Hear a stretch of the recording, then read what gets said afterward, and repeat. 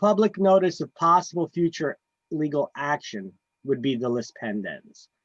All right.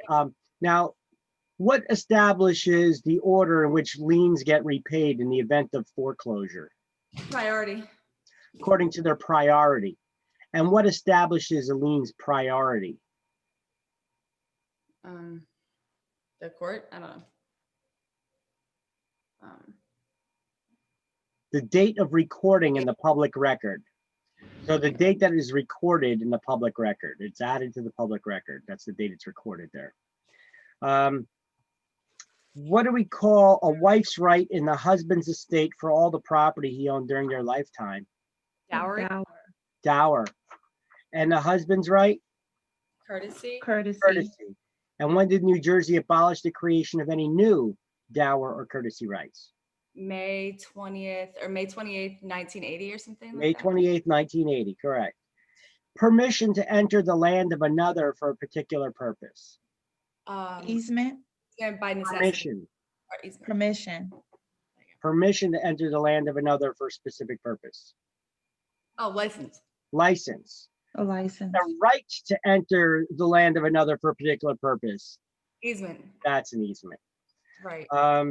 An easement for utilities, an easement, utility easement. Easement by, it starts with a G, right? gross, Gross, an easement in Yeah. gross. A type of easement that runs with the land that has a dominant estate and a servient estate. Easement by necessity. By no. Easement by, appurtenant, Appurtenant, an easement appurtenant. A type of easement for the purpose of ingress and egress. Egress by necessity. That's by necessity for landlocked properties to gain access, right? A type of easement where you could gain ownership if you've used a person's property for a period of time as defined by law. easement by prescription, Easement by prescription. Now, easement by prescription is not automatic. It has to be perfected in the court of law. What do we call that lawsuit? um, oh, Well, what is the person doing when they're occupying someone else's property? it's like the squatter's law, but what was the real word for it? encroachment, Adverse possession. adverse, Adverse possession. All right. And what do we call restrictions placed in deeds? Covenants. Restrictive covenants, yes. And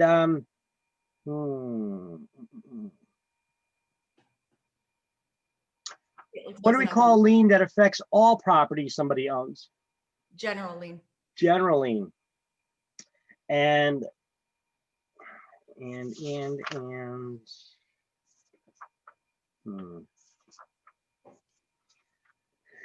the gaining additional land by water depositing additional soil.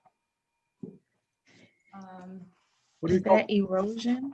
now the action? Now erosion's the wearing away of the land.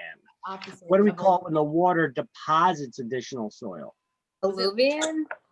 That's what the soil's called. That's been deposited. Was it a? It's like the In- opposite. accretion, Accretion. Accretion. Kind of sounds like increase. Increase. yeah, I try to do a Yeah, right. play on words, mispronouncing them a Yeah. little bit helps me. Accretion, increase. Yeah, All right. And what do we call it when the water, when the tides permanently recede? Oh, Where was this in the book? Oh, right now we're just doing it in here. Yeah. I'll tell you in a I'm moment. What was it? Election. Pre-election. That was chapter 5, by the way.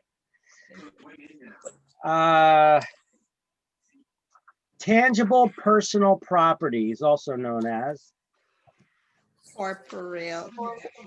Corporeal. no, Oh, chattel. tangible personal properties, chattel. Chattel. cattle. Who is the mortgagor? Bank. The bank? Bank. no, the buyer, but Borrower. Borrower. Now, I told you the whole story about that. We got you got to remember what a mortgage is. A mortgage is a promise to pay. The person who gives the promise is the borrower. The Mhm. person that receives that promise is the bank. In exchange, they make loans. Banks don't make promises, they make loans. You know what? I forgot to go over the whole thing with you to teach you it a little bit better.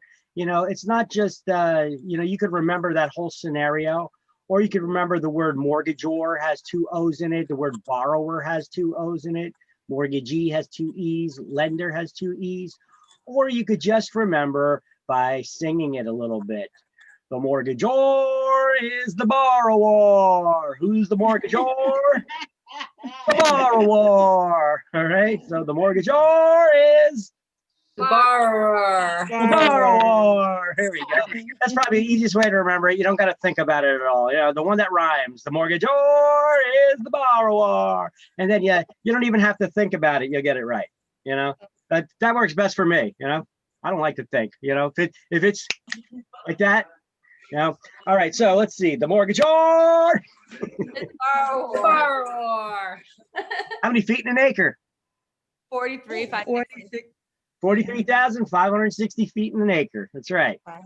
And how do you remember that? Count to 6, starting with 3. To the left, to the left, to the right, to the right, to the comma, right? And throw a 0 on there for good luck. 3, 4, 5, 6. Throw a 0 on there. Boom. Right? Stuff works, right? Okay. What type of partnership do all of the owners are personally liable for any additional debts the business takes on? A joint, joint tenancy. What? A joint tenancy. No. No. Business partnership. A general partnership? General partnership, a general partnership. And we have a limited partnership has at least one general partner, and the rest are limited in their liability. All right. Who makes all the decisions in a corporation to buy and sell real property? Board of Board members. of board directors. of It's directors. board of directors, correct. And what are the 4 unities required to have joint tenancy? TTIP. TIP, that stands for Time, time, Title. title, Title, Interest. interest, Possession. and possession. The unities of time, title, interest, and possession in order to have a joint tenancy. what's that? the TV, Yeah, somebody's watching TV. right, loud. Oh, hello? Yeah. Yeah. Oh, that's me. Oh, I apologize. Okay. I won't need that. Well, pay attention to us, not the TV. I'm not. It doesn't even I'm sound like an not. interesting program. Oh my God. What is the only benefit of joint tenancy? That when someone dies, the other members equally absorb their interest. And in don't it. have to go to court. All right. Yeah. So it's, what do we call that? Right of survivorship. The right of survivorship. There you So go. the only benefit of joint tenancy is the right of survivorship. When one co-owner dies, the survivors automatically equally split the shares of the owner who had died. What's the only ways that a corporation can own real estate? Well, it can't be a joint. No, it They can- can't. They can be in severalty or what's that one that's not joint? Tenant in common? Or in No. common. Well, okay, yeah. Okay. So, severalty, what is that? On your own, like sole only. Sole ownership, right? Your Yeah. interests are severed from all others. Yeah. And tenancy in commons, the default form of ownership, 2 or more people not married to each other. What do we call the ownership by married couples? Tenancy by entirety. By the entirety. The couple owns the property entirely together, right? So they also have the right of survivorship, don't they? Yes, now after 1980. No. The right of survivorship. Yes. have They it. do. So Yeah. if your spouse dies, You get there. I mean, Does somebody else inherit the house from them that they could leave it to? No, their spouse No. automatically inherits. So Yeah. your spouse has the right of survivorship. All right, for the primary marital residence anyway. All right, let's pick up on chapter 7. We were talking about cooperatives last. Victor, I have a quick question before we start. Sure. So I was doing chapter 5 review questions, and if you could go to page 91, there was a question that I was really confused about. On the You kind of broke up on me. You gotta repeat that again. I said if you go to page 91, there's a question about would you be able to take a look at Sure. that? So at the end of chapter 6? Chapter 5 Oh, review chapter questions. 5, chapter 90, Yeah. or 91. Okay, Yeah. what's the question? Which number? On the back of the book, it says the answer is D for question 2, but aren't fixtures and trees also part of real estate? Okay, so the question number 2? It says, Yeah. which of the following is included in the definition of real estate? Well, let's stop and ask ourselves, before I read it, let's ask ourselves, what's the definition of real estate? This is how you guys should approach taking exam questions. What is the definition of real estate? Well, Yeah, let's see, what's the definition of land first? Land is the surface of the earth and all things permanently attached to it by nature, like trees and bushes. Everything from the surface to the center of the earth and everything above it to infinity. The definition of real estate's the same thing, plus man-made improvements and all the rights, interests, and benefits that go with it, or the bundle of rights is a way of saying that. Now let's look at the question. Which of the following is included in the definition of real estate? Chattels. What's chattel? That's See what I'm personal. doing? I'm asking myself a question about the question, or asking myself a question about each answer now. What's chattel? Tangible personal property. So that's not it. Fixtures. Well, fixtures are it's an item that was once personal property, but's been affixed to the real estate that's become part of it. Improvement. But yeah, that's an improvement. Trees, well, that's permanently attached by nature, so that's part of the definition. Minerals in the earth, okay, so that is minerals in the earth, everything below the surface of the earth, that's part of it too. So which of the following is included in the definition of real estate though? They're being a little tricky with this. Because Yeah, we got 3 things there that are actually part of the real estate, but actually in the definition of real estate itself. Surface of the earth and all things permanently attached to it by nature, like trees and bushes and grass that don't require annual cultivation. I see where he's confused because you just said trees, Trees, right? Trees. Yeah. but he said the answer is D. yeah, the answer in the back of the book is D. Minerals in the earth? Well, that's wrong. Yeah, that's Well, what he was questioning. Well, fixtures, everything below the surface of the earth, anything below the surface of the earth as well is considered part of the real estate, but that's weird. That's weird. Then I don't know how the hell they came up with that then. That could just be a wrong answer then. Because look, which of the following is included in the definition of real estate? It is trees. Now, which ones are actually considered real estate? Fixtures are, trees are, and the minerals in the earth are. Yeah. Chattels is not. So they kind of screwed up. Right. So that's a wrong answer there. Gotcha. Thank you. How I mean, does that work with the test though, like with the state test? No, it You know does. what I mean? It does. These questions aren't on a state. Oh, okay, okay. This is just a book screwing up with some of their definitions in the back. So this is chapter 5. Yeah, I was gonna say, you helped with this, right, Victor? Well, I'm going to be for this first time here, Oh, good. because I reached out to them and I told them I got a laundry list, because I teach and I make notations of all the things that are screwed up. You should see all the sticky pad notes I have here and all the notebook notes I have here in front of me for all the screw ups and a WordPad document that I have with all the screw ups in this book, you know. So improvements and suggestions that I have collected, I'm going to be sharing with them. Oh, that's a good thing. And then they'll put my name in the book and they'll give me $500 for helping with it. Yeah. Nice. Big spenders. So this was question 2. So question 2 on unit 5, you said that they put it as answer D as the correct answer? Yeah. In the back of the book. And I think question 9 might also be a little messed up. Oh, let's see. Okay, let's look at question 9. A tenant in a small house is under a 1-year lease. Without consulting his landlord, the tenant installs awnings over the building's front windows to keep the sun away from the delicate hanging plants. Okay, first of all, you can't make improvements without the landlord's permission. Okay. Which of the following is true?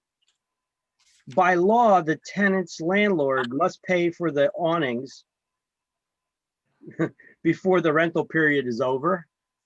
Didn't even get permission to put it in. Yeah. Because of their permanent nature, the awnings are considered to be personal property. That doesn't make sense. The awnings have become part of the real estate and cannot be removed. That sounds like it's a probable answer so far. And the awnings are removable trade fixtures. No, it's not a business. Does it say anything about being a business? Oh, okay. No, that was just my fault. Then I read it wrong. My bad. Yes. So it's C. Is that what they had down there? I hope. Yeah. I just thought trade fixture. I forgot that trade fixtures were with businesses only. But you see how I run down the list? We got to do process of elimination. I'm not looking for the right answer. I'm looking for the wrong ones, trying to narrow down our options. So at least usually when you do this, you can usually at least narrow it down to a 50-50 answer option. Right. Thank you. You're welcome. Any more, or is that it?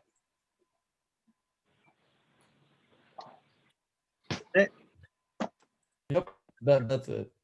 All right. Page 112. That's where we left off on.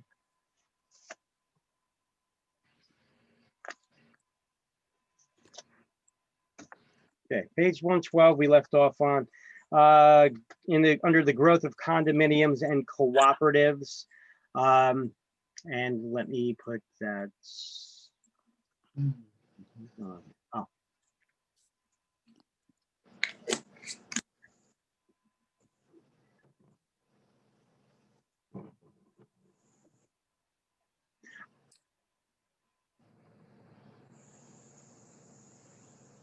All right, so yeah, what do we call the rules and regulations of a homeowners association, which all have to follow? The bylaws or the covenants, conditions, and restrictions, right? And everybody has to pay a monthly maintenance fee. What does that monthly HOA homeowners association fee cover? Covers things such as the maintenance of the common area elements, right? Garbage removal, could be sewer costs, sometimes can be included in that. You know, the recreational facilities, it's maintenance charges, basically, of the common areas. When you own a condo, you receive a deed. You know what? Let's go to the book here. Under condominiums and cooperatives.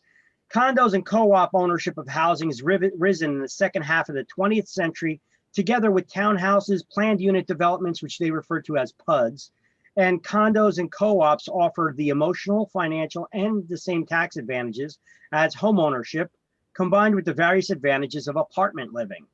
So as opposed to traditional single-family homes, condos and co-ops offer more efficient use of ever scarcer building land, lower cost for lot development, and less outlay for construction per living unit, and some savings in the maintenance and heating bills. Contributing to the growth of condos and co-ops are changes in population patterns with increasing number of single homeowners one-parent families and senior citizens. To such groups, community living offers security and sociability, ease of maintenance, and sometimes the opportunity for sharing expensive recreational facilities like swimming, Olympic-sized swimming pools, tennis courts, and all, gyms, IMAX movie theaters, convention halls, all kinds of stuff like that. You'll see those in condo complexes sometimes. The terms condominium, we're going to highlight this. The terms condominium and cooperative refer to the form of ownership, and looking at shared housing complex gives no clue as to whether it's a condo, a co-op, or even in some cases, a PUD. I don't even know why I told you to highlight that. Oh, I put a note next to it. Don't highlight it. Oh, I highlighted it by mistake, and then I said, sorry, whatever. But still, it's true. So nonetheless, it's all right. You know, by simply looking at a shared housing complex, it is impossible to tell the type of ownership. It is true. That's a true statement. You can't tell if it's a condo or co-op or the form of ownership that it is. So the buildings themselves can be high rises, townhouses, patio homes, garden apartments, or even single detached houses.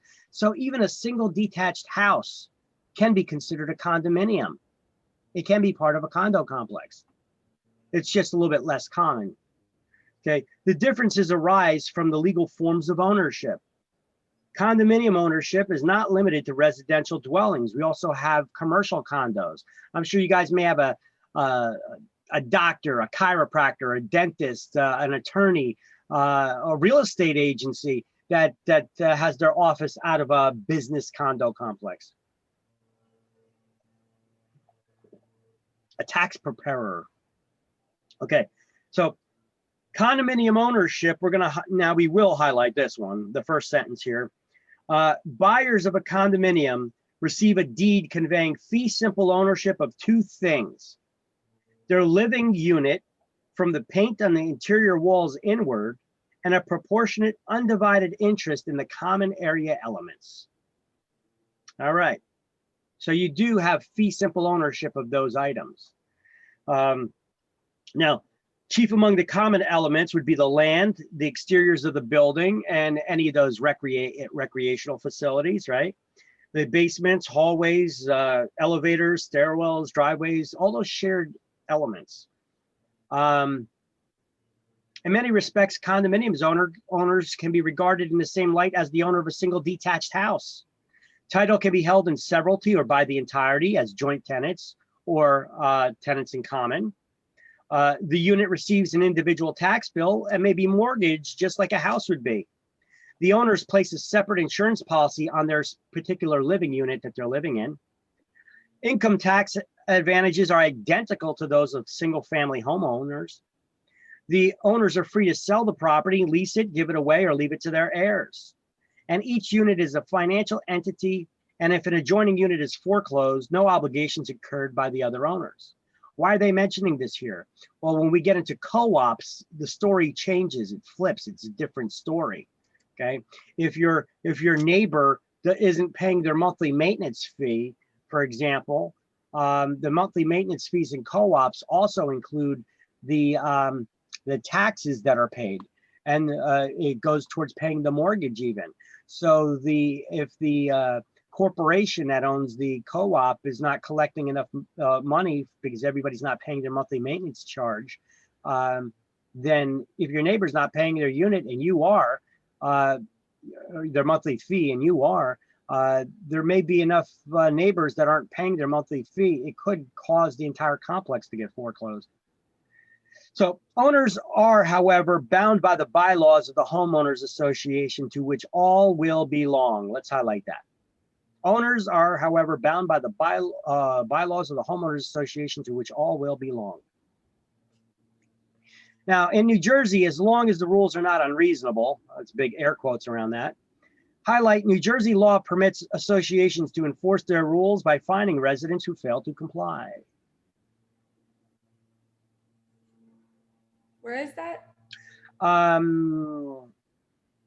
It's under condominium ownership, third paragraph under condominium ownership. Thank you. You're welcome.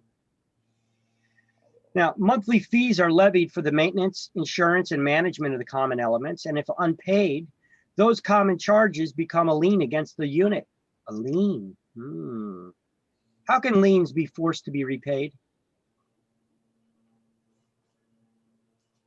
What do you mean? Foreclosure? Foreclosure.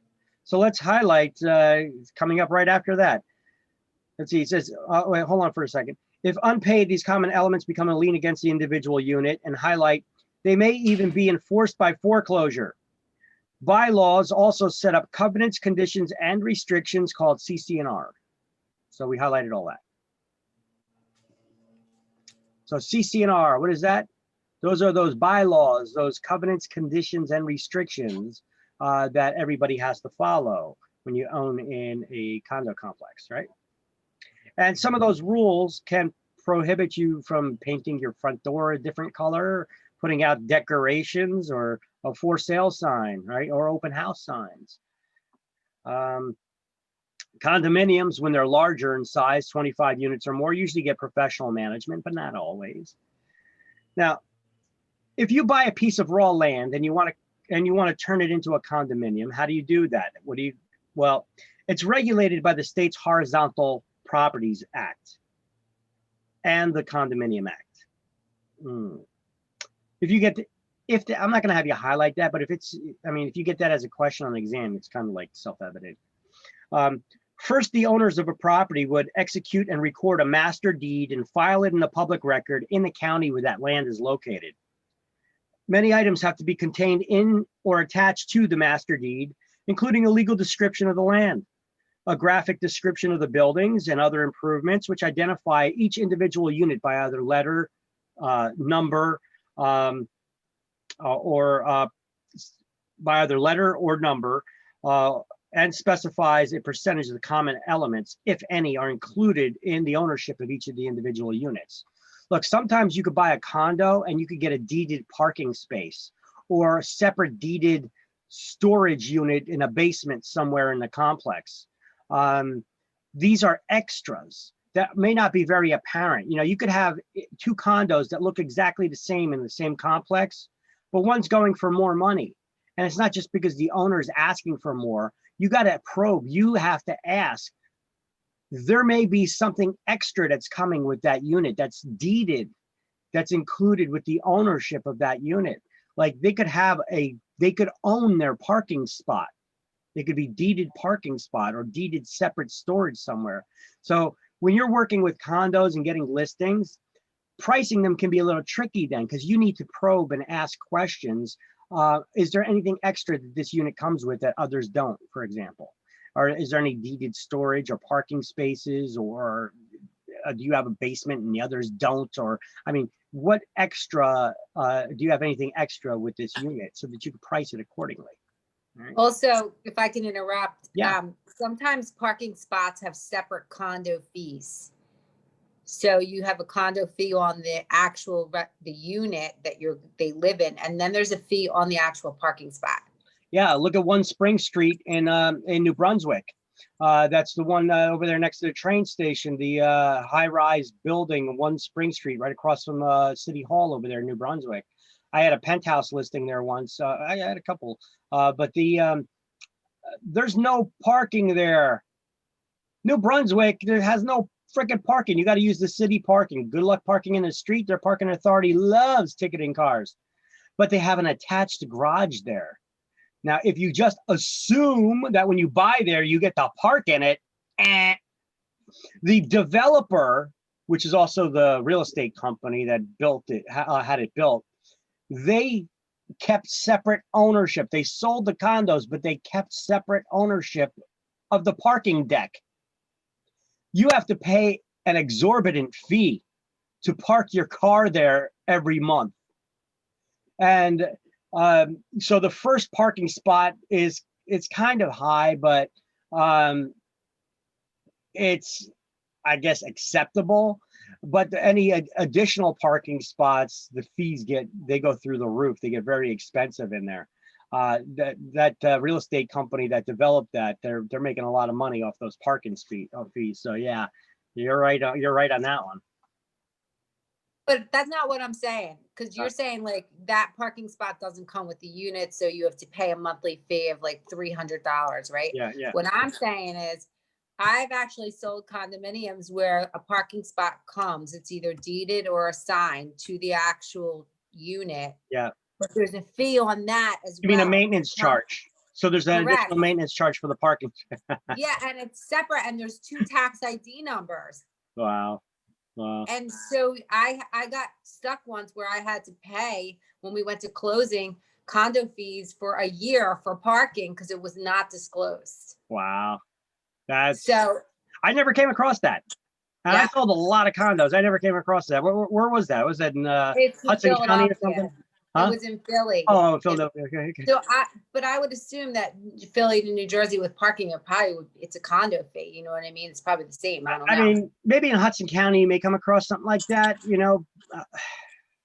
I don't know. I never came across it. Working in Union, Middlesex, Essex, Bergen, well, not Bergen, but in these general areas, in the north central Jersey area. Over Did they bundle the garage maintenance into the condo fee? Well, the monthly maintenance charge would cover snow shoveling and maintenance of the lots and stuff, you know. Like, but doesn't anybody man the lot ever, like valet or, you know, the utility or anything like that? That's so Yeah, weird. the only thing as far as I've ever come across anything like that would be in gated communities, security, you know. Yeah. But then that's included in your monthly maintenance charge. Well, that's what yeah. Okay. Okay. But having it separately like that, I could see it happening, but I thank God I never came across it. Yeah, but I could see it happening. All right. That's why I mean these things, different condos, they come up with their own rules and such, but they'd have to write it down. They'd have to have it written down somewhere in their plans when they're establishing those condos to begin with. I guess they could always add them and modify them later with the overwhelming majority vote from at least 3/4 of the owners in the complex too. All right. Do you come across, real quick, I have one more question. No smoking at all in the condo docs? Is that like a big thing in New Jersey? You've come across them. No smoking no smoking in the buildings. Yeah. Because that's like a thing now for a lot of people with me. It's like, if they can't smoke, they can't live there. Yeah. You see that in some places, but you know, it's your individual unit in your building, you know. But yeah, some places may have that no smoking. The bigger issue that I would worry about more coming across would be them complaining about the smoking of marijuana. You know, that could be more of an issue. You know, especially people got kids. You know, and now it's legal. You know, yeah, it's legal and all, but I mean, do you want your kids, you know, your neighbor who smokes a lot of weed, you know, and it's smoke, you know, if you're a unit next to them or above them and it's drifting over into your unit all the time, you know, it may not be the best deal for you, you know. So I don't know how those are going to get approached yet. Seen some Judge Judy episodes like that though. All right, turn the page. Condominium conversions. All right. So what's a condominium conversion? All right, we're going to put a highlighted box around the entire section of condominium conversion. And then I'm going to have you highlight the first sentence. It says, the landlord who desires to convert an apartment building. So say you buy an apartment building or even a multi-unit house. And you want to convert it into a condominium. What's the process? Well, you have to obtain approval of the planned conversion by the state of New Jersey at least 3 years and 2 months before the conversion begins. Then continue highlighting. Tenants with disabilities and those aged 62 and older may not be evicted from a condominium conversion. All right. I'm not going to have you highlight the rest, but you still need to know it.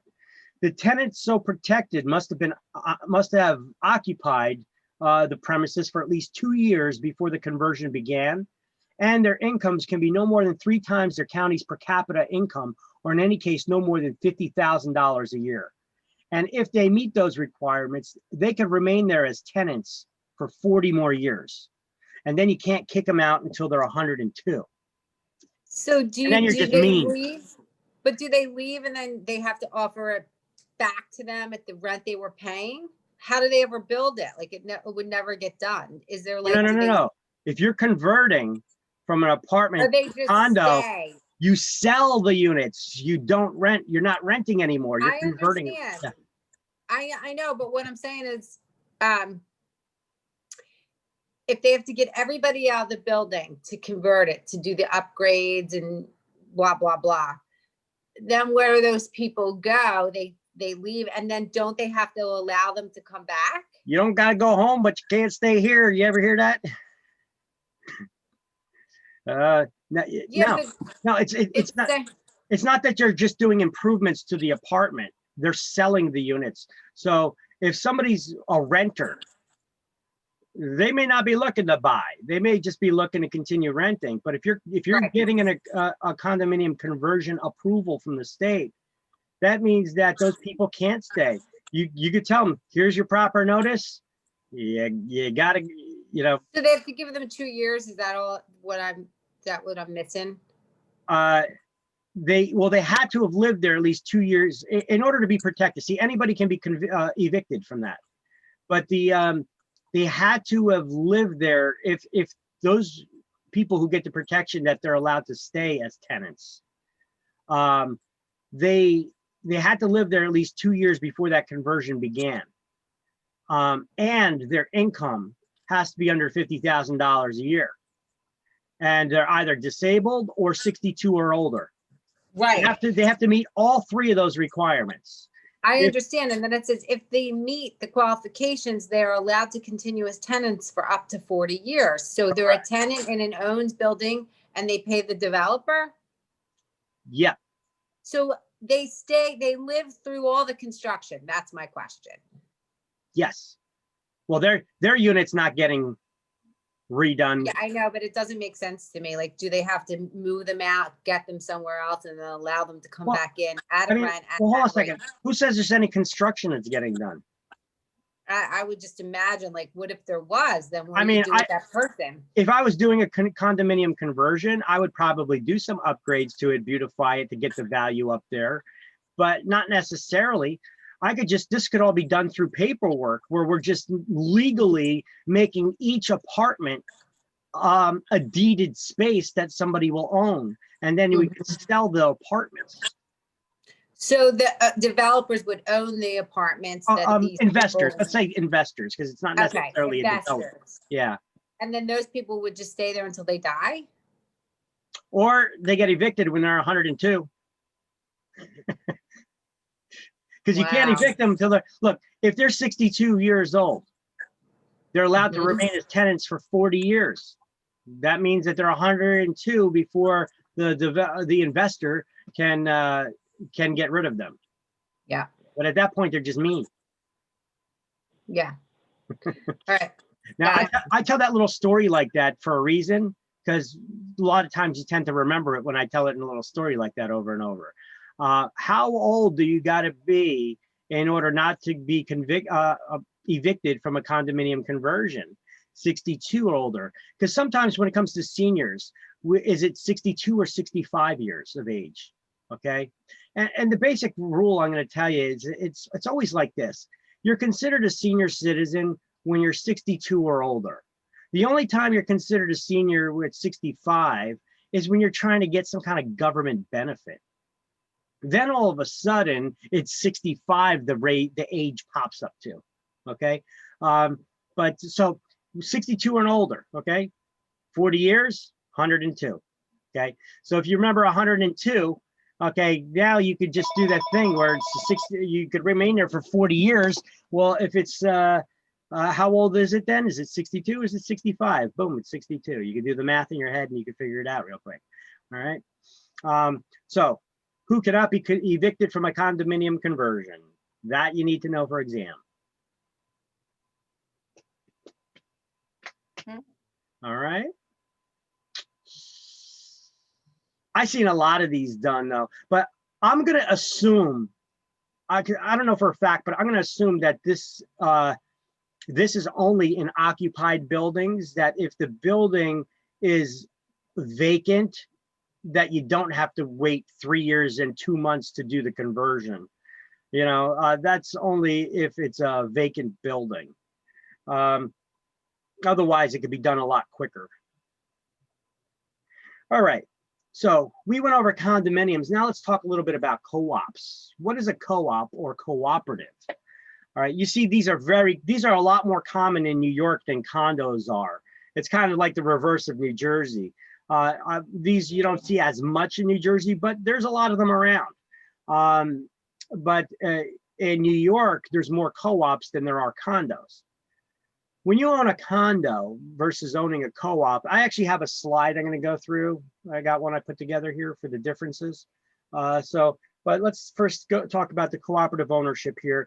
I hit on some of the finer points in this slide right here.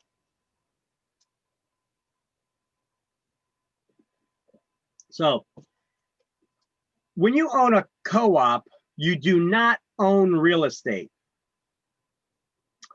You own stock in a corporation that owns the real estate. And then they give you what we call a proprietary lease. That's a fancy name for custom lease that allows you to occupy the unit that you're going to be living in. The tax advantages are identical to those as single-family homeowners. The tenants do have a voice in deciding how the property is managed through their stock ownership. Look, I know it works like this in some of them. If you have a studio, 1 bedroom, 2 bedroom, 3 bedroom, if you got a studio, you got 1 vote. 1 bedroom, 2 vote, 2 bedroom, 3 votes, 3 bedroom, 4 votes. So depending on the size of the unit that you got, could determine how much of a say you have in the voting in that when they want to make changes. Now, maintenance fees are usually a lot higher than they are with condos. And that's because they usually include the mortgage, the taxes, and the insurance, in addition to all those common area charges like they're covered in condos. Sometimes heat and hot water are included in that monthly maintenance fee. Okay, so this is why the co-op monthly maintenance charge is usually higher, a lot higher. Now, the individual unit owner, are they paying a mortgage? Are they paying taxes? Do they get a tax bill? They pay it through the fee, right? Well, they pay it through the fee, but they're not getting a bill because they don't own real estate. The corporation owns the real estate, and they may have an underlying mortgage on the entire complex that they're paying still. They get a tax bill for the entire complex. So they pay the taxes. However, you know, that individual unit owner, even though they're paying it indirectly through the monthly maintenance charge, they could still deduct it on their taxes when they pay their taxes. All right, so it's interesting though, because a lot of times the heat and hot water is included in there, so they don't get a separate bill for those things. Whereas in a condo, you get your separate utility bills and all that. Co-ops that's usually included. Now you may find some condos that have that stuff built in, you know, the heat and hot water built in, if it was like a converted apartment building that had that the heat included to begin with, because there's a giant boiler somewhere that heats all the units. Okay, and they got dampers, but that's in the older buildings. All right, value of property tends to be a lot more stable in a co-op. The values don't fluctuate as much with the market as they do with condos. Condos, remember, when the real estate market shot up, condo fees shot up the prices. When the real estate market shot down, prices fell like a brick as well. But with co-ops, they tend to be a lot more stable. They get a little bump up, they get a little bump down because it's the value of the entire complex, not the individual unit, the way that it works. All right, so shares, the expenses are shared, usually one mortgage on the entire property, and the tenant shareholders, taxes are charged to the corporation as the owner and billed to the tenants, built into their monthly maintenance charge. They have bylaws, just like a condominium does, that require each purchaser must be approved by the board of directors. That's not like condos, though. See, if you have the money, or if you could get a mortgage loan to purchase a condo, you could live there. There is no minimum credit score requirement, or you got to submit an application to get approved by any board or homeowners association in condo complexes. Co-ops do. All right. This is why a lot of times people, when they buy in co-ops, they think that they're getting discriminated against. Now, I'm sure there's cases where they have been, but generally, why do co-ops do this? Well, they want to ensure that whoever's buying in there is going to be a stable tenant that reliably pays their bills. Because if they get enough tenant shareholders there that are not paying their monthly maintenance charge, which is used to pay the taxes and the underlying mortgage on the property, it can affect your neighbors who are paying their bills because the whole complex can get foreclosed. So they do have protections in place against that, though. Even if that were to happen, they could still raise the monthly fee, maintenance fee to make up for those people who have not been paying it. You know, but A lot of times I see that they have to buy them in cash. They don't even offer financing. yeah, Like, it has to be a cash transaction. because you can't get a mortgage loan to buy a co-op. Because what's a mortgage? What does the word mortgage mean? Borrower. No, But the word, but what does the word mortgage mean? Mortgage is a promise to pay. You're making that promise to the lender. And what does that promise say? In the event I don't pay you back according to the terms in the note, you could foreclose on me, take the property ownership and sell it at auction. Wait a minute. In a co-op, you don't own a property. So you cannot get a mortgage loan to buy a co-op. It would have to be a personal loan or cash. And a lot of times co-ops, if they're too cheap, you're not going to get a loan from a bank to buy one. All right. So therein lies a little bit of a problem. Look, there are co-ops in Edison. There's a couple complexes of co-ops in Edison. Some of them are pretty large. You guys know where Edison Diner is on Route 1 there? Mhm. Right behind that diner, there's a huge complex with hundreds and hundreds of units back there. That's co-ops. That's not condos. They have 1, 2, and 3 bedroom units there. They got swimming pool, tennis courts, all that stuff. I used to live there. You did? Yeah. So you know there that the monthly maintenance fee is high, right? Yeah. But includes your heat and hot water, Right. the underlying mortgage fee, the insurance for the complex, you know. So there's a lot, but those units there are a lot cheaper than if you were to buy a condo in Edison. Because look, I sold many units in there too. At the time, I think the average, the period that I'm thinking in my head, the average condo in Edison, I'm not talking about the higher end units, just the average condos in Edison, let's say a 2-bedroom, 2-bath unit would go for about $230 to $250. Now, in that complex, the same exact size unit, a 2-bedroom, 2-bathroom in that co-op complex there, you could get for in the peak of the market between 55 and 67,000. Now, a lot of people's minds may be churning, instead of spending 250 grand on a single condo, I could buy a bunch of these and maybe rent them out and make some money off of them, right? You got to get approved by the board. And some of the rules in the board here and these co-ops are usually that they forbid rentals of the units. Okay. Now, sometimes some co-op complexes may have different rules that may allow rentals. Some of them, they may allow rentals, but only if you've lived there for at least so many years in the unit. Family members, they allow family members. Well, you know what? These rules really vary from complex to complex because, you know, I've never come across one that allowed rentals. The only one that I've come across that allowed rentals is if you lived in the unit for at least 3 years yourself, and then you moved out, then you're allowed to rent it because they don't want people buying 10 units in there and now becoming using it for an income producing property. Now you're having a bunch of tenants living there, because when you have tenants there, who takes better care of the unit, tenants or owners? Owners. Owners. So they don't want the values getting driven down, and the quality of life going down because you have tenants who don't care for the property as well as the owners would. This is why they forbid it. Well, plus it'll be harder for people to obtain financing to buy a unit through a personal loan if it's majority tenant owned rather than shareholder owned.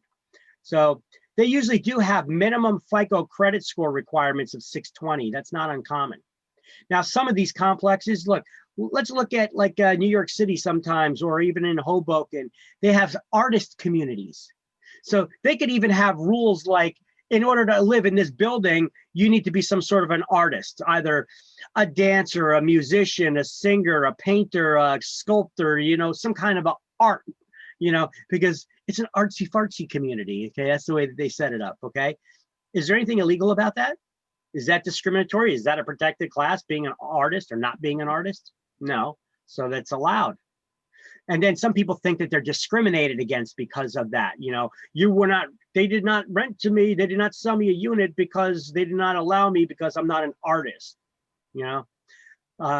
or the credit scores, and sometimes these people on this board, they seem very snooty, and people feel like people sue because they feel like they're discriminated against. And I'm telling you, majority of the time, it's not because people are getting discriminated against, or at least not because of any typical not discriminated against because you're a protected class. It's because people are snooty, or because they're looking out for the credit score requirements and payment histories and the financial aspect to protect the other shareholder owners there.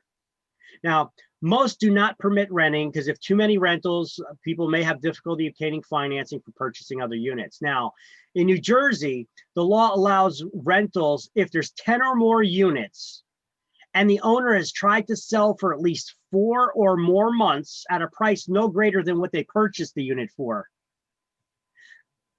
In other words, they tried to sell it for the same amount they got it for and they're unable to sell it, then they're allowed to rent. Long-term stability of tenants is common. Financing the purchase would either be cash or a personal loan. You can't use a mortgage loan because you don't own real estate. So real estate agents cannot prepare contracts to sell co-ops because it's stock. We could sell co-ops, we just don't prepare the contracts. The funny part is, attorneys prepare these contracts. The funny part is the attorneys don't actually prepare the contracts. They fill in the blanks like we do. I found that most attorneys just stole the co-op contract from the New York City Housing Authority. They use it here in New Jersey that sells co-ops. That's the contract that they use to sell co-ops. The one they borrowed it from New York City Housing Authority. All right, so here's the difference between condos and co-ops. Here's a breakdown. With a condo, you own real estate. With a co-op, you own stock and you get a lease. Condos, you get a mortgage bill. Co-ops, cash or personal loan. Condos, you get a tax bill. Co-ops, you don't. It's built into the monthly maintenance charge. Condos, you get an HOA fee. Co-ops, it's a higher fee because it includes all those underlying mortgage and tax bills and heat and hot water usually. Is there an HOA approval process with condos? No. Co-ops? Yes. HOA credit score minimum requirement? Condos? No. Co-ops? Yes. Condos are managed by the homeowners association. Co-ops are managed by a board of directors. Who makes all the decisions in a corporation? The board of directors, right? Condo owners have to pay their own insurance. Co-op owners, well, they're not getting insurance for their unit. They're getting insurance for like renter's insurance to cover their personal belongings inside, not for the building. Can it be rented? Condos can be. Co-ops, generally not, with the exception of what we went over and just discussed. I have that notation down here at the bottom. You know, you try selling it for as long as you tried selling it, you know, units with 10 or more units, try selling it for no greater than their initial cost for 4 months without success, then they can. Income tax advantages, they both have them. And can the owner be affected if their neighbors don't pay their monthly HOA fees, their monthly maintenance charge fees? Not in a condo. In a condo, if your neighbor doesn't pay their monthly HOA fee, well, they could get foreclosed on. Doesn't affect the adjoining unit. However, with a co-op, it does.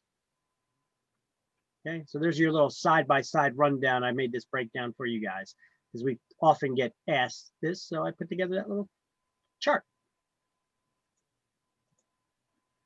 So, all right, let's get caught up here a little bit now.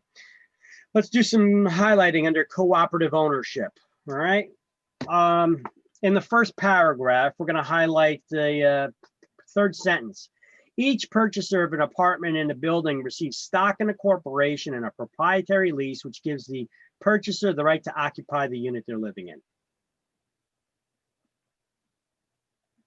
Skip the next paragraph. Following paragraph, we're gonna highlight co-op owners don't actually own real estate. They own stock, which is considered personal property.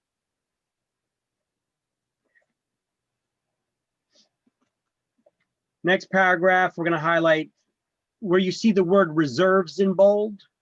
We're just going to highlight that sentence, which is the definition of reserves. Accumulation of substantial funds of reserves for future repairs and emergency payments. Okay, so what are reserves? An accumulation of substantial funds for future repairs and emergency payments. Boom. Okay. Next paragraph, we're going to highlight, or next sentence, next paragraph. The owner, we're going to highlight the owner of a cooperative has all the income tax advantages of the owner of a single family home. And then the following paragraph, we're going to highlight many co-ops do not permit rentals.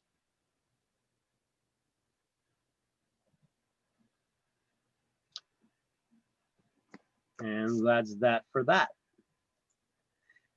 Now, townhouses. You guys recall what a townhouse is? It's a multi-level attached housing. So you have a neighbor that's attached to your unit. That's a townhouse. Look, if you live in a two-family house that the units are side by side, isn't that multi-level attached housing? Okay, but we call that a duplex when there's only two units that are side by side attached, not an over under where you have one unit over the other, but side by side. Okay, it could be multi-level attached housing. Those are actually called duplexes. All right, and in the eyes of mortgage lenders, they do consider them to be condos, even though they may not, and often are not condos, because there's just two units there. There's no homeowners association or anything like that. Well, sometimes you're going to have a little difficulty. You have to explain to the lender that there is no HOA and no common area elements that are being shared in order to get a loan. So they can be sometimes a little bit difficult to get financing for. Let's highlight the term townhouse is used to describe an architectural style. That's what it is. It's multi-level attached housing that shares a common party wall. Remember that? What's a party wall? The common wall that separates two units, right? Now, townhouses and condos, what's the difference?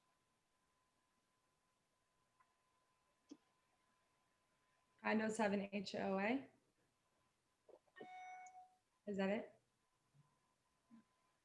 Townhouse is an architectural style. Condominium is a form of ownership. Oh. Often, townhouses are condos. That's when they have an HOA, right? The homeowners association. You got to follow the covenants, conditions, and restrictions. They got the bylaws in place, right? The condo association will maintain the exterior of the building. They'll shovel the snow, cut the grass, and all that. It is possible to find townhouses that are not condos. They're just fee simple ownership. So the owner of the townhouse is responsible for cutting that little strip of grass in front of their unit and behind their unit. They're responsible for shoveling their own snow. They're responsible for maintaining their own siding and the roof. So even though they say it's impossible to tell by looking at it if it is a condo or fee simple ownership, it's impossible to tell the form of ownership by simply looking at a complex shared housing. However, sometimes with townhouses, you could tell. If one unit looks like it's run down, like the roof, like the shingles are coming off and they're falling apart, one's got wooden steps, one's got brick steps, you know, townhouses don't do that. Condos don't do that. They like to keep everything uniform and everything in good shape. If the roof needs replacing, they'll replace the whole roof. Okay. You're not going to have one colored shingles above one unit and another color shingles above another unit, or the siding colors change. You know, you're not going to have that in your typical townhouses. Now, they may have alternating patterns, but they like to keep things uniform. Let me try to pull it up, pull something up and just show you a couple of the townhouses.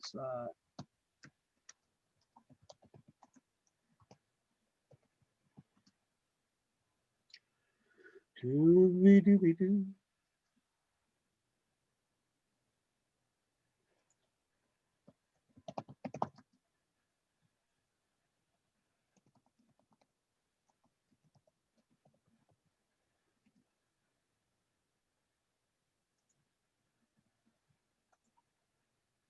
I just did a little search here for some New Jersey townhouses. So let's see.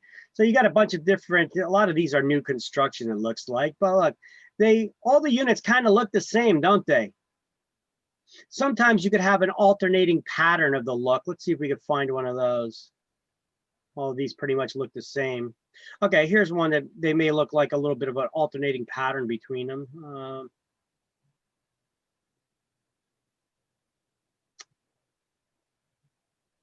Yeah, all these ones pretty much look the same, but they're usually attached housing, multi-level attached housing.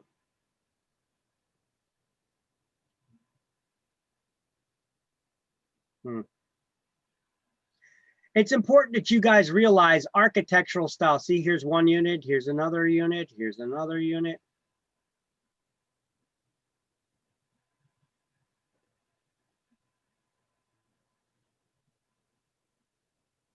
Trying to find one with alternating patterns. Can't even find one here. Look at that. I got to pull out some of my old photographs that I took from my old listings and start putting them up here on the slideshow.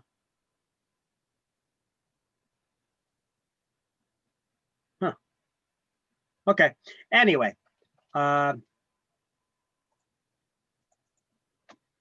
So if you see like two different units and one looks like it's falling apart, the other one looks like it's in good shape, it's most likely a fee simple ownership townhouse and not a condominium townhouse. Usually you can't tell, but sometimes you can. There's certain indicators you can look out for because a homeowners association will maintain the exterior better.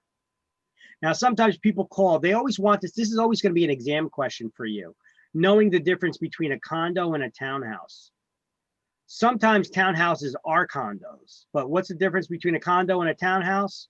Condo is a form of ownership. It's a fee simple ownership. However, there is an HOA involved. Townhouses is an architectural style. It's multi-level attached housing. Sometimes townhouses are condos. Everybody get that? Hello? Yeah. Everybody understand that? Okay. This is often an exam question because a lot of people misunderstand it in the general public. We get people all the time that they call up and they ask for, they say, hey, listen, I want a townhouse. I don't want any of those condos. I don't want to have to worry about cutting the grass or maintaining the external. I'm like, wait a minute. So you're saying you want a townhouse that is a condo. If you're not worried, you don't want to cut the grass and worry about the exterior, right? Now, I know what they're saying. A lot of times people are referring to the architectural style of your typical condo that's like the apartment style, where you have the four walls, you know, and you got people living above you, below you, on the side of you. They want a townhouse architectural style condo, not the apartment style. Okay. So townhouse is an architectural style, not a form of ownership. Shares a common party wall. Owners may share of common elements. Townhouses are often also condos. Now, what about timeshares? What's a timeshare? Timeshare or time sharing? Is that a form of ownership? Yes, absolutely. I want you to write next to the timeshare title, is ownership of real estate. Highlight time sharing and write is ownership of real estate, even though it's often for just a week or a month out of the year. Okay. It is a form of ownership. Okay. So a lot of times people get these timeshares, they're in vacation resort spots. Instead of getting hotels all the time, if you're always going on vacation, you may buy one of these timeshares, which, by the way, if you buy them new, it's probably one of the worst purchases you could ever make in your life. All right.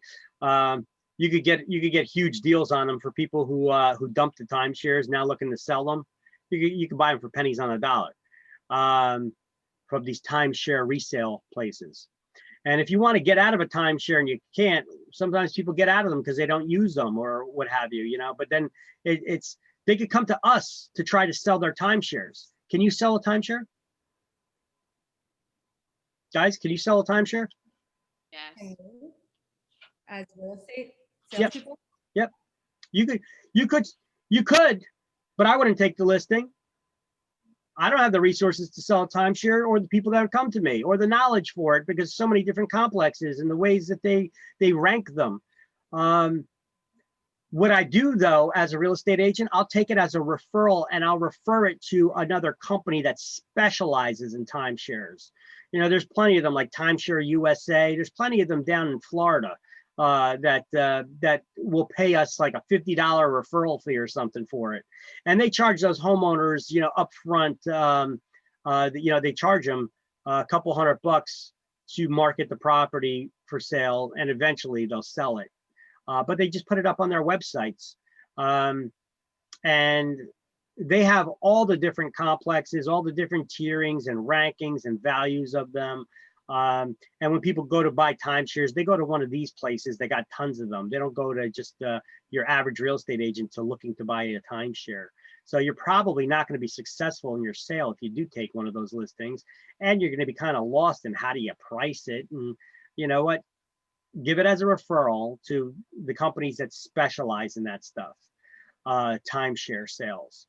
You know, because the person owns the real estate for maybe 1 week out of the year. Right? What do you have, 50 something owners of the property? What week do you own? Right? Just what, 52 weeks in a year? You know, I am the 43rd. I own week 43, you know. Sometimes they're for 2 weeks, sometimes they're for a month. I've seen them for 2 months when they're on cruise ships. Did you know that you could get a timeshare of a cruise ship cabin? Yeah. I have a timeshare. On a cruise ship? I have one on a cruise ship and I have one on land. Yeah, because cruise ships, they need to be longer because they're not always out to sea, so I guess they need to be a little bit longer for that period, for that reasoning, because you may want to go on a certain time, but they're not out, So let's see. What is a timeshare a form of ownership? Yes. Yes, it is. So which one of these is not a form of ownership of real estate? Fee simple, Townhouse. fee simple, condominium, cooperative, or timeshare? A co-op? Co-op. You don't own real estate when you own a co-op. You own stock in a corporation that owns the real estate, right? Okay, so I threw this up here. This is a link directly to an architectural style guide on the realtor.org website, or magazine.realtor. They're using their top level domain now a little bit more. Instead of .com, they use .realtor. It is important that you guys, being in the real estate business, have knowledge about architectural styles, because when you get listings, that's one of the required things that you have to put in the MLS is what kind of architectural style is the property. And the MLS is just a database. If you're putting the wrong information in when people are searching for properties of a certain architectural style, they're going to be getting all kinds of other junk spitting out at them. So make sure that you guys have knowledge and you're entering data correctly into the MLS. Hello, boom. So here's some common architectural styles that I listed here that we see. Cape Cods, colonials, Victorians, ranch, raised ranch, bungalow, split level, two doors, contemporary, bi-level, high rises, townhouses, apartment buildings. These ones are a little bit less common art in our area anyway. Art Deco, Craftsman, Saltbox, Dutch Colonial, Federal, Georgian, although Federal and Georgian you may see, Monterey, Gothic, Greek, Pueblo, Queen Anne. There's a lot of different architectural styles out there. I'm in the process of trying to create my own architectural style that I'm going to put up on our new website that's coming soon. But I do have these architectural style guides on our Facebook page too. I got the links to that there. It is important to be aware of the different architectural styles. Like, you guys know the difference between a ranch and a raised ranch? Yeah. Do tell, do tell. A You know- ranch is one level, and a ranch is one level, and a raised ranch, is that just on, I was gonna say bi-level, but I see bi-level is one. But So, is a raised ranch like a bi-level? No, a ranch is a ranch. It's one level. Right. Okay. A raised ranch is one that the garage is underneath the house. Oh, okay. Okay. So sometimes those garages are underground, or sometimes the one level house is raised up and the garage is under it.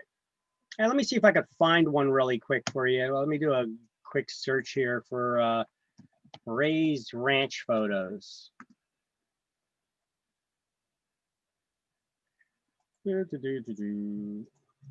Here's some examples of raised ranches. Okay, you got a couple different style of raised ranches here. Okay, it looks like it's kind of a bi-level, but you got a base. This is actually a basement level that's not completely underground. This one doesn't have a garage, or the garage is on the side of the house. This one, you see how the garage is underneath the house over here? It's under the house. It's actually going underground because it's got a sloped driveway. All right. Yeah. Here's one, it's flat, but half the basement.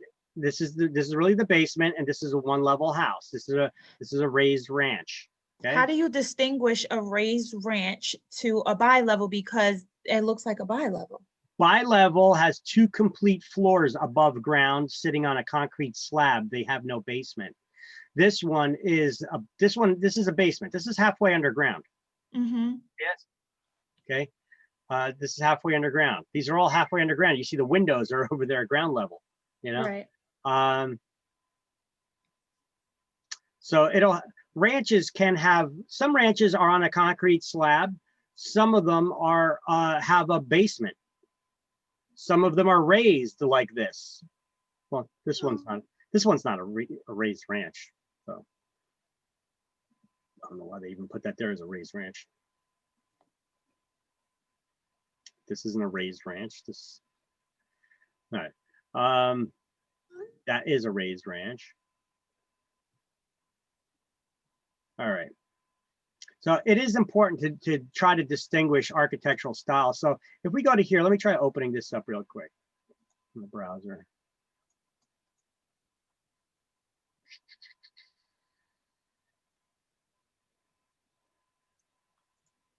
So on there, this is the one on the Realtors website. I'm trying to create a better one for more common architectural styles that we see, at least in New Jersey here, and give you a more interactive guide. But their guide's starting to get a little bit better, but it's still kind of crummy. So as you can see here, this is on the Realtors website. You could see an architectural style guide. I can't stress how important it is for real estate agents to understand architectural styles. Okay, here's a Cape Cod, but Cape Cods come in different styles too. So all Cape Cods don't look like this. Sometimes they got the attached garage to them with a unit with a bedroom above it, you know, but it's basically a dormered second floor, second story of a house. Okay, they have two stories, a dormered second story. Often it's bigger than this. There's 3 or 4 different styles of Cape Cods. Art Deco, bungalow, colonials are common. You see them a lot. All the living space is on the first floor. All the sleeping space is on the second floor. So colonials generally don't have bedrooms on the first floor. Although newer construction colonials, you're starting to see them put at least 1 bedroom on the first floor, because when they maybe have a parent or a relative living with them that can't climb stairs very well and the bedrooms are upstairs, you know, the newer colonials are getting designed with a bedroom at least on the first floor, or it could be used as an office space. You know the difference between a colonial and a Victorian? Victorian is huge. Is it the floors? Victorians are usually a lot larger size. Victorians usually have a lot of decorative woodwork.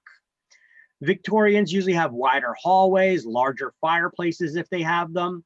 Victorians usually have, what you're not seeing in this photo, wraparound porches around the whole house. Right. Colonials generally do not. Where the porch actually wraps around the whole house. You're not seeing a porch on any of these really here. But let me see. What's a bi-level?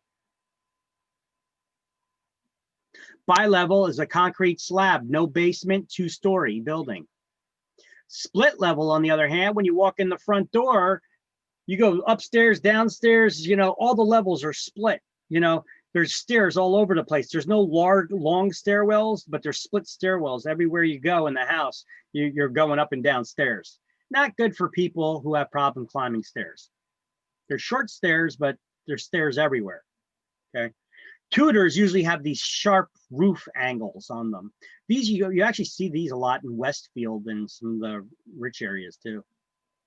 Just don't like the way the layouts are on the inside of them. Some of these houses, like you see them in old towns like Rahway, you know, Second Empire, Victorians, Tudors, maybe even the Queen Anne sometimes.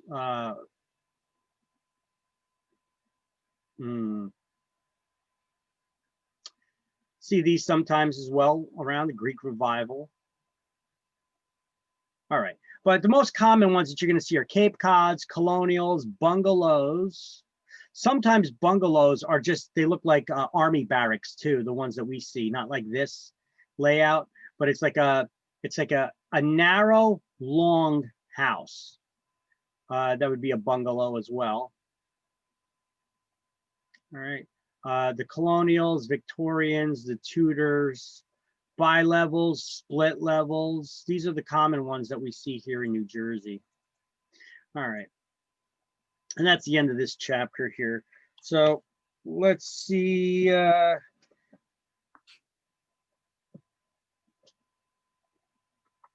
We highlighted under townhouses, the term townhouse is used to describe an architectural style, right?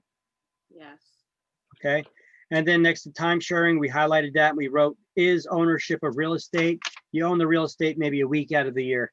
Before Yeah. class this morning, I was watching TV and boom, time sharing, how to get rid of your timeshare commercial came on by Wesley Group, I think Wesley Financial Group or Wesley Group. It's some kind of a attorney law firm Mhm. where the guy specializes in getting people out of their timeshares because it's the only kind of a purchase that you're purchasing a property brand new, and they don't give you the information of for how long you're going to have, how much the maintenance fees are going to be, what the taxes are, how long you're going to have to make payments on this thing.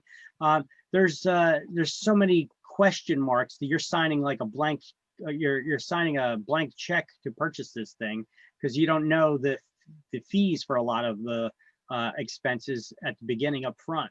So it's a law firm that specializes in getting people out of their timeshares. They don't have to worry about selling it, just forcing the timeshare companies to buy them back. All right, let's do the unit 7, chapter 7, key terms to review. You guys ready? Let's do it. Owners free to devise property. Owners free to devise property to any heir. Joint Tenancy and common. tendency. Hold on. Can in joint tenancy, can you leave shares by will to your heir? No. So it's not that. Tenancy and common. Tenancy in common, 12 is L. Legal entity considered to be an artificial person. 11 is L. 11 is A, correct. A. Got it. Legal entity considered to be an artificial person. Corporation. Corporation, 1 is B. Business owned by one person or entity. Business, Proprietor. sole proprietorship, correct. 9 is C. Court ordered sale and division. Come on. Court ordered sale and division. Or division. Partition. Partition, 6 is D. Process by which co-owner automatically receives the shares of the co-owner who dies. What do we call the process? Right of survivorship. 8 is E, the right of survivorship. A group with each partner completely liable. That's joint. No. A group. A group with each partner General. completely liable. 3 General. is F, general partnership. Co-owners join together to carry out a business. Limited. Did they give you that information to figure that out? Co-owners. So then you're on the right track, but co-owners join together to carry a business. What do you call co-owners of a business? Partnership. Partnership, simply a partnership. They didn't give you enough information to tell if it's limited or general. Oh, got it. So 7 is G. Non-married person with the right of survivorship. Wait, didn't you say that 7 was D? Wait, what's G, D? G as in George. Which one is D? Court ordered sale of, I just wrote it 6 is wrong. D. 6 is Sorry. D. No, that's fine. Non-married 8. person with the right of survivorship. Joint tenancy. Yes, 4 is H, joint tenancy. A person named in a will to inherit real estate. Advisee. Devisee, 2 is I. A group with only general partner fully liable. Limited partnership. Limited partnership, 5 is J. Ownership, Title. 13 is K. Real estate ownership by only one. Severalty. Propriety. Tenancy and severalty, 12 is L. Special ownership by married couples. Party. by the entirety. 10 is M. All right. Key terms 2. All owners in one condominium complex. HOA. Association. HOA. 6 is A, the homeowners association. Regulates the creation of condominiums. Horizontal Pool Improvements Act. That's correct. 7 is B. 7 is B. Apartment house changed to condos. Version. Conversion, 4C. Architectural term. Townhouse. Townhouse, 11 is D. Apartment whose buyer receives a proprietary lease and stock in a corporation. Co-op. 5 is E, cooperative or co-op. Co-op owner's rights to the apartment. Proprietary. 8 Proprietary is lease. F, proprietary lease. Group elected to manage a cooperative. Board of Directors. The board of directors, 1 is G. Fee simple ownership of a living unit. Be simple. Condominium. 3 is H, condominium. Money set aside for future repairs. Reserve. 9 is I. Ownership for part of a year. Okay. Time sharing. Share. 10 is J, time sharing. Stairwell, roofs, etc. owned by all. Common element. Common area elements, 2 is K. All right. Yep, yep, yep.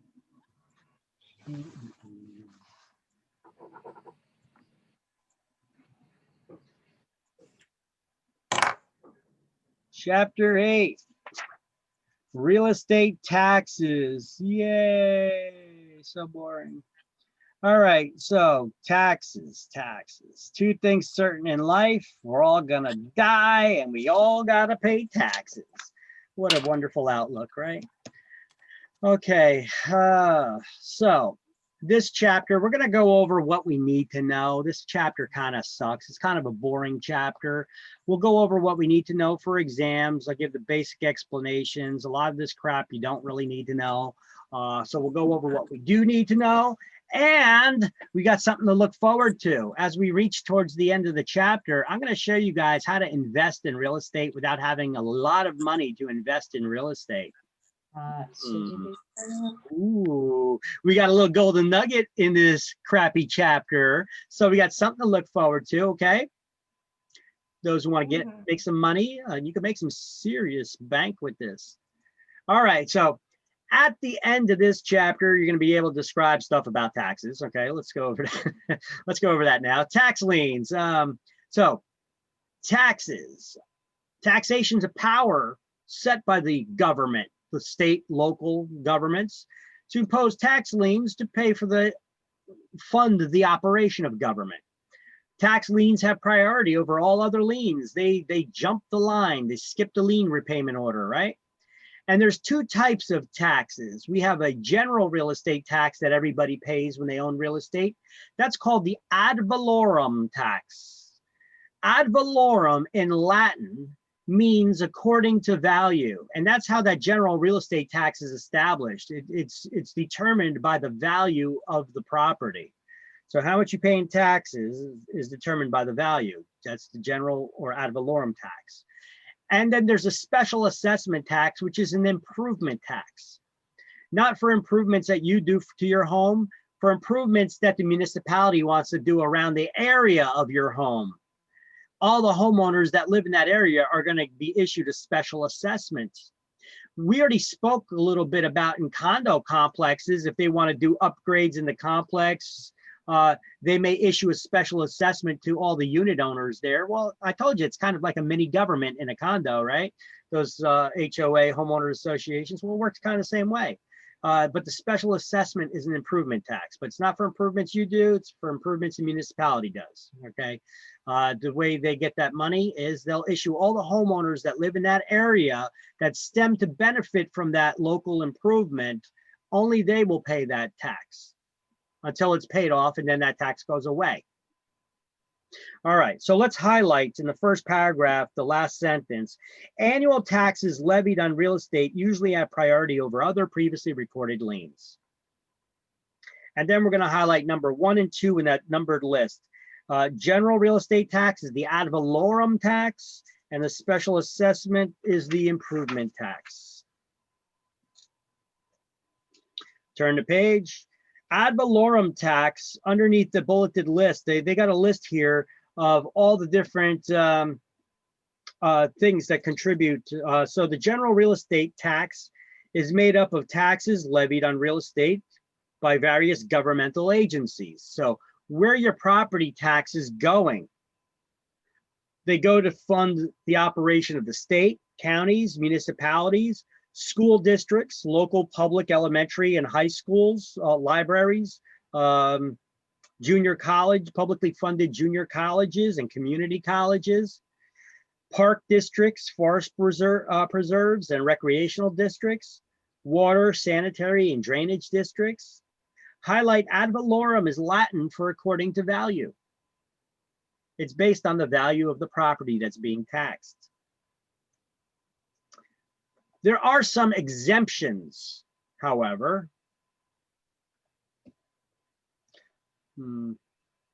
That's not it. Okay, there are some exemptions from the general real estate tax.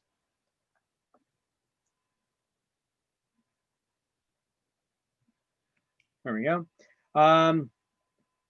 Highlight homeowners aged at least 65 or disabled may make annual tax deductions of up to $250 from property taxes and annual deductions of up to $250 from taxes due on real or personal property.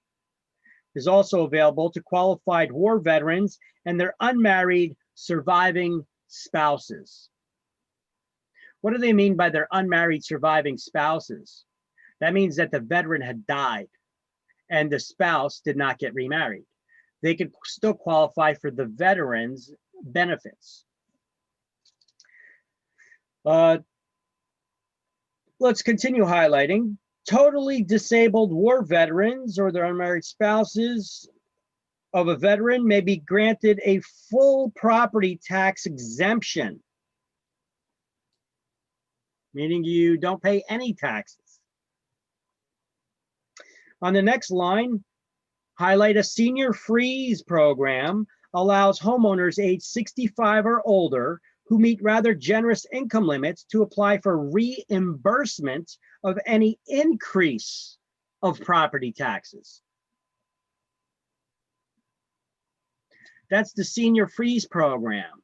It actually says on the booklet though, when you go to apply for it, they call it now the PTR program, which stands for property tax relief. Now, I usually tell people that when my dad was still alive, I used to teach these classes. And I had an epiphany one time when I was teaching the classes that my father's always complaining that his taxes are going up. I got to ask him if he filed for the senior freeze. Sure enough, I asked him. He looked at me like he had no idea what I was talking about. So I went down to City Hall for him. I went down to that tax window where you pay your taxes. And I asked him if I could get the senior freeze booklet so we could sign them up. And the lady at the window there at the tax office, she's like, there's no such thing. I'm like, what do you mean there's no such thing? Yes, there is. You know, for the senior freeze program, you know, when the taxes go up, the senior gets reimbursed the difference. You know, they got their taxes frozen. If taxes go up, they still pay it. But at the end of the year, they would get a check that reimburses them for the difference. So that's the senior freeze program. She's like, there's no program like that. I'm like, yeah, there is. It's called the senior freeze program. She's like, no, there's no program like that. I'm like, all right. So I turn around, I start walking out. I was like, wait a minute, this is bullshit. I went back in there. I was like, lady, can I talk to your boss? You know? Right. I am the boss, she says. I'm like, oh God, here we go. Of I'm like, well, there's course. a senior freeze program. I'm like, I teach this shit. I said, I know what I'm talking about here. There's a senior freeze program. I want the booklet to sign my parent up for it. And then she looks at, there's two other young girls working in the back, and she asks them, now these girls are listening to everything that's going on. They're just like talking and looking at each other, you know?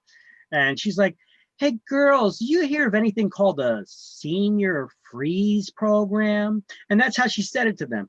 And they just looked at each other. They didn't even answer, you know? And then she's like pondering as she starts looking at the ceiling and talking to herself. Senior freeze, senior. Oh, you must be talking about the PTR program. You know, I'm like, did you know what I was Wow. talking about? You know, she was like playing games with me, you know? So this is why those people are behind bulletproof glass, right? You know, I mean, for real. I mean, she knew exactly what I was talking about. She's jerking me around over here, you know? I'm trying to, now look, if this was the senior that goes in there, you play games with them like that, they're just going to leave. They're going to walk out, Right. you know? Right. But I mean, I knew enough that I'm arguing with her trying to get the information, you know? And this is important, especially in a state like New Jersey that the taxes are so freaking high. Now, Yeah. the senior has to be 65 or older to qualify for the senior freeze program. And their income has to be, it's a varying amount. It has to be under, it varies from year to year, but it's between 78 and 92,000. The last couple of years, it's been in that between 90 to 92,000. It's been bouncing around there, depending on what the state's budget is. All right. So basically, that's a fairly generous amount. As long as they're making underneath that amount per year as a senior, then they qualify to have their taxes frozen. And this is because they're still working, right? No, they could be retired. It doesn't matter if Oh, they're working or retired. It doesn't matter. As long as their income is under this amount. I mean, if you're retired, where's your money coming from? Maybe Right. Social Security, maybe you're getting your payouts from your pension, if you have a pension, or from any, I don't know, your 401ks, you know. So whatever income, wherever they're getting income, if they have any income, okay, as long as it's under this amount, the senior can freeze. Only one of the property owners needs to be a senior too, by the way, and then they could freeze the taxes. Now, whatever tax amount it's frozen at, let's just say that you freeze the taxes. Your taxes right now are at $8,000 a year. You freeze them at $8,000, and the taxes go up $2,000. So now it's $8,000, $9,000, $10,000 a year, right? So the senior still has to pay $10,000 a year in the taxes. But at the end of the year, the state will send them a check for the $2,000 difference if the state has the money in the budget. And right now, the way New Jersey's being managed, they don't. But the senior still gets the money. How? Instead of getting a check at the end of the year, the next year, they'll get a credit for $2,000 towards their taxes. So they got to pay less in taxes the following year. So the senior still gets the money. They'll just may not get it as a check. Instead, they may get it as a credit towards the following year's taxes. Okay. But that's good, you know, especially in a highly taxed state like New Jersey. Right. This is why you get people that they can't afford to retire here. You know, they move out of the state. They start going down to Florida or some other state that's more affordable. Right. All right. So they call that the Senior Freeze Program or the PTR program. There's a Senior Freeze. Okay, so that's how the Senior Freeze works. Here's I put some links here for you because I found out now you don't got to go down to that tax window and deal with those arrogant people down there that are supposed to be helping us. Instead, I put these links to the Senior Freeze brochure booklet and the Senior Freeze application. Okay, I'm not going to try to pull it up right now because I know you got to put they changed your access to it. Yeah, I think you got to put in your Social Security and information now in order to be able to get access to the damn form now online. But there's different tax programs of Senior Freeze, homestead rebates, etc. I got the links directly to the state treasury's websites where you could get access to these benefits, okay, and brochures. All right. And you guys have access to the slideshow if you want to go back in there and get it later. All right. And I also have these links in the Word document for the class links folder. All right. This should be stuff that you guys put on your websites, by the way. This should be stuff that you should reach out to people. If you know anybody that may be 65 or older, friends or family or acquaintances, you come across people 65 or older and you're not sure about their income, but you think it may be under 92,000 a year, Ask them if they filed for the senior freeze program. Ask them, first of all, say, you know, I don't mean to offend you or anything, but if you're a senior, do you know that you qualify for senior freeze program? There's certain benefits that are available. You can have your taxes frozen. I mean, like my dad, you know, when I filed for the senior freeze program for him, he was 79. I figured it out. I looked back through the historical thing to see how much he would have been paying in taxes if he had him frozen when he turned 65. He could have saved himself a lot of money. He could have had his taxes frozen when they were like $3,500. Instead, I managed to get him frozen at $8,500. Shows you how quickly the state of New Jersey has been raising taxes. Wow. Yep. There's also you know, before we get into this farmland tax benefit, I want you guys to do some highlighting here. Oh wait, I had you highlight everything except for the last paragraph under exemptions from general tax. There's a website link there at the bottom as well. That that link does work. So same link that's on the slideshow, but it's right here in the book too. Okay. Now there's also something called the Farmland Reassessment Act. So to encourage the preservation of open spaces, the state laws allow different assessment rates for farmland. So if you own farmland, you pay a different tax rate. Look, if farmers paid the same tax rate as homeowners, they would not be able to afford the property taxes on large tracts of land like a farm. So farmland needs a special tax rate, a lower tax rate that they pay, right? So in order to be qualified as genuine farmland, what are the rules? Let's highlight the first bullet point that says it must have at least 5 acres in size exclusive to the home site. So in addition to the land that the house is sitting on, you have to have another 5 acres of land. Highlight, it must earn at least $500 per year in gross sales for the first 5 acres. Gross? $500 a year? You know what the gross is? That's before expenses. What kind of legitimate farm is only grossing $500 a year in gross sales? That sounds like some loophole that a politician stuck in there so that they could claim their house is a farmland because they own acres of land. Some rich politician or attorney or judge, right? That they could take a tax break and pay practically no taxes on their property and registering their own properties as farmland. You guys ever driven down any of these nice sprawling roads in these rich areas in New Jersey where people have acres and acres of land? They're nice countryside roads, you know, and there's maybe like a flower stand on the side of the road or a fruit stand or something. And it's maybe even open just only for a couple weeks out of the year, or now they're even doing this thing now where it's self-serve and honor system, put the money in the box, right? I think they have that in Princeton.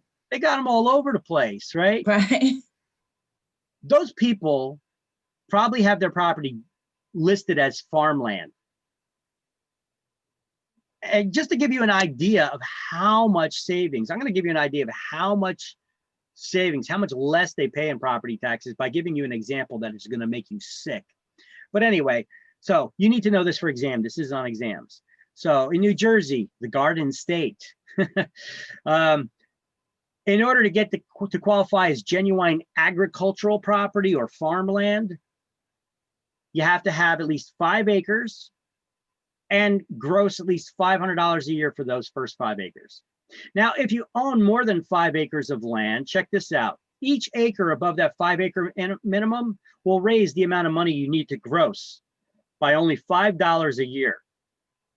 So for every acre of land, you only need to gross $5 a year in sales. Holy crap. And if it's unimproved wetlands or woodlands, 50 cents an acre. It's crazy. So it must be used as farmland for at least 2 years before you file for that preferential tax treatment. All right. Now, Is it 50 cents or 500? No, 50 cents. So it's $500 a year for the first 5 acres. Now, every acre that you own above that 5-acre minimum, you have to gross an additional $5 a year in sales in order to qualify for the tax treatment, preferential tax treatment. But if it's vacant woodlands or Mhm. wetlands, each additional acre, you only need to gross 50 cents per acre in sales to qualify for the tax treatment. What kind of Okay. loophole? This is ridiculous, right? Yeah. That's ridiculous. I'm going to show you some examples of abuses of this. It is a loophole that politicians put in New Jersey, the Soprano states. All right. Who else qualifies for preferential tax treatment in New Jersey? Well, these groups, which where are they written? It's written somewhere in here, which we want to highlight.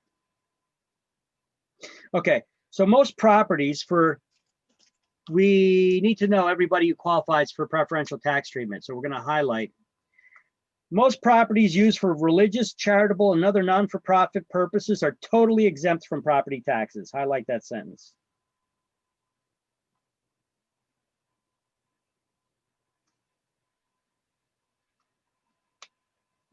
They pay none.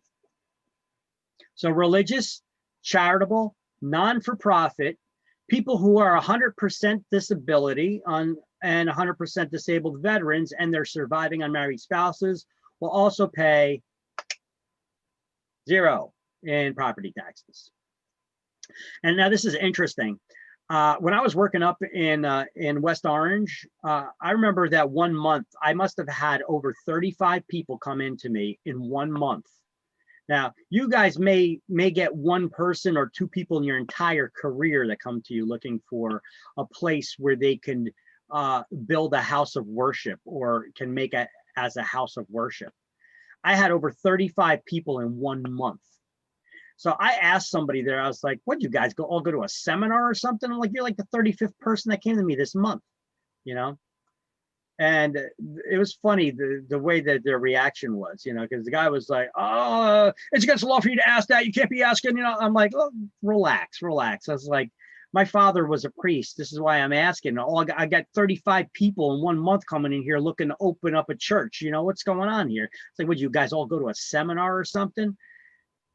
Now, he wouldn't say that, but he's like, well, in order to qualify as a religious organization, you just need to file the paperwork with the IRS, and you need to have a congregation of at least so many people that meet so many. It was like the guy was like spouting out definitions for me of the facts. You know, I'm like, I know what's required.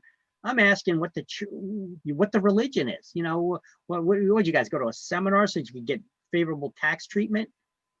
Pretty much that's what it was.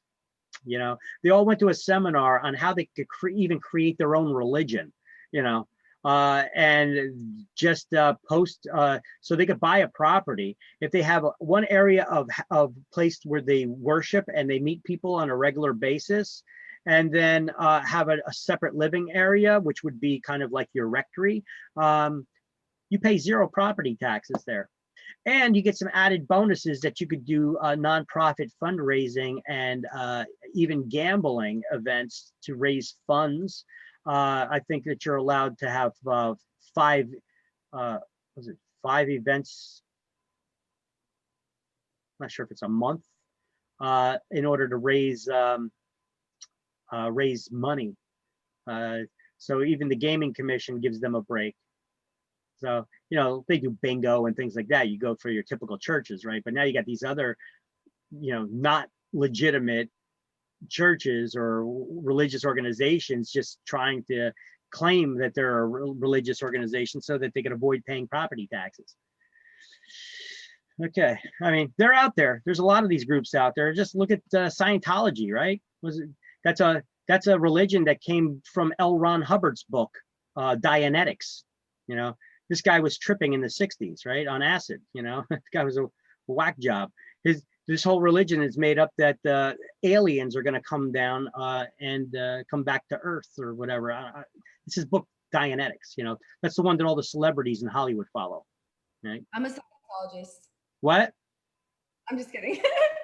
I thought that'd be funny. I'm not. What'd you say? You're a Scientologist? Well, I mean, in my opinion, look, everybody's got an opinion. In my opinion, I think it's a whack thing. That the aliens are going to come back for us. And it's based on his book Dianetics. The guy was tripping on acid and all kinds of drugs in the 60s. The guy was a whack job. But it turned into a religion. I mean, you guys see the TV show right now with that one lady that was an actress.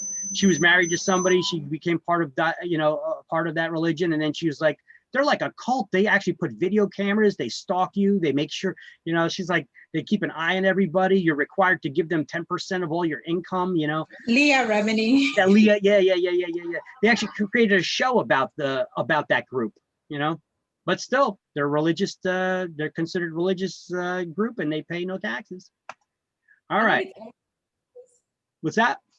I think it's only about taxes. I don't think that it's even I don't think any of them actually believe it, but I could be wrong. Yeah, no, I don't think so. Well, I don't know. Tom Cruise is kind of weird. Tom Cruise and what's that other one too that was in Saturday Night Fever? John Travolta. John Travolta too. There's a lot of celebrities that buy into that crap. I don't know if they actually believe it or if they're just buying into it for the additional power trip and avoiding paying taxes. Anyway, so here's an example of a tax abuse. Sorry, I got my fax machine going off in my ear here. Probably printer fax machine.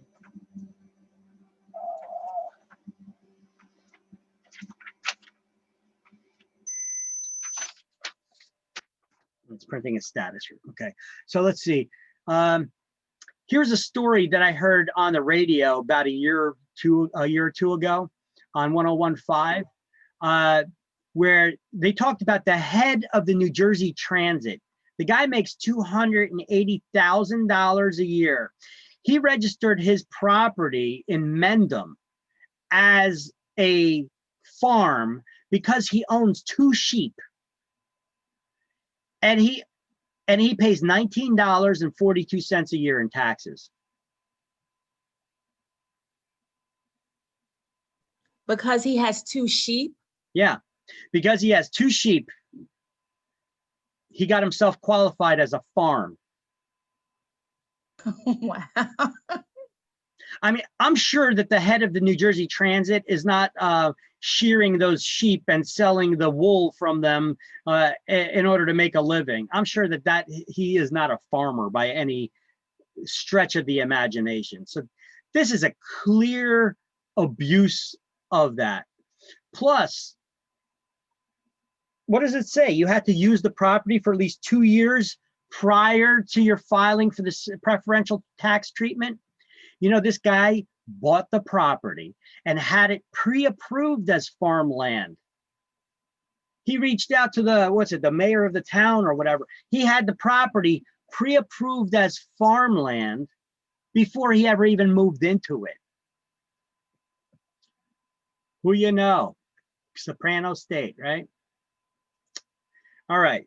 So the special assessment tax is an improvement tax. We're going to highlight the special assessment are special taxes that require property owners to pay for improvements that benefit the real estate they own. Only it's not improvements that they make, it's improvements the municipality makes, okay?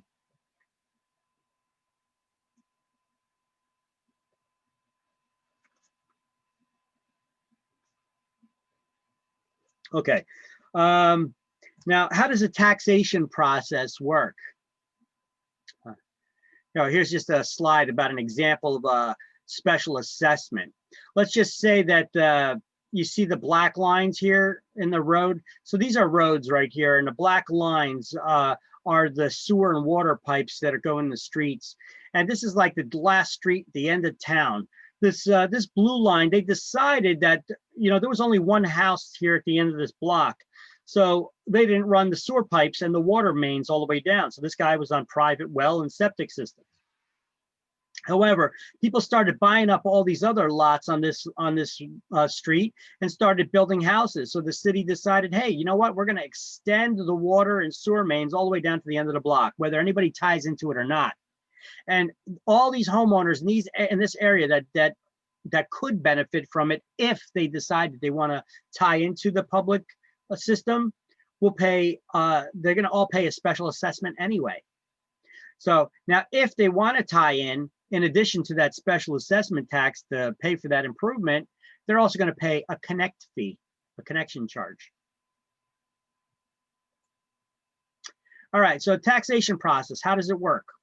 Well, taxes are based on the assessed value. There's different kinds of value that we're going to be learning about in real estate. An assessed value is a value that's applied to real estate for taxation purposes. It is not the actual property value.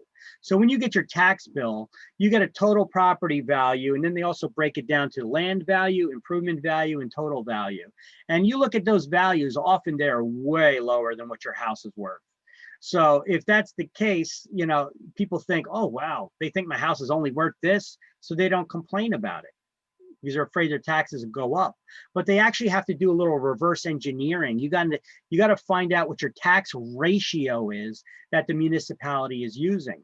The tax ratio, and if you have the tax ratio and the tax assessed value on hand, you can do some math to figure out what the actual home value they're basing the taxes on. So you got to do some math in order to figure that out. Now, New Jersey's goal when assessing property values is to assess them at 100% of its true market value. But that's almost impossible for them to do. They would have to get an appraiser in everybody's house every year in order to do that. That's impossible. And most people probably never even had the city send an appraiser to their home, ever, right? A lot of people, this is not the appraisal that you get when you buy the house. That's for your bank. This is talking about the appraisal that the city tax assessor sends down. Most people never had an appraiser in their house from the city. So why is it that your taxes keep going up if you never had a city tax assessor appraiser come to your home? How do they keep doing that? Well, what they do is they do send out appraisers, and maybe they went to a small sampling of homes in the area. This is why when you go to most areas, the homes are all approximately the same lot size, give or take a little bit. They all have the approximate same architectural style of homes or size of homes in the area, give or take a little bit. So what they do is they take a sampling of homes in the area, they appraise them, and then they do a blanket assessment on all the other homes, assuming that they're all the same. So I hope that the homes that they did the assessment on, that they actually did the appraisals on, that they didn't have a lot of brand new improvements to them, because if they did, they're going to assume all the other homes in the area do too. And they're going to, so this is why sometimes people get overassessed the values on their homes. Okay, so if you feel like your value had been overassessed, you can try to do a tax appeal to try to get them to come in and lower the taxes on your property. But only if they overassessed it. Now they are allowed a 15% margin of error. They could overassess your property value by 15%. So if they're 15% or over in their estimate, then you will win a tax appeal. They'll lower the taxes to what they should, or the value. They don't lower the taxes, they'll lower the value of the property to what it should be. And then they'll freeze that value for the next 3 years. And then taxes are based on that lower value. But they could still end up raising your taxes by raising the tax rates. There's ways for them still to screw with the numbers. All right, a rateable is a taxable property. An assessment roll is a list of all the taxable properties in the municipality. That's how the municipality can figure out what their budget is, okay? Because they could be guaranteed that that fee is going to be paid, the taxes, right? Two things certain in life, everybody's got to pay death and taxes, right? So Victor, yes. Mhm. I'm sorry. Is rateable a thing, or is that what a taxable property is called? That's what a taxable property is called. It's called a Okay. rateable. And the list of all the ratables in the municipality is called an assessment roll. So then they could just look at the right column of what all the tax amounts are for all the ratables in the town. And they have the city's budget. That's guaranteed money every year. That's not counting all the money that they get from permits, fines, tickets, and other things, court fees and other ways that municipalities make money, right? That's just the guaranteed money from the taxes. Okay, so you can dispute that value though, the value, not the tax amount, the value. And the amount that what can you dispute? You cannot dispute the whole entire value of the property. You have to separate the land value from the total value. You can only appeal the improvements value, because an improvement to land, as a general rule, land does not depreciate, but the improvement, the structure that was built on the property, it could crumble, it could age, it could fall apart. So they could have made a mistake in assessing the value to the improvement. So you cannot appeal their assessed value for the land, only for the improvement. The only time that you could appeal the assessed value for the land is in extreme situations, like the ground is contaminated or something. Those are the only cases where land value could go down. But short of that, which is rare, short of that, you can only appeal the improvements value. Okay, I have some links here on instructions on how to file for a tax appeal. There's a report and a little guide that shows you how to do it. The math of how to do it. Basically, when you get the tax bill, often it says this is not a tax bill. It's just a statement of what last year's taxes are, what the coming year's taxes are going to be, what your assessed value is for the land, the improvement, and the total. I found a lot of municipalities are leaving information off of it now. They're not giving you the tax rate or the tax ratio. They're leaving those figures off. Now you got to contact the municipality to find it. And then you could do some reverse engineering of the math to figure out what the tax amount is based on. All right.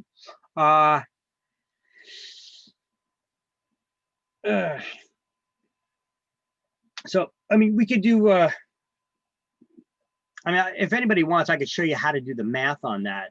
Not that you need to know it for exam, but to do the reverse engineering, if anybody wants to, like during break or something, just let me know.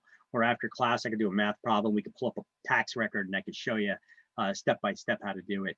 I may put together a video and put it up on our Facebook page and on our YouTube page as well on how to do the math for determining the the actual value that the tax assessor is using by getting your tax record and the tax rate and ratio. I may put together a little video for that. You could see some of the past classes I've done. I have actually pulled one up. Somebody wanted me to pull up their property and I could pull up the information. I did it in class, but it's not important for us right now. All right, so equalization factor. Okay, so let's first do some highlighting here under the taxation process. We're going to highlight on the second line. Assessed value is what the year's taxes are based on. New Jersey has a set goal of full value assessment, almost impossible to attain. That is assessing real estate at 100% of its market value. Go down 2 lines and highlight a rateable is a taxable property.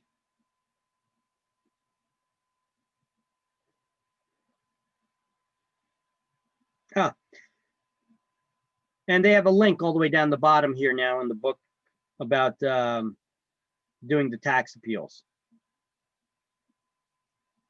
So highlight that, put that as a resource on your own websites, which you guys should have your own real estate websites, by the way. Don't just rely on your brokers. You should have your own website to generate some leads for yourself, to generate some business for yourself. Real estate websites, the interactive ones that have the MLS feeds into them, they could be very expensive. You want me to give you a resource on where you could get a cheap one, at least to start? that has a lot of those advanced interactive features in them? Sure. Sure, why not? All right, let me pull one up for you. See my agent resources. And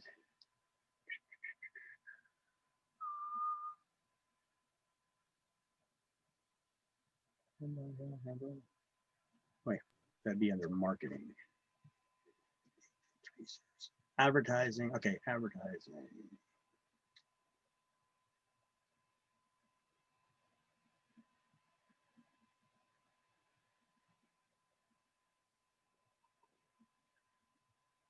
Oh, there we go.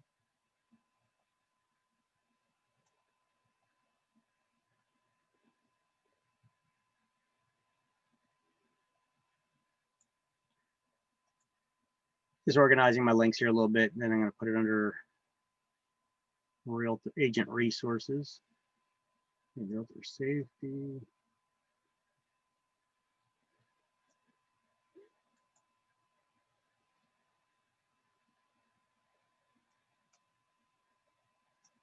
All righty. So we go to the my website links here, Agent Resources, advertising, print services. Here is a website that you guys can get with some advanced features. It even comes with a mobile, your own customizable mobile app that you can give to your clients. It's a one-time ever fee of $99. You don't even pay monthly hosting on it. It's just a one-time fee of $99. I don't know how the hell they do it. They try to do it based on volume, but they got a lot of advanced features. Is this the best website you're going to get out there? No, not by a long shot. But it is pretty damn good for what the fee is that they charge, a one-time fee of $99. It's got lead generation. You tie it into the MLS. Look, a lot of these custom real estate websites for real estate agents, some of them you could pay upwards of more than $1,000 in setup charges, let alone hundreds of dollars in monthly web hosting fees. This one has a lot of these advanced features in it. Blogs, lead generation, look at some of the tools: email, live chat, contact manager, web design, online marketing, email stuff. You could have your own custom domain attached to it, your MLS feed, you could have a blog on it, all kinds of other things, and it's highly customizable. You could look at you got a back office where you could see the client's activity on your website. It's good for generating leads. For $99 one-time ever fee, you can't go wrong. The website is called websitebox.com. Okay, I have nothing to do with them, by the way, but it's for the price. Hey, you guys, if you wanted more advanced website later on, that's one thing, but at least to get started on, I'm all about starting on a shoestring budget. Here you go, guys. Websitebox.com. Okay, you can customize this site and generate leads from it. One client will pay for the site 50 times over. All right. Thanks. And then you can go to a website like GoDaddy.com to get your own domain name, like www.yourname.com or something like that. All right. You guys should start searching for domain names right now, because I'm telling you, they may be hard to find in real estate, or you could go to the real estate auctions and look them up, maybe on GoDaddy and some of the other websites. You'll pay an annual fee for having those. I think GoDaddy charges, actually, I don't know what they charge.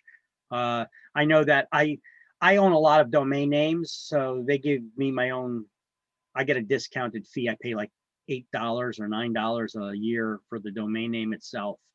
I don't know, you may pay $20 a year for the domain. Okay. Thank you. You're welcome. But you should have a domain name, and you should have a website. Don't rely just on your brokers to give you leads. If you do, you're going to starve. All right. You guys should be all about getting your own leads. Okay. Your brokers should train you Remember, I told you the most important thing when selecting a broker is getting training. They should train you on how to get leads, how to generate leads, okay? Having your own website is one way, and then you need to start driving traffic to that website, maybe doing advertising for it, or having that link on your business cards and your Facebook pages and everything, all your ads, you know, to get it out there. Here, I got some more agent resources that I'd like to share with you guys too while I have you here. Why not? I told you guys about that custom real estate magazine you could send out to your clients, right? That reminder by Yeah. Reminder Media. Well, here's something too. It's called Every Door Direct Mail. Oh, by the way, here's the GoDaddy one.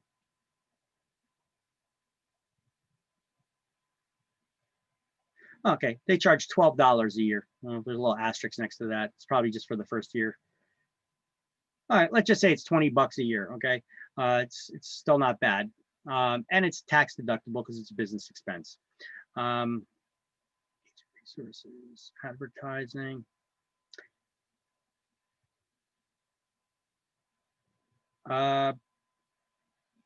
Cheap printing. Here's a very inexpensive, high quality print shop online.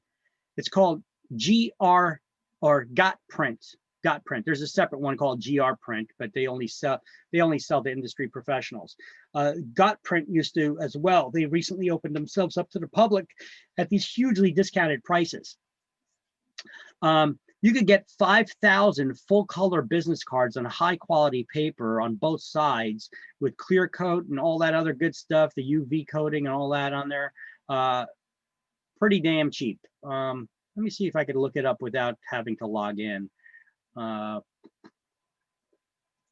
they got all different kinds of papers, magnetic, triple layer, whatever, color, the different colors, different shapes to the business cards. But let's just look at some standard business cards.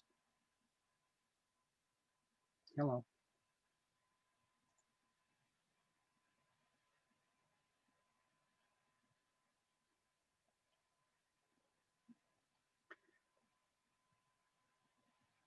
$5,000 business cards, front and back. Oh, they raised the price a little bit. $70. That's still cheap for 5,000 business cards. Actually, they raised the price a bit on that. And they got all kinds of card stock too. Those ones with the velvet finish are really nice. 38 point, wow, some thick stuff. All right, this stuff is super cheap. Postcards, you can get postcards, all kinds of stuff. This is super cheap and high quality printing you can get from here. I'm just sharing some resources with you that I use. And then after you get those postcards made up, you need to mail them out. You want me to show you how to save a lot of money on postage? Sure. USPS.com. This is top secret link I'm giving you here. That's the United States Postal Service. Yeah, but hold on a second. If you go to USPS.com/EDDM, that stands for Every Door Direct Mail in all lowercase. And it'll take you to this longer link here. And they have a little video here. So instead of me just explaining it, I'm going to play their video here that you could see it. Okay. You guys can still see this web browser, right? Yes. Okay.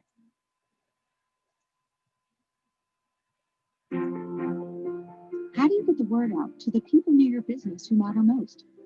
Do it with Every Door Direct Mail. It features an online mapping tool for finding potential customers near your business.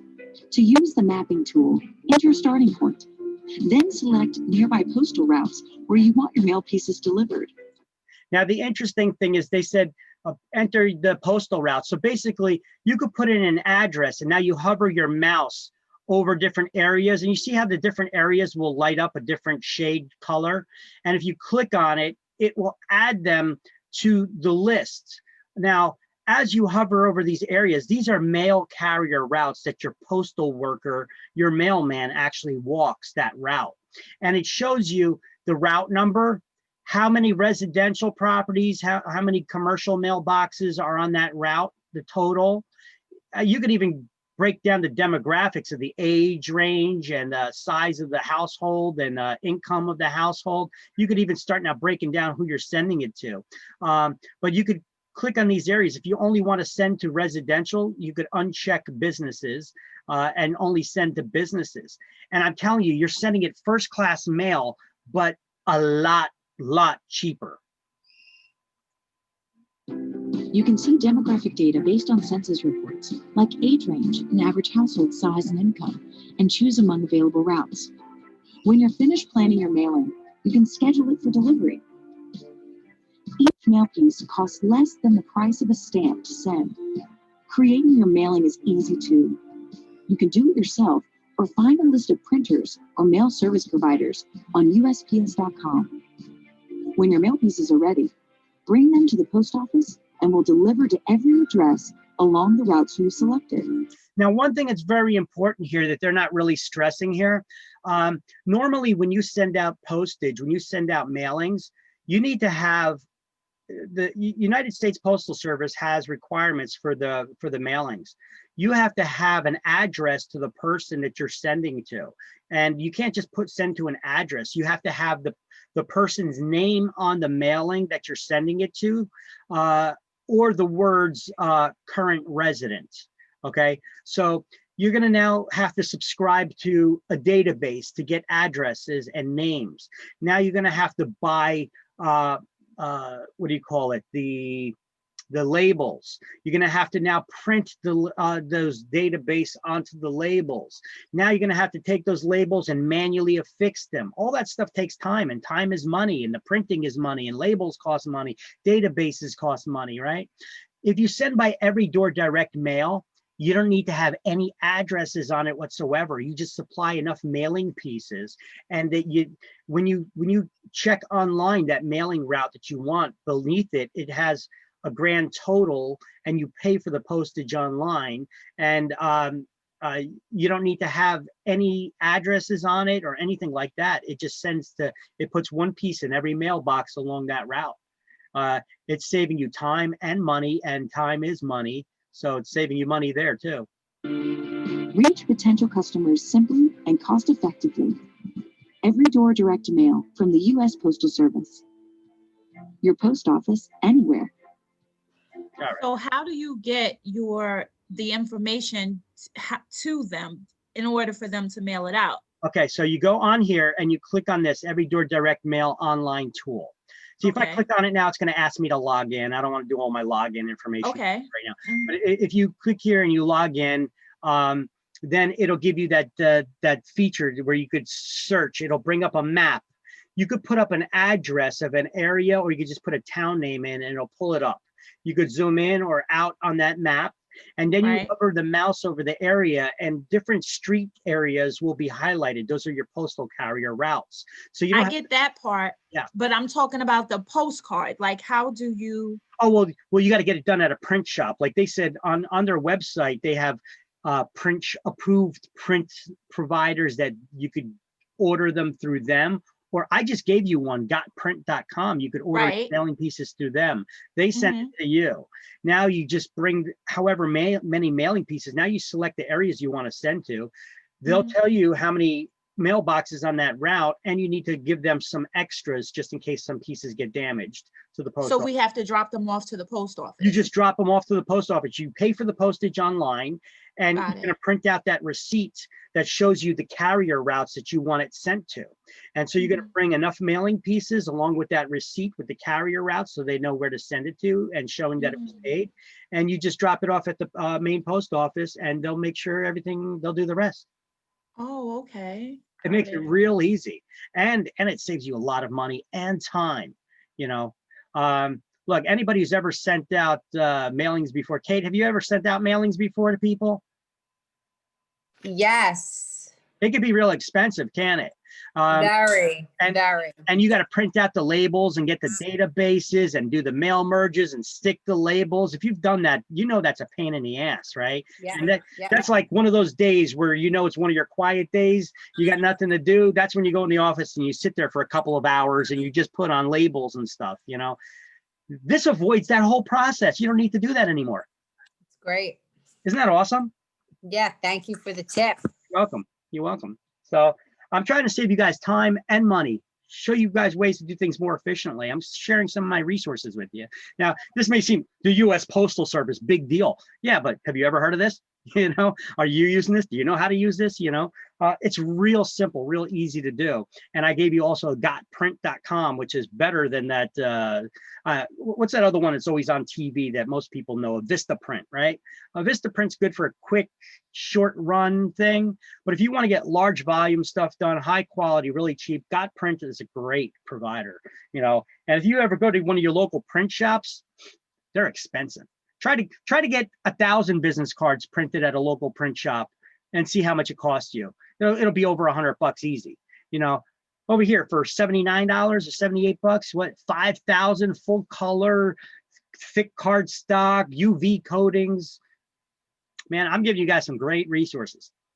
Okay, you got to put money into your business to make money, but hey, this is how you get the leads, you know, and make money on your own. The $99 for a freaking website that's interactive, that ties into the MLS, where people can go to your website and actually search directly on the MLS through your website. And if they want more information, they're going to make an inquiry in directly to you and you get the lead, instead of it going through your broker and then waiting for your broker to feed the leads out to different agents. You're generating your own leads now. Isn't that awesome? Trying to help you guys out. All right. I know this has nothing to do with the class though, so let's continue moving. All right. Okay. So the taxation process, let's get back to tax stuff. There's something called an equalization factor. Oh, by the way, appealing the assessed values in the book, they got a link there at the end of the first paragraph for that now. They didn't previously have that in previous versions. But I have it on the slideshow here, how to file the tax appeal and the tax appeal guides. Turn to page 124, the next page, under tax. They talk about the equalization factor at the top of the page. To ensure that all counties in New Jersey are paying, we have rich counties and poorer counties, to make sure that they're all paying their share. Nobody's paying, getting overburdened with the amounts that they're charging in taxes. They have something called an equalization factor, which is a complicated mathematical formula that the state does in order to make sure that all the counties are paying their fair share and nobody's paying too much, right? So we don't need to worry too much about that equalization factor right now. We'll take a look at the end of the chapter, see, maybe do a math problem or so, but the math problems that you may possibly get on an exam will probably be about the mill rates. But either way, you need to know this word. You see this word here, mill, M-I-L-L, a mill rate or mill ratio. Go down to the bottom of the page 124, and where it says mill in bold, I want you to highlight a mill is 1/1000th of a dollar or 1/10 of a cent. It's 3 decimal points. That's 1/10 of a cent. So 1/1000th of a dollar or 3 decimal points, 1/10 of a cent. Mills can be expressed in different ways. 30 mills equals $1, or $3 equals $100 of assessed value, or $30 per $1,000 of assessed value. Do I have a math problem here maybe? No, not yet. Okay, so let me just pull up the whiteboard. Let's go to the whiteboard for a sec.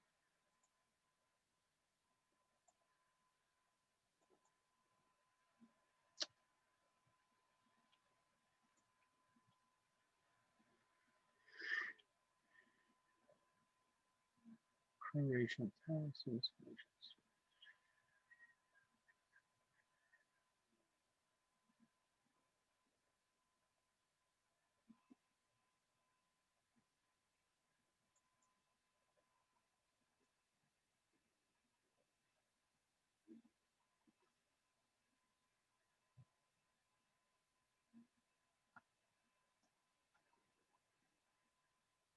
here's a little math about doing tax appeals, but it also talks about mill ratios in a little. We got a problem here about the mill rate in effect. But here, let me pull up another problem that I'm going to just write up here for you. So if you get a problem that talks about mill rates, they could say, for example, like in the book here, they're saying $30 per $1,000 of assessed value. So if you have something like that, that's $30 per $1,000 of assessed value, and that's going to be the mill ratio of 30 mills. Basically, it's this: if your property has an assessed value, say you got a $400,000 property, but if you look at the tax bill, it shows that it's like $125,000 in value, you know? So $125,000 in value on the actual tax bill. So how much would you be paying in taxes? Well, if you're paying $30 per $1,000 in value, how many thousands are there in 125? You could just 125. Yeah, you just cross out the thousands there and you see there's 125. So 125 times the $30, 125 times 30, and that's $3,750. Okay, that's how much you'd pay in taxes if they're going to be raising your taxes by that much, or if that's how much your taxes are. If that's the mill rate or mill ratio, then your taxes would be $3,750 on the property. Okay, so that's how the mill rate or mill ratio works. Now, here's a problem that was in version 13 book. This is not from the version 14 book. In chapter 8, this is a problem I had from the older version book. On question 9 at the end of that chapter, it says, what is the annual real estate tax on a property that's valued at $135,000 and assessed for tax purposes at $47,250 with an equalization factor of 125% when the tax rate is $2.50 per $100 of value?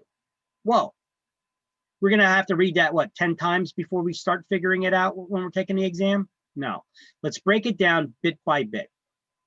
And basically, it is asking, what is the annual real estate taxes on a property? That's going to be the question. All right. So if the property is valued at $135,000, but it's assessed for taxation purposes at $47,250, what are taxes based on? Not the actual value, but the assessed value, right?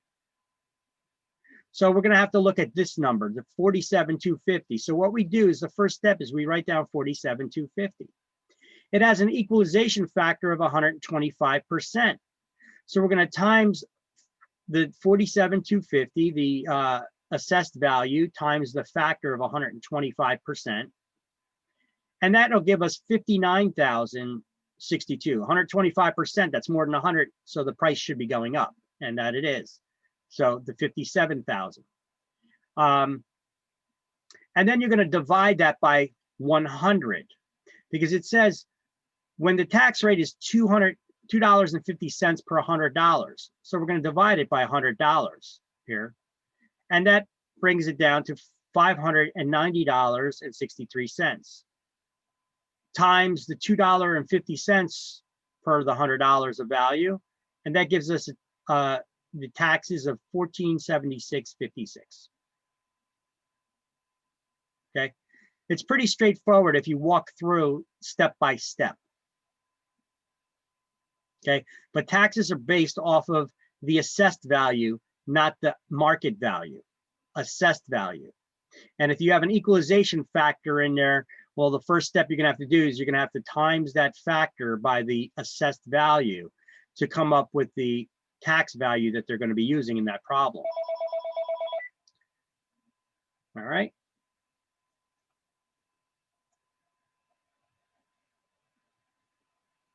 That's something else. All right.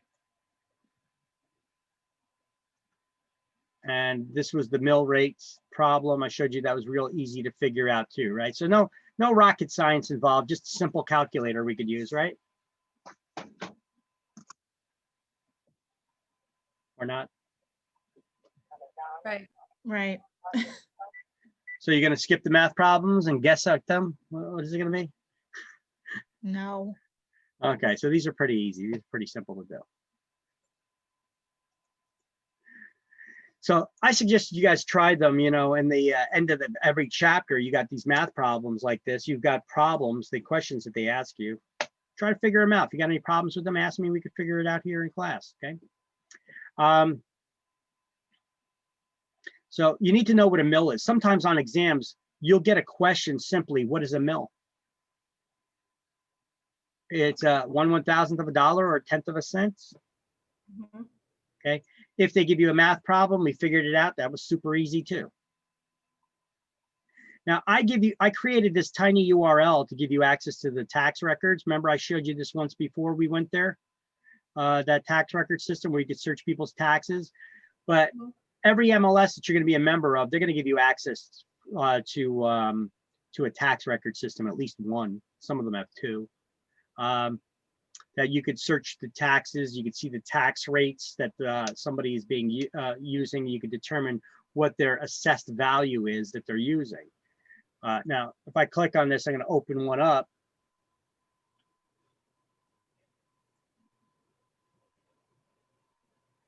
Let me try to find a property really quick off screen here. Let me just search for a property. I think some people have a drop down that they gave me for property values before. And we could figure out what the actual value is.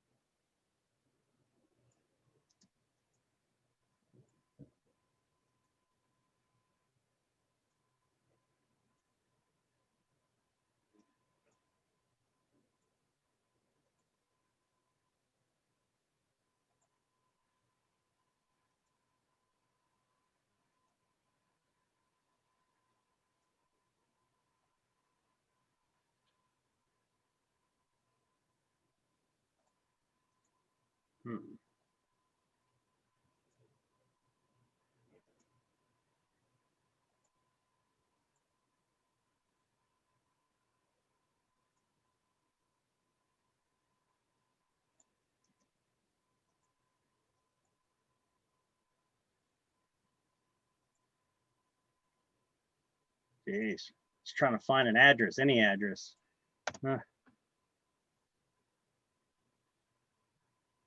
Somebody give me an address down the block from your house or something. I don't care. Just give me an address at random.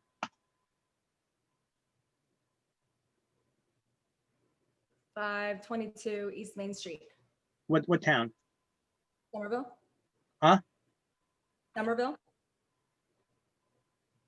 Somerville. Okay. Oh, what county is that? Somerset?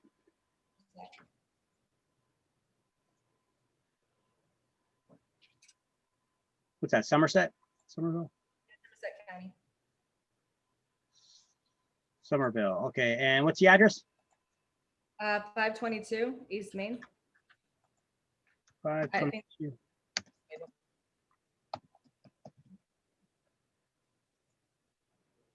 All right. So I pulled one up here in the tax records and found it. Gonna open it up. All right, so we have a tax record of a property here. White House Station. Oh, I used to live there.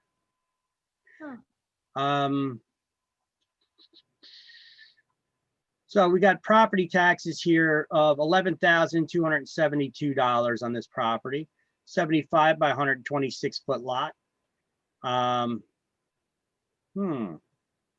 The owner's mailing address is different from their home address for some reason, but they're using a PO box. Year built, 1920, square foot, 2,900 square foot house. It's a decent sized house. All right. Person bought the house in 04 for $420,000. Okay. let's see what the tax rate and tax ratio are on this property and see if we could figure it out a little bit. It's almost a 1/4 acre lot. Let's see, do they have that tax information available here? Huh. Of course they don't. So we're going to click in the tax record for this last year, and we're going to see if they have that information in there so we can at least do a little reverse engineering of their math.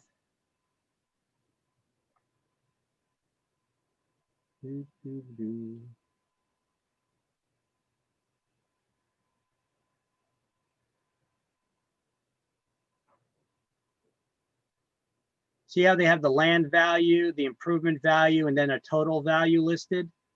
Obviously at a much lower price than, what was that, a 400 and something thousand dollar house? But look at these homes in the area. They're all about the same assessed, between in the 200 range, right? But we're talking about a $400,000 home. Yeah, unfortunately, we're not getting the tax rate here, so we can't figure it out in this one. Tax rates.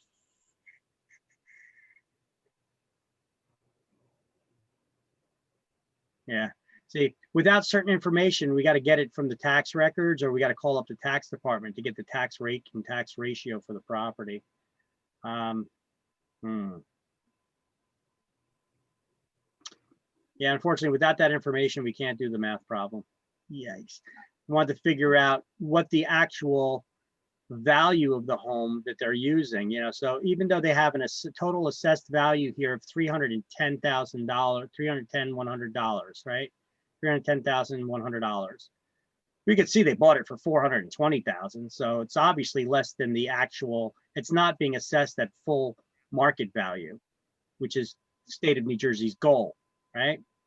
In order to figure out what value that the tax assessor is basing it on as being the market value, because this is assessed value, which is different than the market value. We have to know what the tax rate and tax ratio are, but unfortunately, we don't have that information in this particular property here. Let's see if any of these properties here will have it.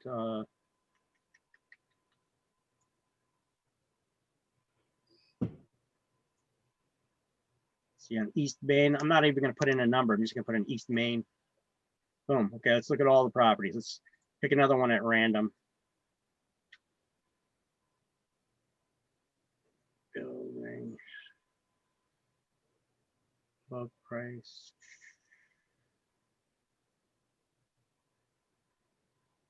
Not good. This town doesn't put that information in there, huh? I have another address in Edison if you want to use that. Okay.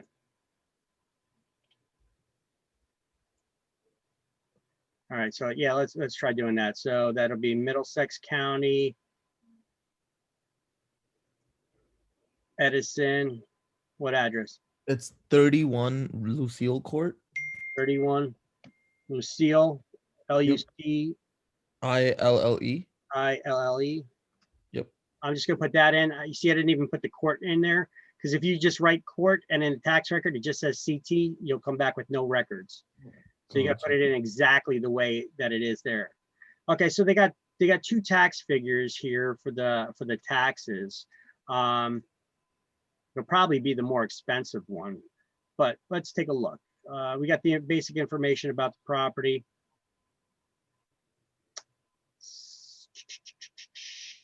Taxes, where is the tax rate, tax ratio? Ah, here we go. Huh. Apparently this one is supposed to be at 100% tax rate almost.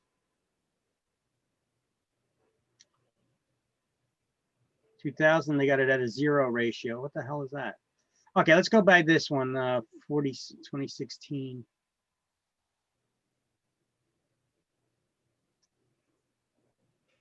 Well, let's try to see what the current rate is. Yeah, they got a ratio of 0. That's weird. I guess for let's go for last year's ratio. It's got to be somewhere in the same ballpark of 44.07. Okay, so 44.07. I'm gonna just go back and forth between the whiteboard really quick. So we're gonna figure this out.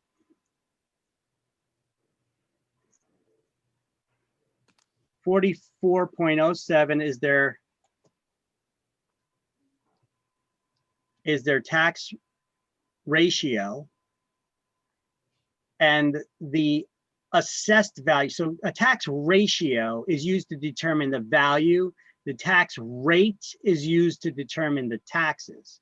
So the ratio, now I'm going to take that assessed value of $244,200, $244,200.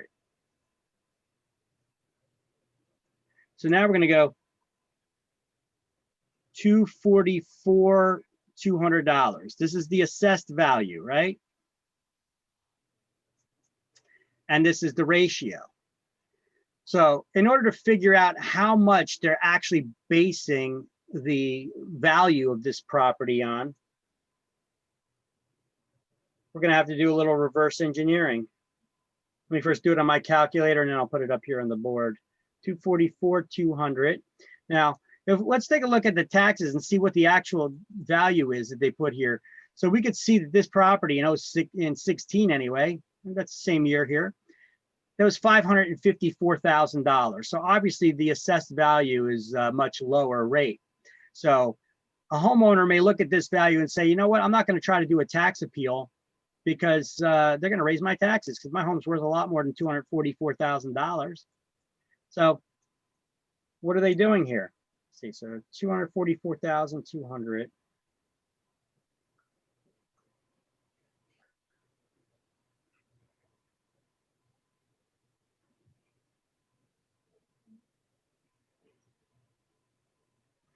All right, so this is what they're doing. So if you take $244,200,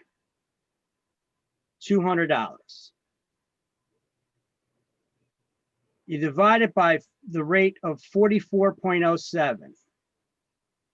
244,200 divided by 44.07. That gives us $5,541 and change. And now we're going to times that by 100 because we're trying to determine 100% of the property's value times 100. That gives us the actual value that assessor is assessing that property at is $554,118. This is what the actual market value that assessor is using, but with a ratio of 44.07%, that gives us, or 44.07, that gives us the assessed value of 244,200. So now let's see what was the value that they're basing it, was it purchased for? So 544,118. They bought it for 554. Okay, so they're still a little bit under the actual market value of the property. All right, but it's up there pretty high. They're almost assessing it at that actual market value. All right, so I probably would not do a tax appeal on that property because they're pretty close to the actual assessed value. Remember, they get a 15% margin of error, so you probably wouldn't win a tax appeal anyway.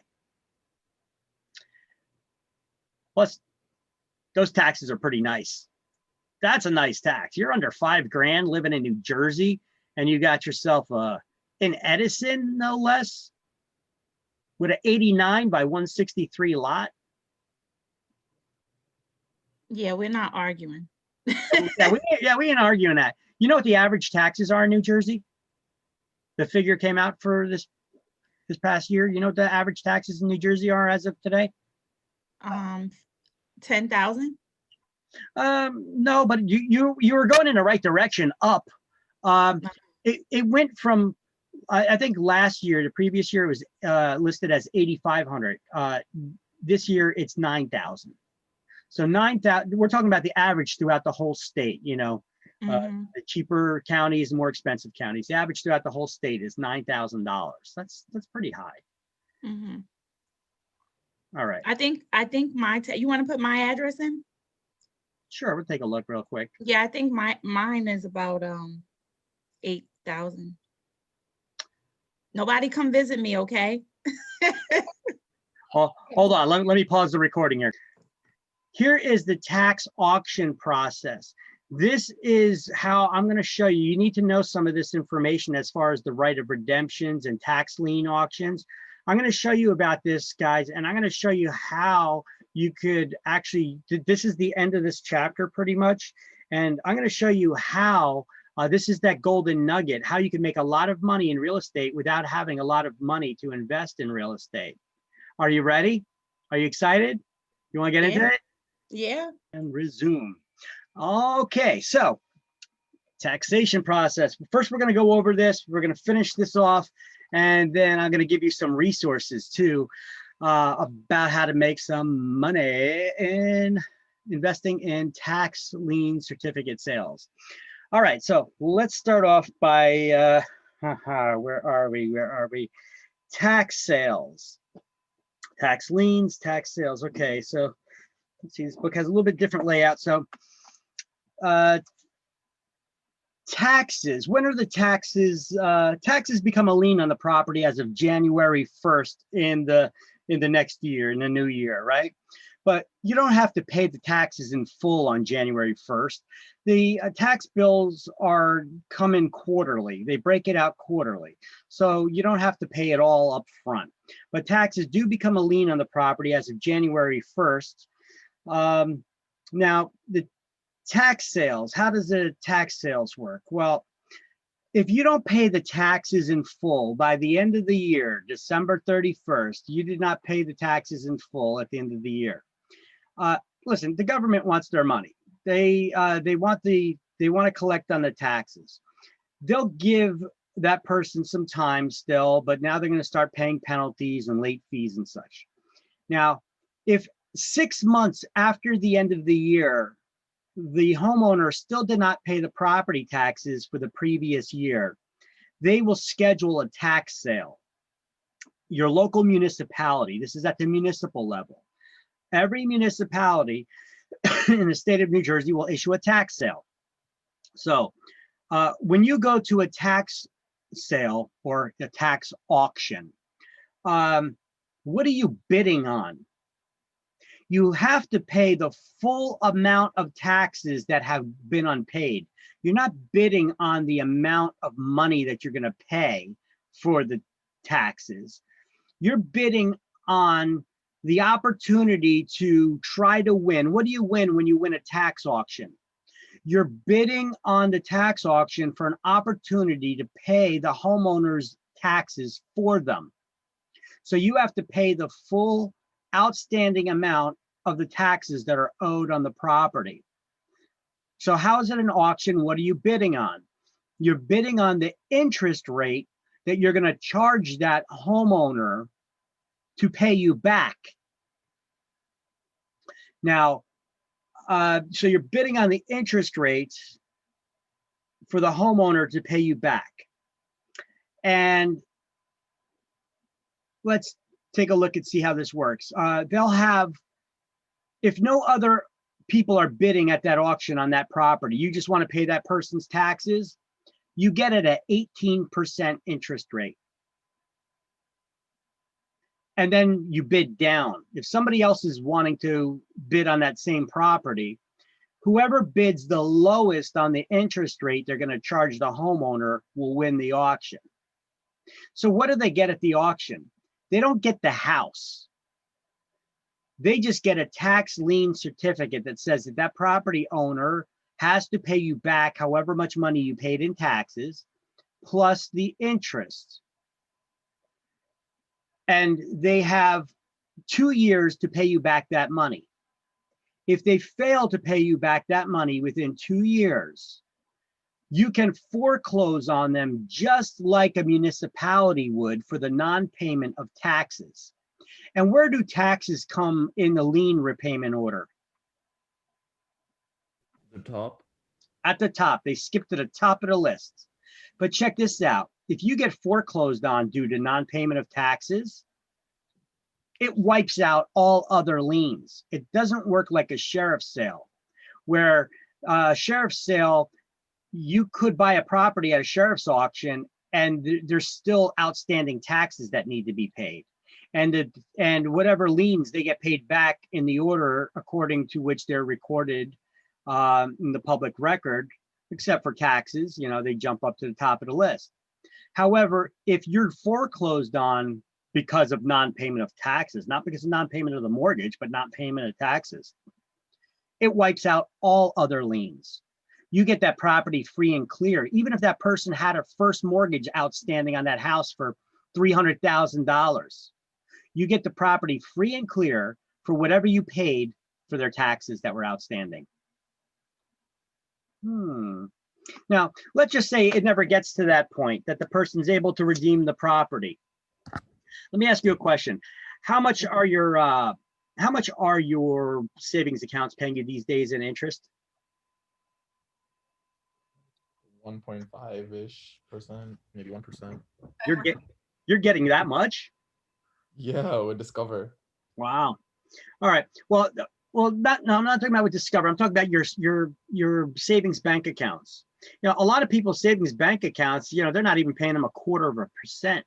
You could find some places that are paying more, but for the most part, you're around what, 1%? Or you said with Discover, you're how much? 1.5. 1.5%? Yeah. To keep it in a savings account. Look, here's one that even if you don't get the property, you're getting it at 18%. Or if you're bidding with someone else, even if you bid all the way down to 3%, you're getting twice the amount that your bank is paying you in interest, right? So this is not a bad investment. This is actually a very secure investment, because what happens if that person doesn't pay you back all your money plus interest? You get the house. You get to foreclose on them and you get the house.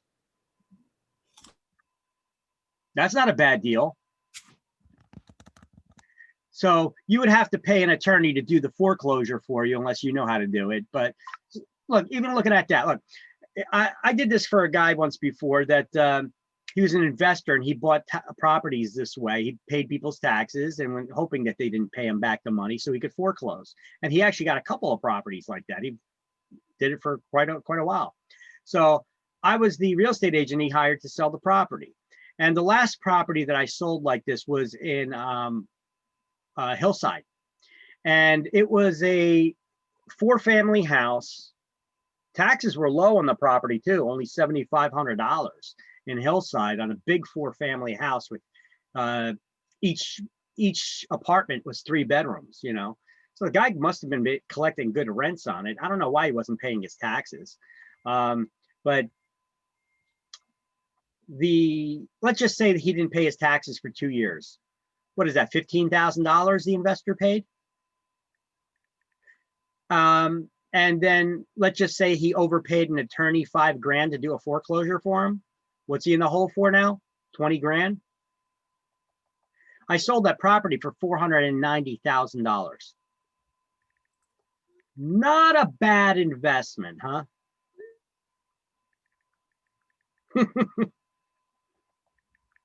All right, so tax auctions. So if the taxes go unpaid so this slide has everything that you need to know here. Taxes go unpaid for 6 months after the end of the year, the municipality will order the tax sale so they can collect on the taxes. They don't care who pays it as long as somebody pays it. Municipality doesn't want your property, they want your money. So it has to be posted in 5 places within the municipality. They'll put a piece of paper up in a courthouse, in a library, they post it in 5 places.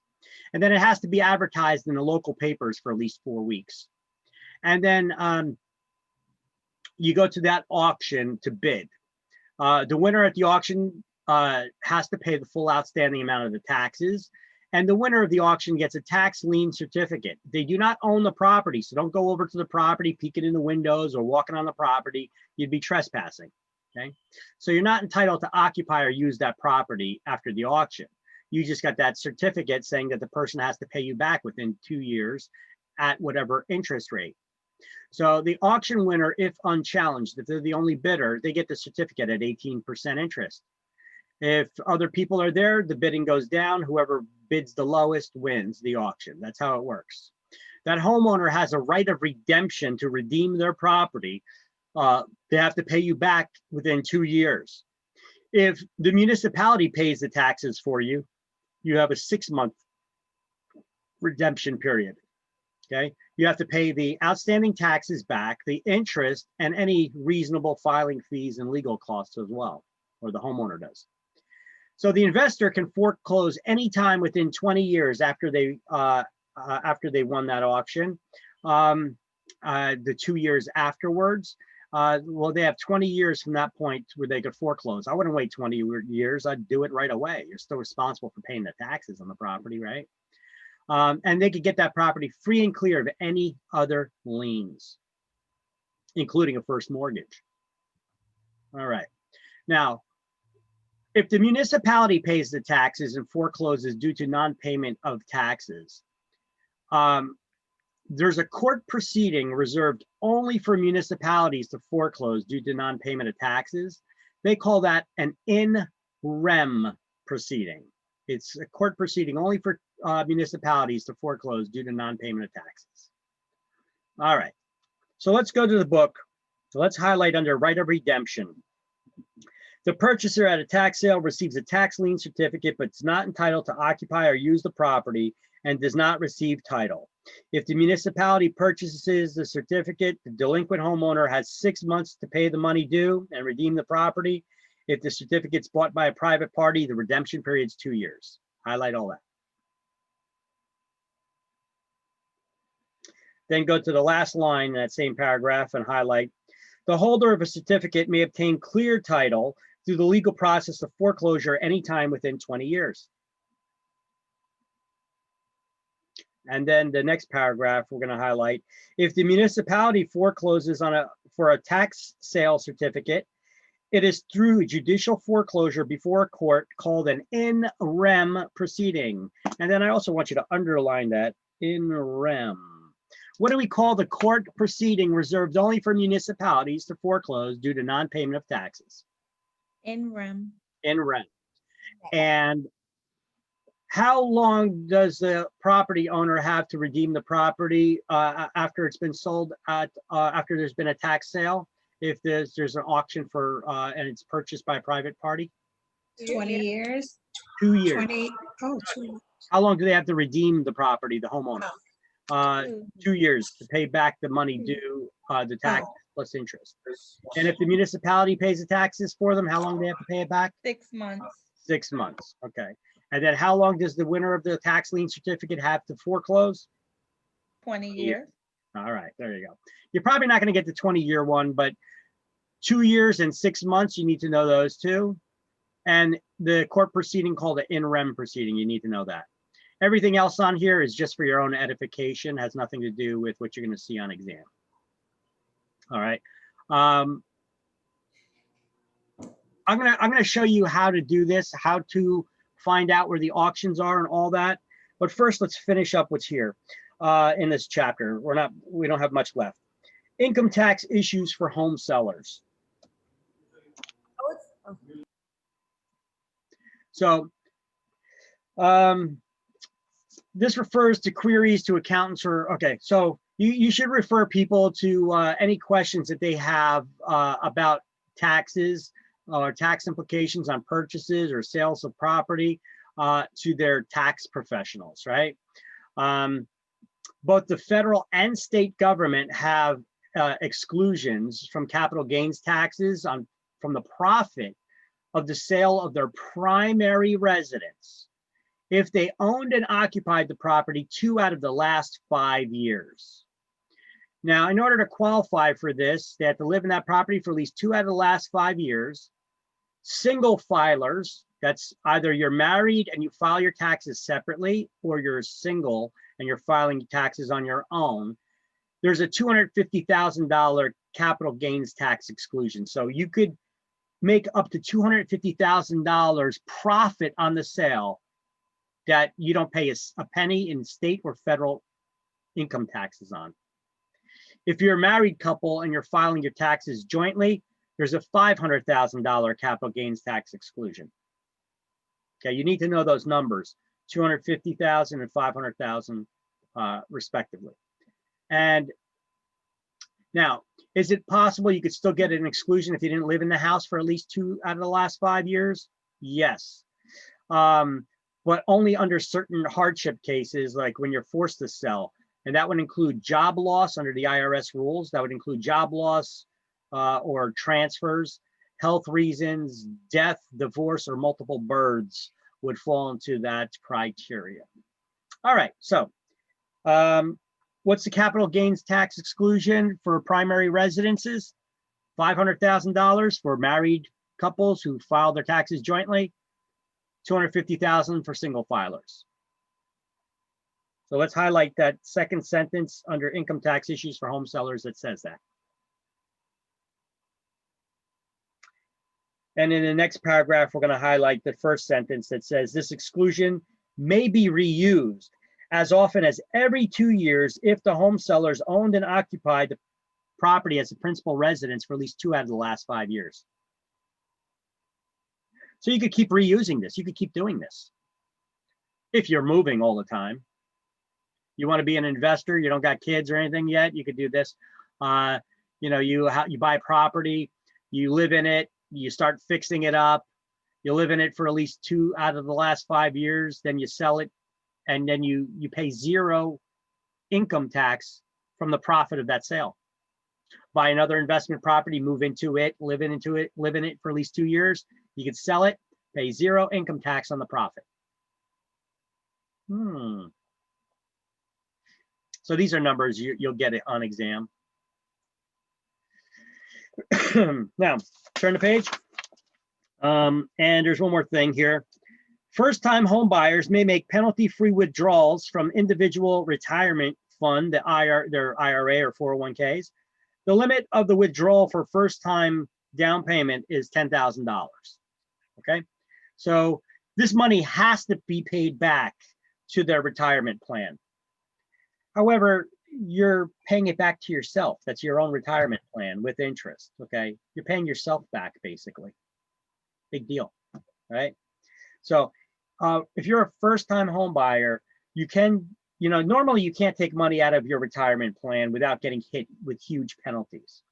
However, if you take that money out and you use it for down payment for purchasing your home, they do allow you up to $10,000 for down payment and closing costs for your property to purchase.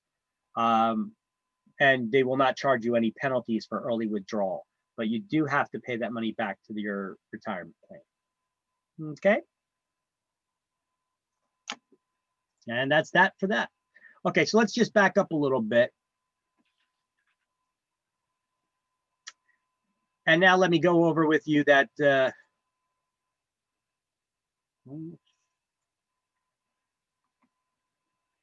we go. Here's a link I have for you. Yeah. That real auction link. Hold on one second. Let me just pull it up on the website.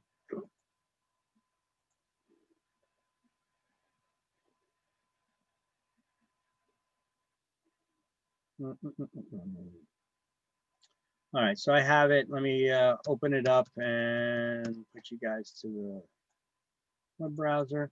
Okay, here is a resource, a link that I had on that slideshow, and I also have it in the Word document, okay, on that class links Word document. It takes you realauction.com/client-sites. It takes you to this link. What is this link? This link will take you, this is basically a software company. They make software for people who manage auctions and tax liens and foreclosures and all kinds of stuff like that. Now, if you go to this website, this is the direct link to their clients' websites. Make sure you're under tax liens here. And they got it for a lot of different states that are using their states and municipalities that are using their software to conduct these auctions. Scroll all the way down to New Jersey. Oh, here we go. New Jersey. Here are all the municipalities in New Jersey, a direct link to their websites that are using this tax auction software to manage their tax auctions. We have 550 municipalities in New Jersey, and every single one of them does auctions every year for payment, a non-payment of taxes. So you guys have plenty of opportunities. This is done at the municipal level. Some people do it, some municipalities do it right in their city courthouse. Some of them only do it online. Some of them, they do it both. Okay, you got to contact your municipality to find out if they're not on this list. You got to contact your municipality for information. But here's all the municipalities in New Jersey that are using this company's software to manage their tax auctions. I don't know about it being 550 here, but it's certainly a lot. As I continue scrolling, right? There you go.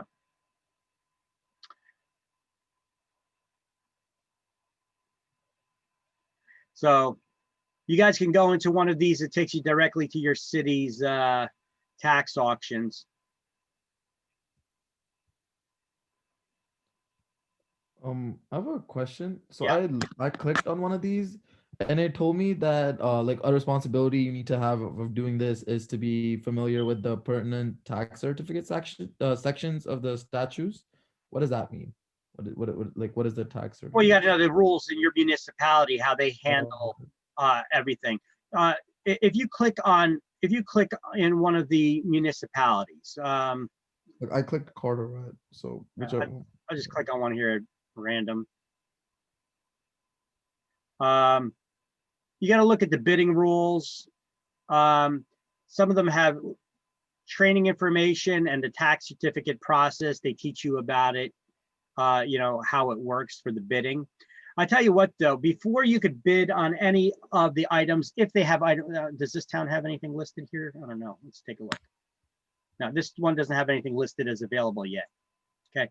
But what you got to do is before the auction comes up, if you know the property that you want to bid on, you have to have, I think it's 20% of the money you have to give to the municipality in advance of the auction by certified funds or what have you. Go down to your tax office in that town, and you have to give them certified check for that money. They'll hold on to it, and if you win that auction, then they at least got part of that payment there already. Okay, so you need to have 10 or 20%. You got to check what your municipality's rules are for bidding. In order for you to bid, you got to put some of that money on file with them. Okay, you said what? Carteret, you said you clicked on? Yeah. Yeah, it doesn't look like they have an auction scheduled just yet. It'll say if they have something scheduled, because then you click on preview for sale. Probably show nothing here right now. Oh no, it does. Okay. So you could see here's a bunch of properties that Carteret has people unpaid taxes. This is so 216 properties are up for a tax auction in Carteret. Look at this one, $611. You think somebody didn't pay $611 of their taxes? It's possible. They may have paid most of their taxes. Look at this one, $411. Did they not pay their whole taxes? They only paid part of it? Well, you know what? I don't know if Carteret has municipal water and sewer bills, but if they do, municipal water, sewer, garbage, if it's municipal and they didn't pay those bills, they could actually have an auction to get those bills paid. It works just like taxes. You know that you could get your property foreclosed at a tax sale for non-payment of your sewer bill if your sewer bill is municipal. If it doesn't say American Water on there, you know, if it says like the name of your town it's provided for, that's municipal. Okay. All right. Well, there's no additional information here because nothing is clickable yet. You see, these ones are all unavailable as of right now. Just look through the ones that are available, I guess. Okay.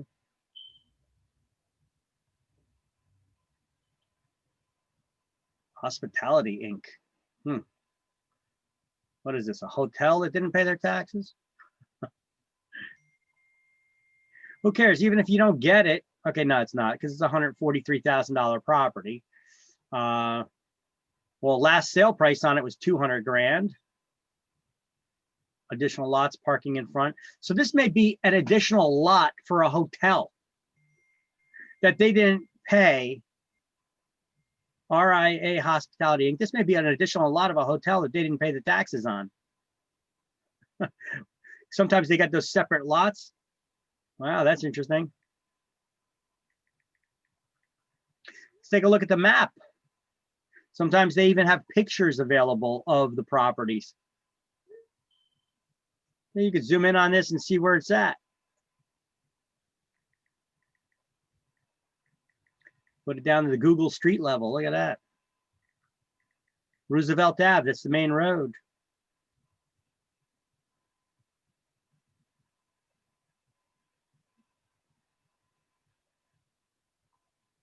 All right, now I got a little lost. Where's that property at? All right, we kind of backed out of there a little bit too much. All right, either way, you could get more information about these properties. You could delve into it a little bit, looking at the maps. Yeah, this is just taking you to the center of the street here. And you get more information. You can actually bid at these auctions on the website. Okay, not a bad deal though. You know, especially with the type of money you could make on this. You know, I remember a couple of years back, there used to be a guy on TV that had these commercials, these infomercials late at night, telling you how all over the United States you can invest in these tax lien certificate sales, and you too can get a property free and clear for as little as $300. And you could do this in every municipality in every state throughout the United States. And I'm going to show you how to do it. You just got to buy my system for $3,000. But wait, you and a friend can join for that same price. So you could split the cost. So it'll only be $1,500 each for you. So look at this. I think I'm charging too little for this class if I'm teaching you all this information in a $345 class. Maybe I should raise the price. Thanks.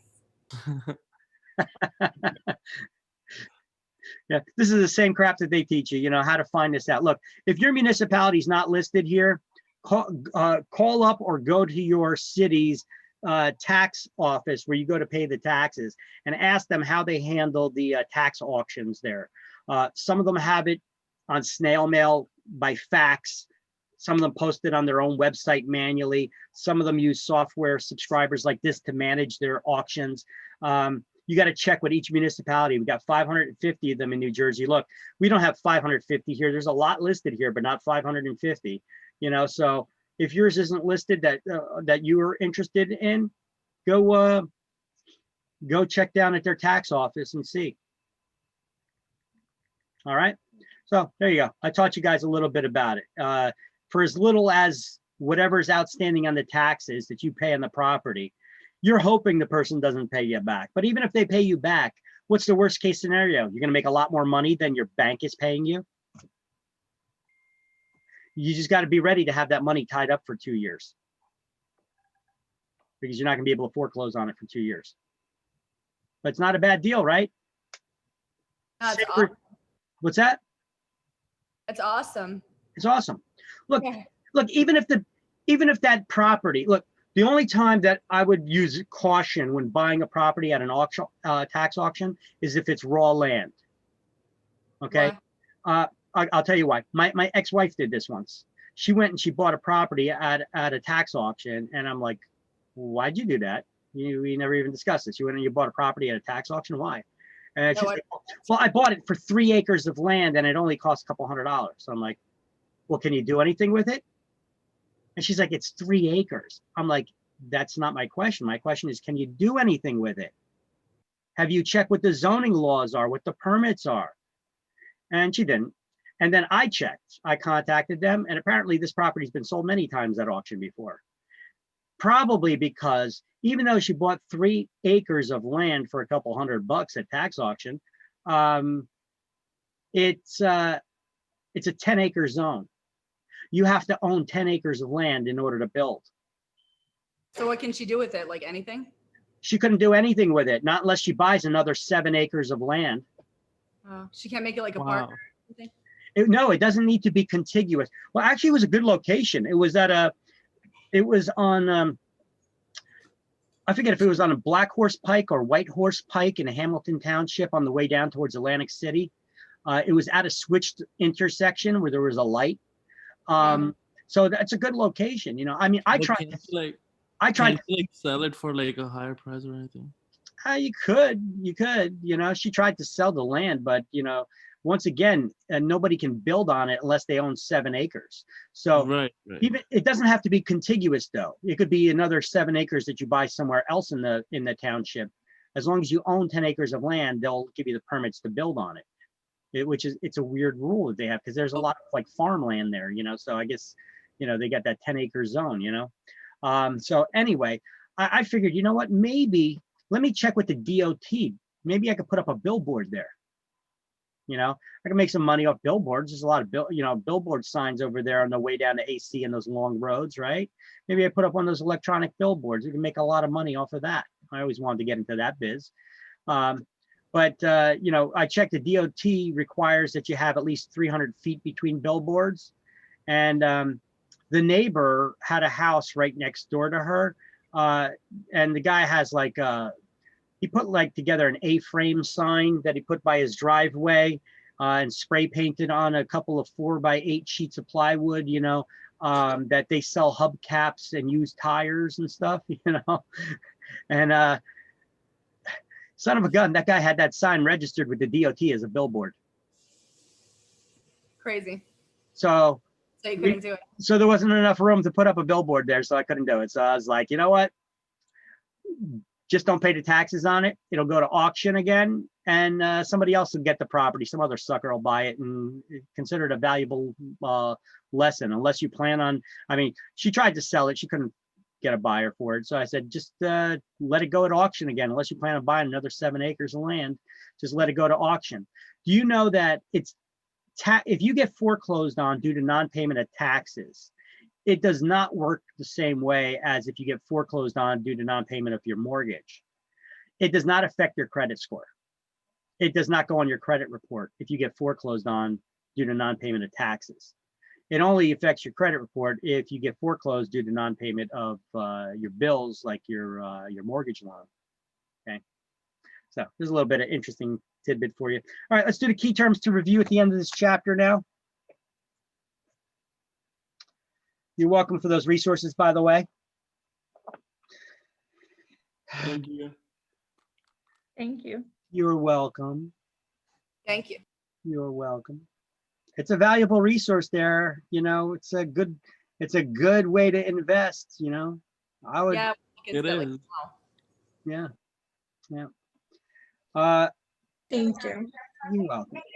All right, let's do the key terms to review. Adjust for assessment variations. What are the adjustments for assessment variations? What do we call that? To make sure that all the counties are paying their fair share? Is it full value assessment? Mm-mm. No. It's the equalization factor.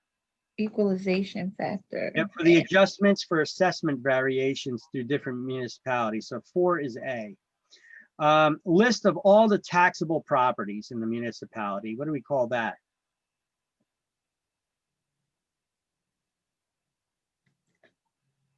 A tax sale? No, what do we call the list of all the taxable properties in the city? Assessment roll? It's the assessment roll. And So, the role is the giveaway. well, 3 is B, assessment roll. It's a list of all the taxable properties. What do we call a taxable property?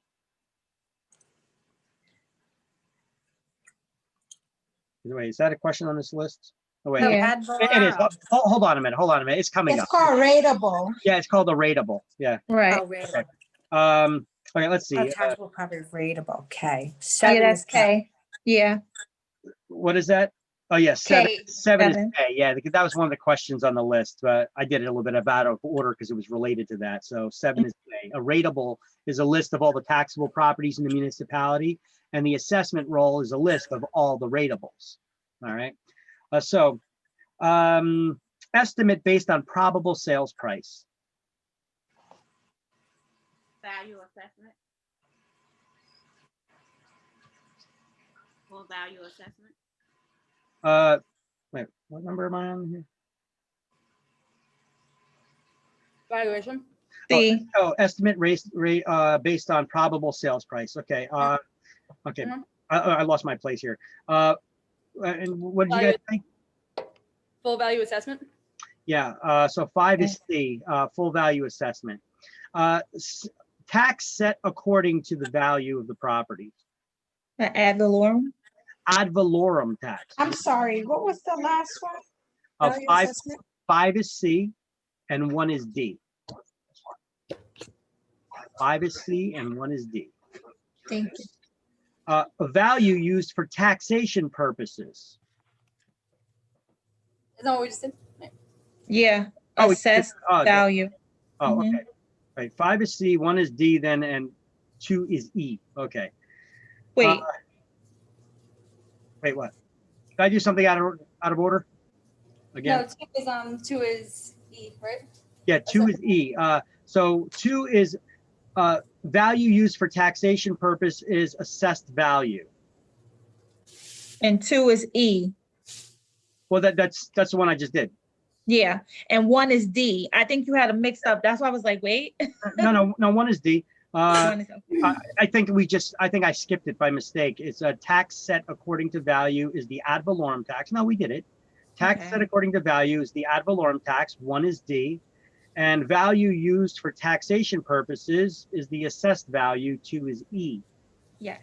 Okay. Collection of overdue taxes through public auction of property. 11. Tax foreclosure. Tax sale. Tax sale. Sale, Oh, okay. tax Yeah, sale. 13 is F. 1/1000th of a dollar or 1/10 of a cent. A mill. Bill, 6 is G. Seizing of property for unpaid taxes. That's the foreclosure. Tax foreclosure, 11 is H. Reassessment of all the municipalities' ratables. Revaluation. The revaluation, yes. So 9 is I. Municipalities' financial claim against real property. A tax lien. Tax lien. 12 is J, tax lien. A taxable property is a rateable, 7 is K. Tax only on property directly benefiting from an improvement. Special Special assessment. Assessment. 10 is L, special assessment. And time in which a foreclosed owner can regain their property. Redemption period. Redemption 8 period. is M, the redemption period. All right. Mhm.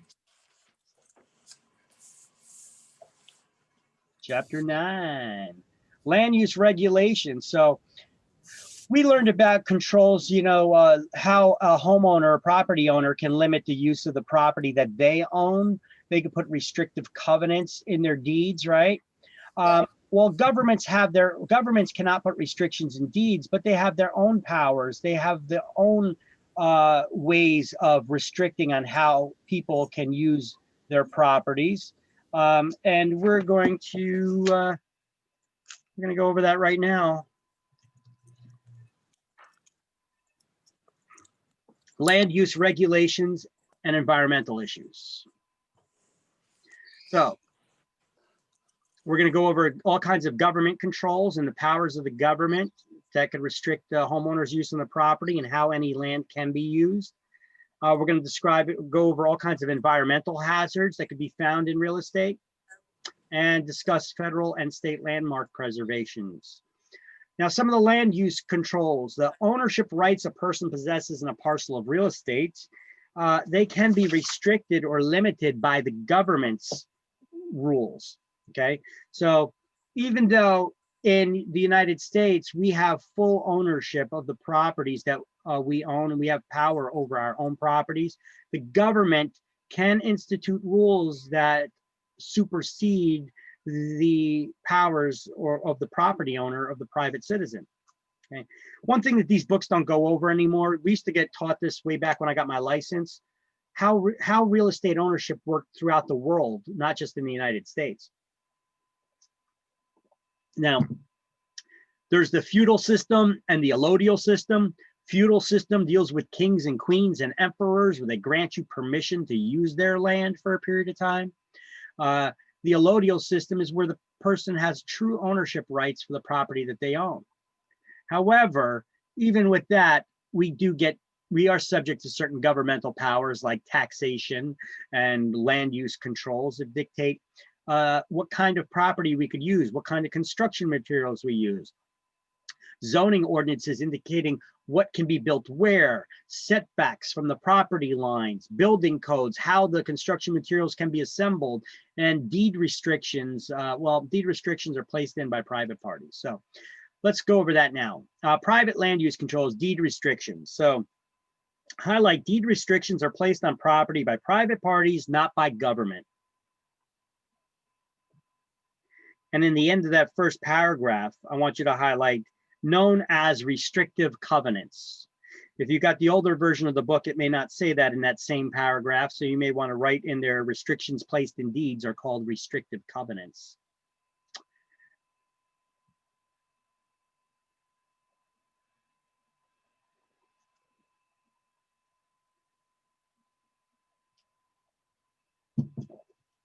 Now, restrictions can be placed in deeds by property owners, and they are enforceable by law as long as those restrictions are not illegal or discriminatory in any way.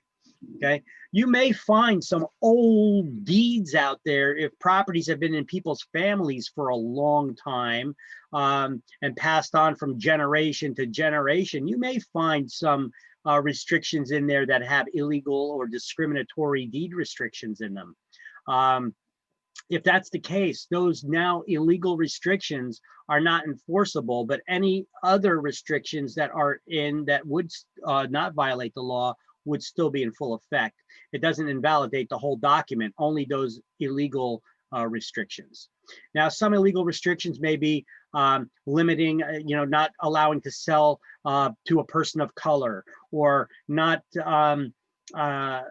telling you that you cannot sell the property to anyone that's not in the family because you're just trying to keep it in the family. That's an illegal restriction too, because it's too restrictive as well. Now, restrictions can be placed with time limitations too. You could say that the property cannot be used for a certain purpose only for so many years. You can't have alcohol on this property for the next 10 years, okay? Or while you own the property, but then it wouldn't apply to the next owner. But otherwise, if you didn't put a time restriction or something like that, like some sort of a sunset clause on it, then that restriction would run with the land. What does that mean, run with the land? It gets passed on from like seller to seller, whoever owns it. It gets, yep, it gets passed on from one owner to the next, okay? So who enforces restrictions placed in deeds? Well, they could be enforced by the owners, a subdivider, which would often be the owner as well, a remainder man, a third party named in a document to be a beneficiary, heirs, or neighbors.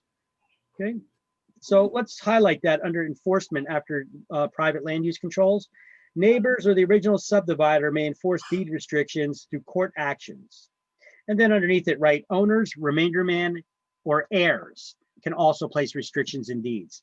They didn't include all them there because in this whole write-up, this whole paragraph, they focus mainly on developers who are subdividing land, would often put restrictions in a master deed, or instead of putting a restriction in the individual property deeds within a whole subdivision, they would have a master deed for the whole subdivision property, and they would put all the restrictions in there, and they would just simply refer to it in each individual property's deed.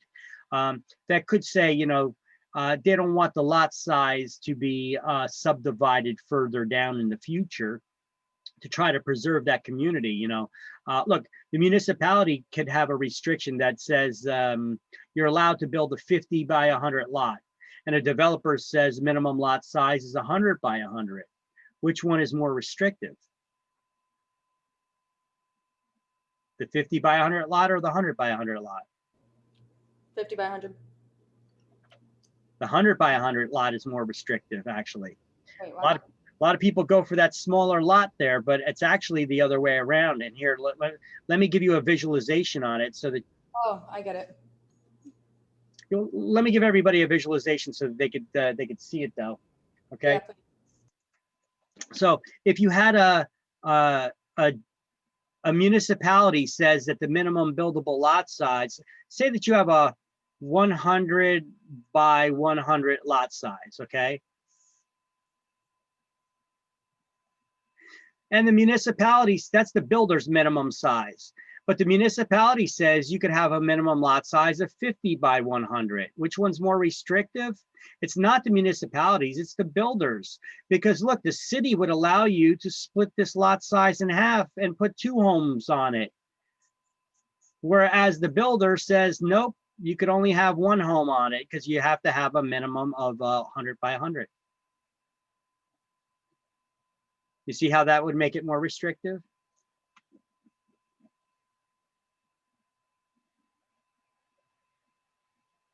All right. Yes.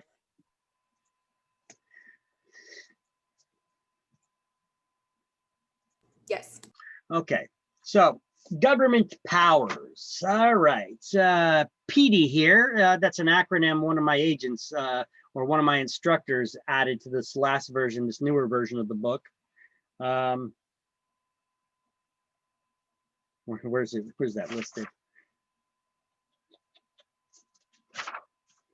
It's got it listed somewhere in here. Anyway, It's, what? Anyway, here's I think it starts at 130. The power police eminent. yeah, these are all the different police powers. Oh, okay, here it is on page 131. He gives that little acronym above public land use controls. The 4 government powers are easy to remember using the acronym PEAT. For me, that's just something else to remember. So, but either way, PEAT, police power, eminent domain, taxation, and escheat.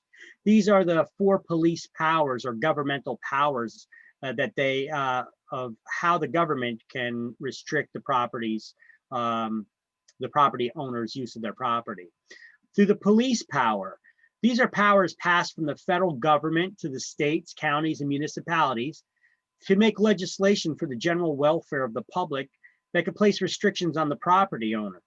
All right. Now, if I were to read it from the book, that goes on to say that the they have examples here. To preserve order, to protect the public's health and safety, and to promote the general welfare. So look, they could create legislation for it, the police, the cops. Can the cops come on your property?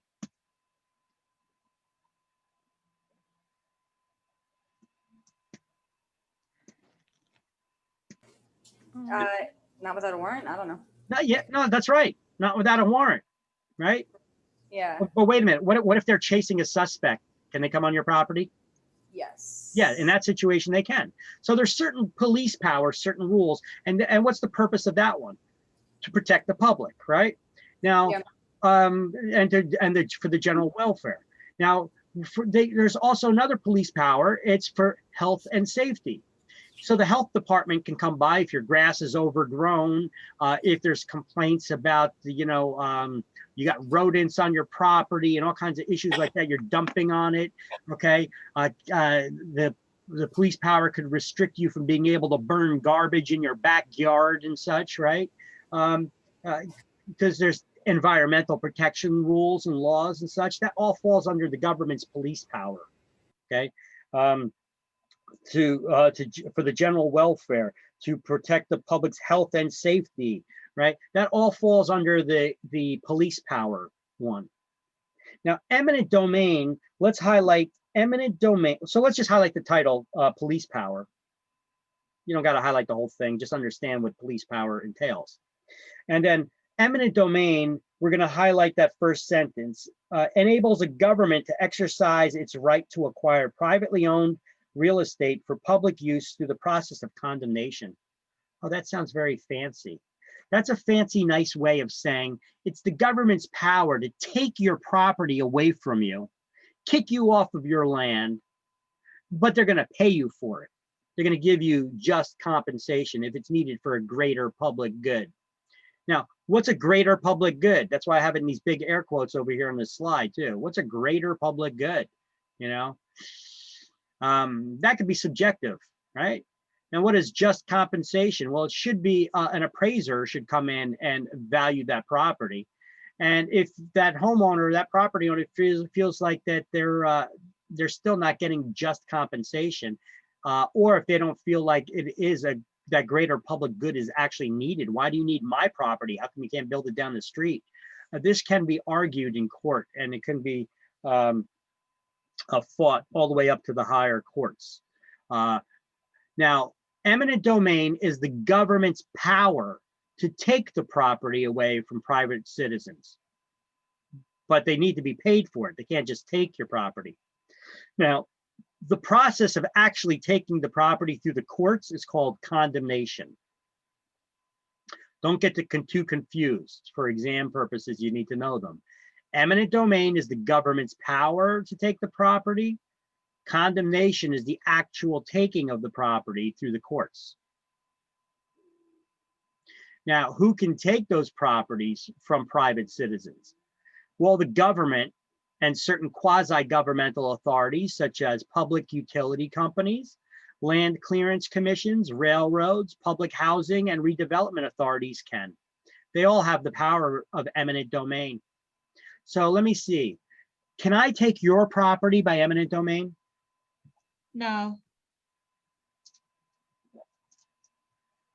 Does everybody agree? Only if you work for the government. You can, as a citizen. No, I don't. I'm Joe Schmo, investor. Can I take your property by eminent domain? No, only the government can. In theory, that sounds nice. But check this out. I learned this a long time ago. The way a guy explained it, I was to one of these seminars about learning how to get, I forget, money from government and all kinds of benefits and such.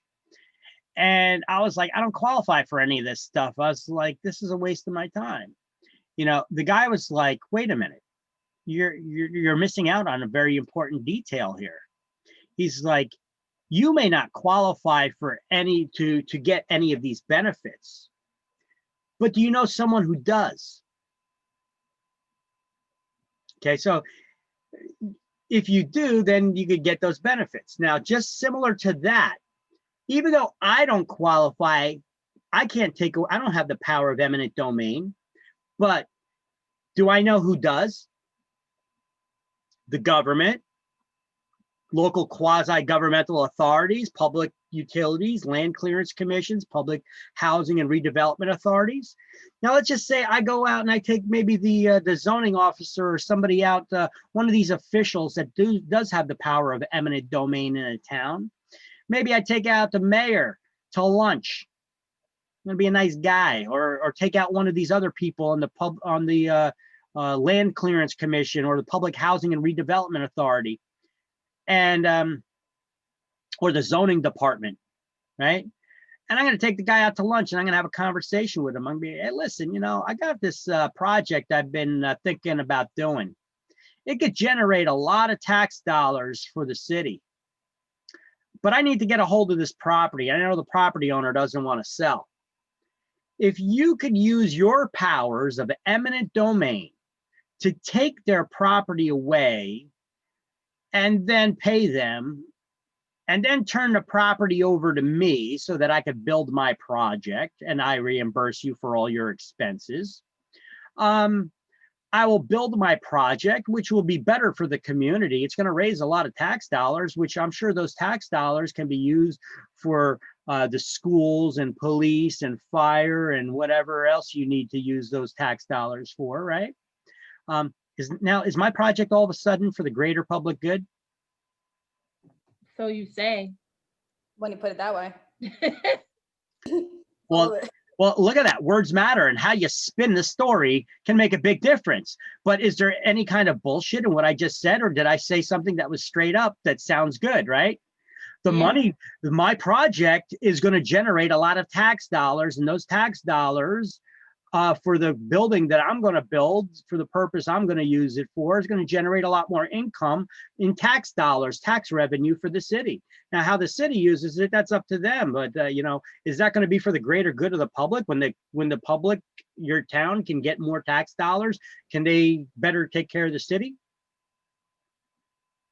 If they could, then it's for the greater good of the public, isn't it? Right. See, this is how it's been perverted a lot of times. And what they end up doing now, my project, what I didn't tell you, is I was going to put up another strip mall, because God knows we need another one of them in New Jersey. More strip malls and used car lots, right? Yeah, I would need proof. I would be like, you got to show me what this greater good is. And if I don't like it, then we would go to court. No, hold on. The greater good is I'm going to build a strip mall. That's my project. I'm going to build a strip mall. But you're going to be able to get a lot more tax dollars on it versus the person's house that's just sitting on there right now. Now, can the city use that money to help the community? I guess. Then it's for the Help- greater public good. Now, you may argue the points on that. That's your right. You could take it to court and argue it. But a lot of Yeah. times people throw their hands up in the air and say, hey, you can't fight City Hall. Their pockets are deeper. And this is what happens. People get their properties taken all the time by developers that are going to build luxury housing or luxury high-rise apartment living.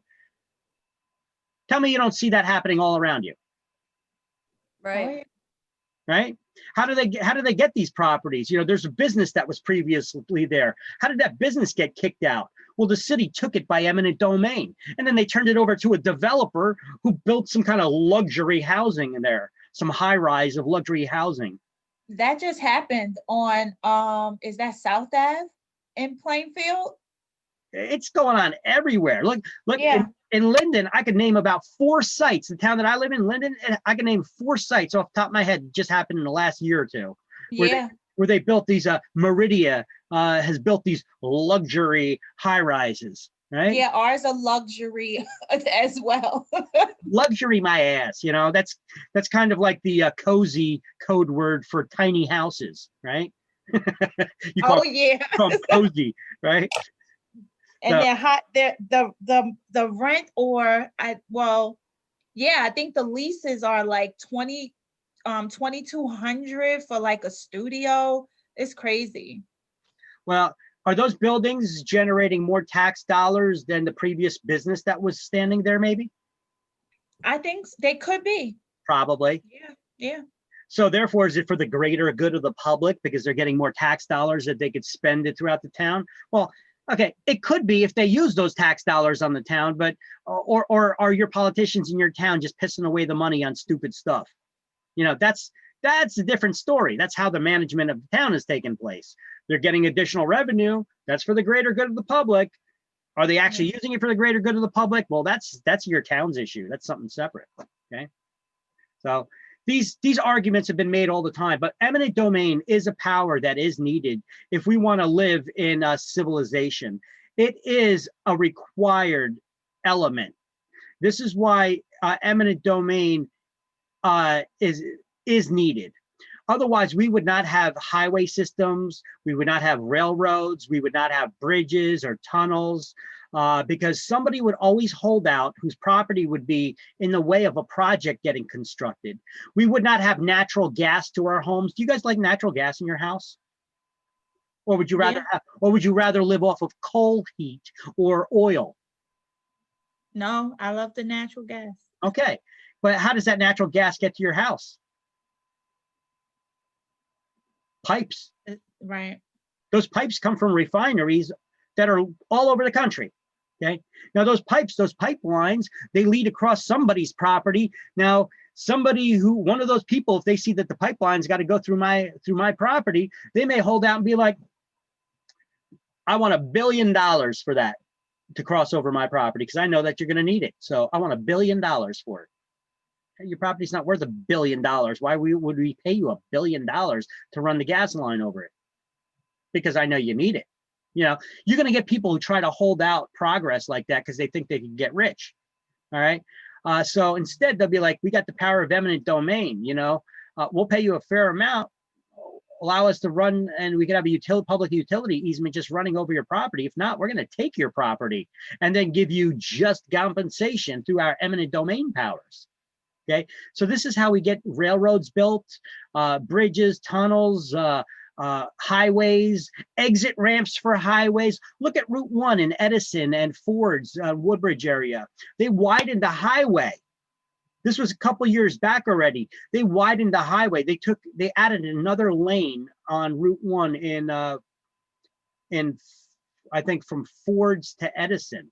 They put in another highway, and they changed it because we used to have instead of you being able to make a left turn off the highway, they changed it to put in these loops that you come around the highway to cross over. You know what I'm talking about? Those loops, you got to go through the light, you turn around and you loop around, and then you could cross across the highway at the light. Yeah. So they put those in. However, where those loops are, there were some businesses there and houses there at some of those loops. They took the government, the town, the municipality, they took that away through their powers of eminent domain so that they could put those exit ramps there. Now, Victor, what if the people who own the land before they went before eminent domain, what if they said, I don't want to sell you my property. How about I lease it to you? No. You're going to lease it for us to put a highway there and we're going to be paying you regularly for that? No. Yep. If it's for an exit ramp or a highway or a train or railroad or something, they're not going to get an easement on it. They're just going to build it. They're going to take the property for that and they're going to pay you for it. That your house needs to be torn down. We're going to buy you out. All right. Now you could argue the point, well, can't you just put the ramp down the street? And if they can't for logistic purposes, and it's your property that they actually need because of its location, specifically because of its location, you're not going to win that argument. Okay. But that's a legitimate argument to make. Okay. So condemnation, there are a lot of times that these powers are abused, but it is needed for legitimate purposes. That's why it's still out there. But it does get abused a lot if not kept in check. And we live in the Soprano state, so there's a lot of corruption that goes on. People's properties that were taken away so they could put up car dealerships and hotels and motels. Don't tell me that was needed for the greater public good. You could have built that shit down the street, right? Right. I mean, that's an argument to be had. And sometimes people fight and they win those cases. But a lot of times people just throw their hands up in the air and say, I don't got the money to fight them in court. This is a city, man. I can't afford to beat City Hall, right? All right. So the next is taxation. Taxation is a power of the government to fund the operation of your local municipality. Where do they get the money from to fund the schools? Schools is where the most of your money goes to, right? Yeah. Not in Plainfield. Well, you know what? Take a look at your tax bill. If you were to actually take a look at how the funds get broken down of where the money's supposed to be going, you know what? It's still going to your schools. The majority of your property taxes goes to education. Now, does that actually funnel down to the school or to the classroom or not? That's a different story. But the education is getting it. Could be going to the teachers' unions. That doesn't mean it's going to the classrooms. It's going to the union. Doesn't mean it's even going to the teachers. It's going to their union. Teacher union gets their cut before the teachers even get paid. It gets cut out of their check before they ever see their check, which is kind of ridiculous. They should have an option to join a union or not. Then the school, how many municipalities do we have in New Jersey? You guys recall I said before? We got 21 counties. How many municipalities? 550. We have 550 municipalities in the state of New Jersey. You know how many school districts we have? How many? It should be 550, right? I mean, we got 550 municipalities. We should have 550 school districts. We got 650. Wow. Why do we got 100 extra schools districts than we have towns? Do you know that we have school districts that don't have a single student in them? But in order to have a school district without a single student, they still need to have buildings. They have to have a superintendent, janitorial staff, principals. They have staffing and buildings and what's that money being used for? What are these buildings being used for? Right. You know what? I have something in our, you guys can look that up. I should have discussed this in the last chapter for the taxes, but if you go to this class links folder or this class links Word document here,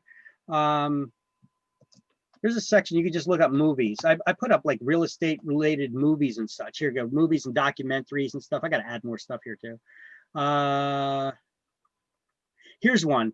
It's a documentary, and it's a documentary that used New Jersey as ground zero but it was talking about the whole country in general, but it used New Jersey as the test subject. It's called thecartelmovie.com. Okay, the guy actually made a documentary movie, and he'll even play it in one of your local movie theaters if you get at least 30 people that want to see it. But it's a documentary about how our tax dollars go towards education. And the guy tries to do it in a non-biased way. You know, he's not taking sides of unions or of public education versus private schools but he takes like a view from everybody, and from rich municipalities to poor municipalities. And the guy really gets into the weeds of it. And it's really interesting to see how over the years, our tax dollars, he interviews politicians, he interviews parents. And some school districts have what we call charter schools.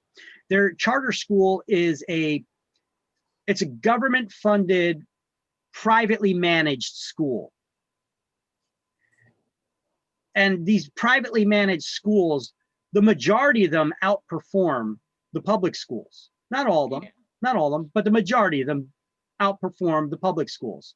The reason why is teachers do not get tenured. That means if you're a teacher for 3 years, it's basically almost impossible to fire you. You know, I mean, short of diddling a kid. And even in some cases, when they do that, they just go on paid administrative leave. Okay, until a court case is heard or whatever, years later. Okay, we got cases of teachers accused of molesting children and beating them, and they still have not gotten fired for their jobs. They're still getting paid, but they're just these charter schools? They're just not teaching in classrooms. No, Oh, charter wow. schools would fire those people. Okay. Charter schools have the ability to fire them. That's the thing. Public schools, it's next to impossible to fire a teacher. Oh my God. You know, but you know, I don't want to just put it on teachers, but it talks about the money. You know, where's the money going for the majority of our tax dollars? We have such high taxes in New Jersey. The majority of our tax dollars go to education. And where does the education go? Even community colleges get that, but not just community colleges. We have an Ivy League college in New Jersey. We got Princeton, right? You know that they get a lot of our tax dollars, even though they have one of the largest endowments in the country. Princeton has such a huge endowment. You know that they get a lot of our tax dollars every year? Why? That's an argument.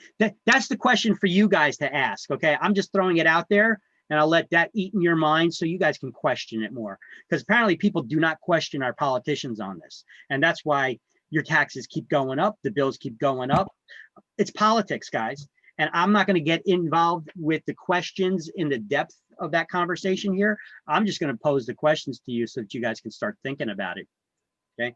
All right. Now, escheat. What is escheat? It's when somebody dies intestate. What does that mean? Without a will.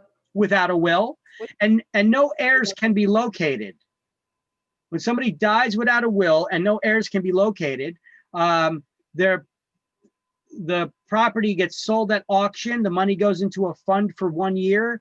And if no heirs step forward to claim it, the state gets the money, right? Mhm. All right. So these are your 4 governmental powers: police power, eminent domain, taxation, and escheat. All right. Okay. Public land use controls. Okay. The government can also, well, actually, let's highlight the escheat one. The last bullet point under that section. Ownership of real estate to escheat, that means to revert to the state when an owner dies, leaving no will disposing of their estate and no heirs to be located. And then just give the cross reference there of, was it page 342-343? That's where it was in chapter 20. Or if you got the 13th edition book, just write chapter 20 as your cross reference. Remember, we went over that.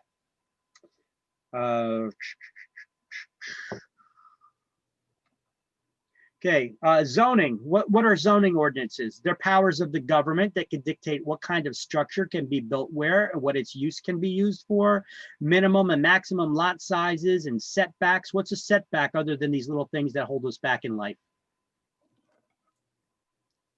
Pertaining to real estate. Setback? Yeah, what's a setback?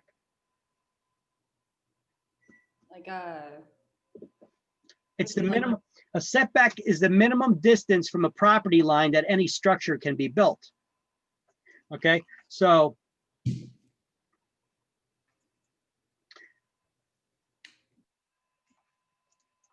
I have a slide here with the setbacks and such. So let me just, we're going to be needing it in a moment. So let me try to locate it.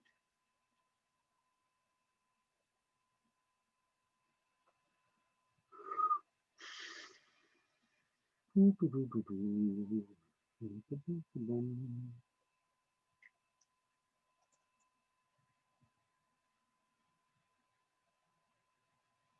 right, I got a lot of squiggly lines here. Okay, let's see.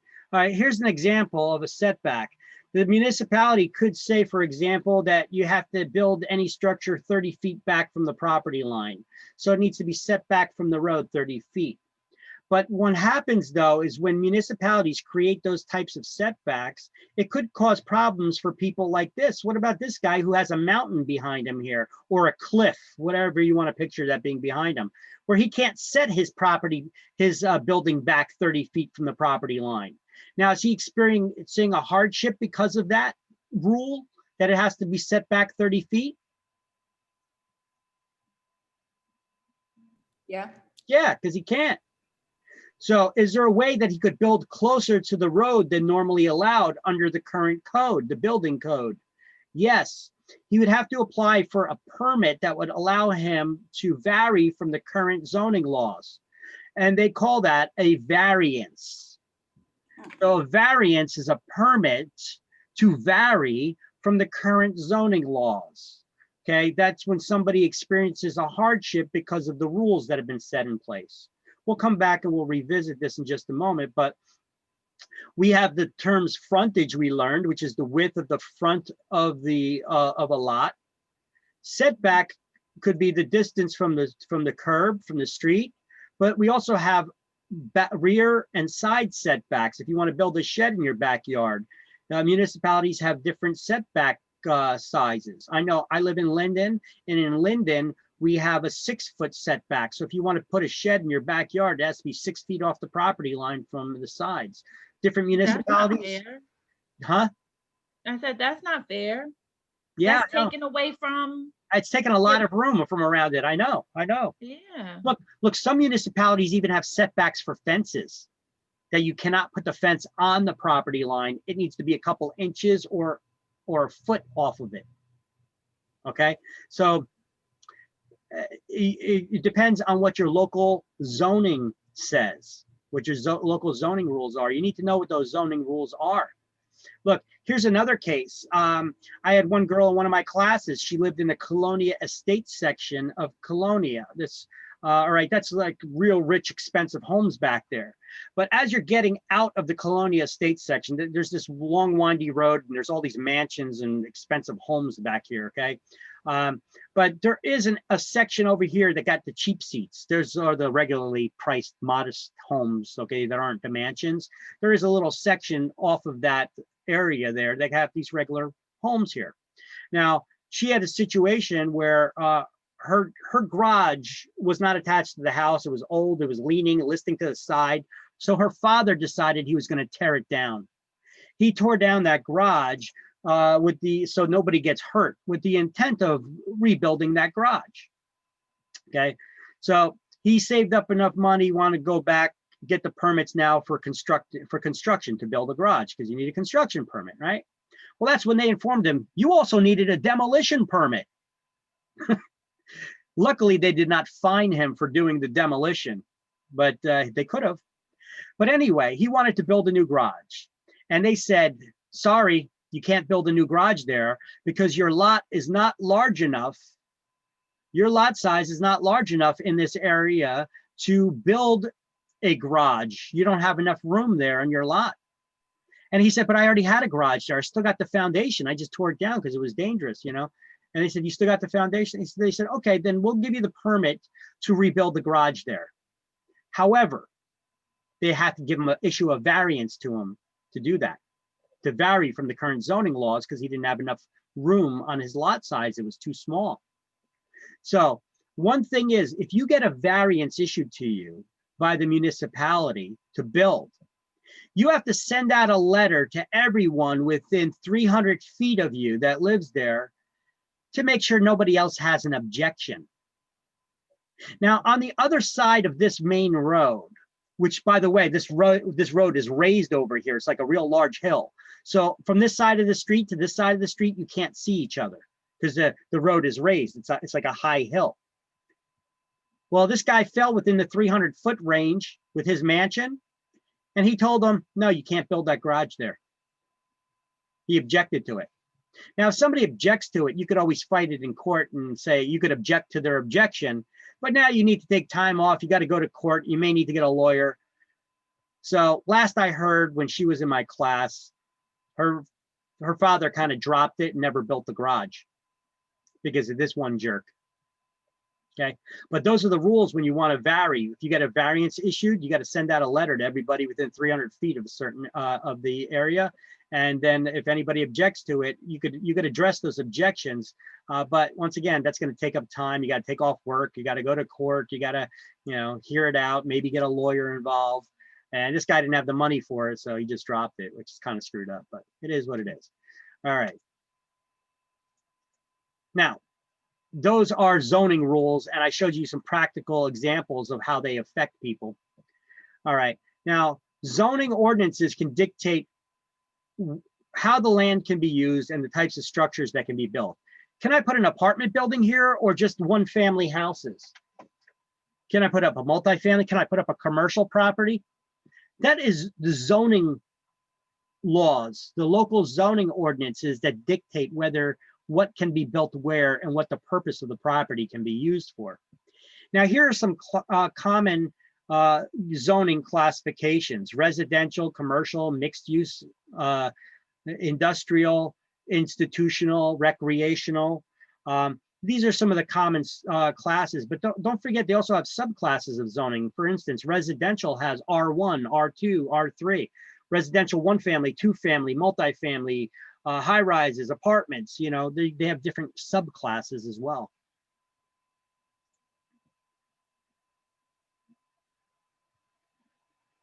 So let's highlight under zoning. Zoning ordinances are laws of local government authorities, such as municipalities and counties, that regulate and control the use of land and structures within designated districts or zones. That's what zoning is. It determines what can be built where. It all has to fall into that municipality's master plan, though. In the planning stage, municipalities, not just builders for projects that they build, but municipalities have a master plan on how they're going to manage their cities, right? And included in that is the building and the construction. So that they could know, do we have enough fire and police and school room in our schools for children that are going to live there? What about the roads and handling the traffic? Excuse me, I'm hiccuping. What about the garbage removal and all of that stuff? All that has to factor into their master plan on how they're managing the municipality. So they got to keep everything in perspective, everything from the number of people that are living, the number of housing, etc. Now, the state of New Jersey, just for your own edification, I looked this up. We never had zoning ordinances until they were first introduced in 1967 in New Jersey. So prior to 1967, there were no zoning laws in New Jersey. They only started coming about in 1967. So you ever see in the middle of a residential area, there's a corner convenience store? You ever wonder how that commercial property was able to be built in the middle of a residential area? I bet you that building was built prior to 1967, or your city just didn't come up with a zoning ordinance restricting commercial properties until after that structure's date that it was built. Because 1967 is just when they started putting zoning ordinances throughout the state. But your municipality may have started later. And what zoning ordinances did they institute when? Okay, so different timelines for different towns, right? So if you're in the middle of a residential area, you can't just you just can't start using a property for commercial use. But it depends on when the zoning law was enacted. So that convenience store was probably opened before they changed the zoning law in your municipality. So then they're grandfathered in for that, what we call a non-conforming use. A non-conforming use is a use that does not meet the current zoning requirements. It is grandfathered though. It's allowed to continue its use because that use is old, like your grandfather. So it's allowed to be continued because you were using it for that purpose before the zoning laws were created or changed. They cannot they cannot create a new law and now you have to follow that new law when you've been using that property for a purpose that doesn't, they can't just change the use on you and say, now you need to comply with the new law. Okay. Now, if you have a structure in that neighborhood and you want to turn it into a convenience store, however, the local zoning laws don't allow it because it's not zoned for it there, you could apply for a variance to try to vary from the current zoning laws to get permission to use it for your purpose. Okay, now who do you apply to get that permit? You would have to apply to the Zoning Board of Appeals within your municipality. They're the ones that would listen to the hardship cases and grant or deny variance permits based on the hardship or need. Now remember, every time we give power to the government, there's the possibility that it can be abused. Remember the Mount Laurel decisions, they prohibit something that came to be known as exclusionary zoning, which was an abuse of the zoning laws, right? And who did it end up excluding from the area? Low income people. Low income, poor people, right? Because they put in that requirement that the lot size has to be too large. All right, so there's a little story. I kind of built it all in a little story and an explanation, so I didn't have to read everything verbatim out of the book here for you. But we highlighted the first sentence under zoning and turn to page 132. And the last paragraph under that continued section where it says exclusionary zoning, you're going to highlight that sentence that says, exclusionary zoning, sometimes used in the past to keep low income and moderate income families out of suburban communities, has been outlawed by the, and then on the line below it, Mount Laurel decisions. That's a good definition all in one place. It's for studying for the school exam and state for that matter.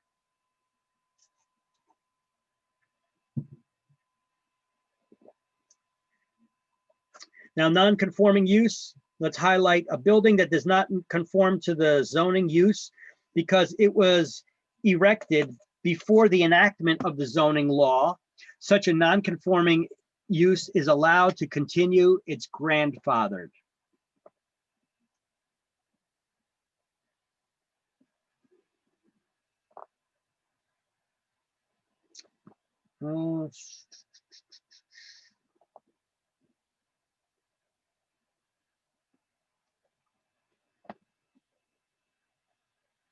Now, next is zoning variant. Okay, under zoning variations, On the second line, towards the end of the line, we're going to highlight owners may appeal for a variance from existing regulations to allow a use that does not conform to the zoning requirements.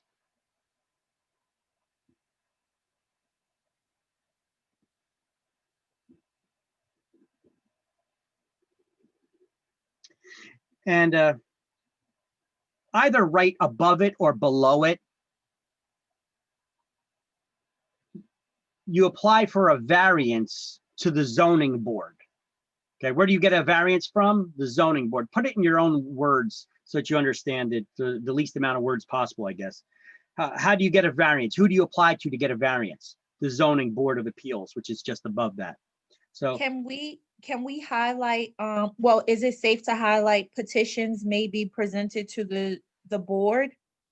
well, And yeah, it goes on to explain the whole situation. So yeah, it goes on, like I'm just explaining to you, I'm having you highlight the details or the main topic, but it goes on to explain it in further detail. If you wanted to highlight it or put a box around the rest of that goes on to explain it in detail, yeah, that's fine. It's your book. Okay. But make sure that you put it there somewhere there that who do you apply to get a variance? The zoning board of appeals. Got it. Zoning board. Okay. Now, so under subdivision regulations, they cover some of the following issues when building a subdivision, such as its location, the grading. That's the how are they going to flatten the land or use the land's natural contours or what have you? The grading, alignment, surfacing, the widths of the streets, highways and other rights of ways, installation of sewer and water mains, minimum and maximum lot sizes and density area ratios, as well as building and setback lines. Okay. Building and setback lines we discussed, but density area ratios, let me make a little notation here about that. Here, let's put add another little drawing here to this area. What is density zoning ratio? Okay. Okay, if you have a lot, okay, this is going to be the density.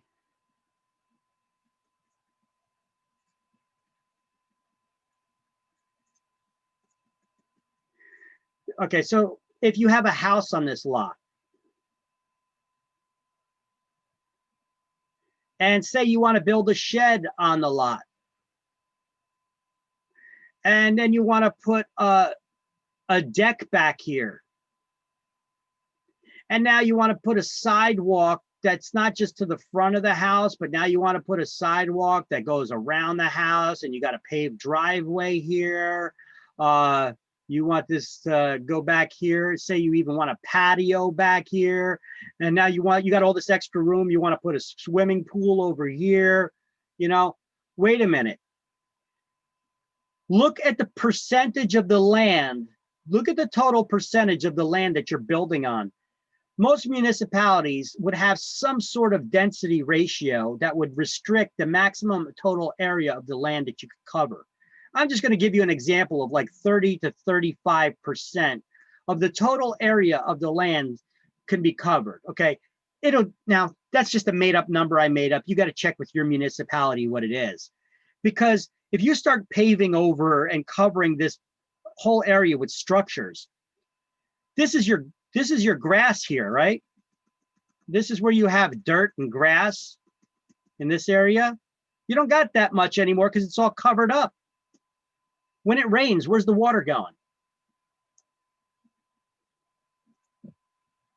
You have a lot less dirt to soak up that water, right? And if everybody keeps building up and paving over their entire lot, it's going to start overtaxing the sewer system. When that water tries going, it's going to be flooding your neighbor's property. It's going to be going into the streets. The sewer systems are going to be overflowing. So to try to prevent that issue, when the earth can just soak it up, to prevent it from being an issue, they have some sort of in their planning, they have some sort of a maximum density ratio that you cannot pave over or build over a certain percentage of your property, because that could become an issue for the drainage. especially if the land that you have is you got a high clay content in your dirt, in your soil. What happens when it rains if you have a high clay content? When water, what does water do with clay? Does clay soak up water? No. No, it just sits on top of it. So you're gonna have puddles sit in your yard for some time, right? That's the problem I have with my yard now. Yeah. So you're gonna have to have some kind of a drainage set up in there to get that water out. Right. All right. Building and construction regulations. So the state has building codes. So under building codes on page 133, under building codes title, or next to the title, I'd have you write this for your own edification right now. But actually, we'll have it later on in the book too, but you can, I would write it here next to building codes. When they talk about the building codes, what are they talking about? They're talking about the UCC. That stands for the Uniform Construction Code. That is the state's minimum standard for construction. So just write next to the title there somewhere, UCC, Uniform Construction Code, maintained and enforced by the DCA, the Department of Community Affairs. So who maintains that database of building codes? The DCA. They also enforce it. If your municipality doesn't have their own building code enforcement officials, a state Can you inspector will Can come. you repeat that? I'm sorry. Okay, so can you see the slide? Yes. Okay, so I want you to write this. UCC, Uniform Construction Code, somewhere there above or next to building codes. UCC is the Uniform Construction Code, maintained and enforced by the DCA, Department of Community Affairs. Oh, okay. So you're just writing UCC, Uniform Construction Code, maintained and enforced by the DCA, Department of Community Affairs. They're the ones that maintain that database of building codes. So anytime that they say, oh, that's not up to code, what code are they talking about? They can't just fail you for inspection. They have to state what particular number of the code that you failed. And there's a state uniform minimum standard for that construction that all have to follow. And who maintains that database? The DCA, DCA. the Department of Community Affairs, based out of Trenton. And you have a local code enforcement official that would inspect anytime construction is done. Your municipality should have a code enforcement official that'll come out and inspect the work and say, okay, you're up to code. You can continue with your construction to the next phase. If you do not have a municipal code inspector, the DCA will send out their state inspectors from the Department of Community Affairs. They'll send one out. All right. But I tell you, those guys from the DCA, those guys eat, live, breathe, sleep the code. They know it inside out. And even if it's new construction, they're going to find a problem. I got a friend on on one of my pool teams. He's a state inspector. He works for the DCA. Now he only does like commercial buildings and such. He only does certain kinds of buildings, some schools and commercial buildings. He doesn't do the residential stuff mainly, but I tell you what, those guys walk around like they got to stick up their butt and they're just like, oh, that's not up to code. You know, like the guy got free time off and he goes out to a bar and he's looking at stuff and he's like, that's not right. That's not up to code. It's like, dude, go have a shot and a beer, relax. You know, you're off the clock. But that's how these guys eat, live, and sleep that code, you know? All right. Now, the CO, anytime construction is done or work is done on a property after the inspection, if it passes inspection, any new construction would be issued a CO, or we call it a certificate of occupancy inspection. And then they would give you a CO, certificate of occupancy, that says it's fit for human habitation now. Now, if you have an existing building that it's not new construction, but you did do some new work, some remodeling or what have you, Some municipalities don't issue a CO. They call it something else. They call it a COC, a certificate of compliance. And some municipalities even have another inspection. If you didn't do any work to the property, but you're selling it, you need to get a CO permit, or if they don't have a CO, COC. If they don't have a COC, it's a CCO, continued certificate of occupancy. It's when no work has been done and you're just simply transferring the ownership to make sure that it's still compliant with the code and that no work has been done without permits, etc. But basically, I refer to all of these as a CO.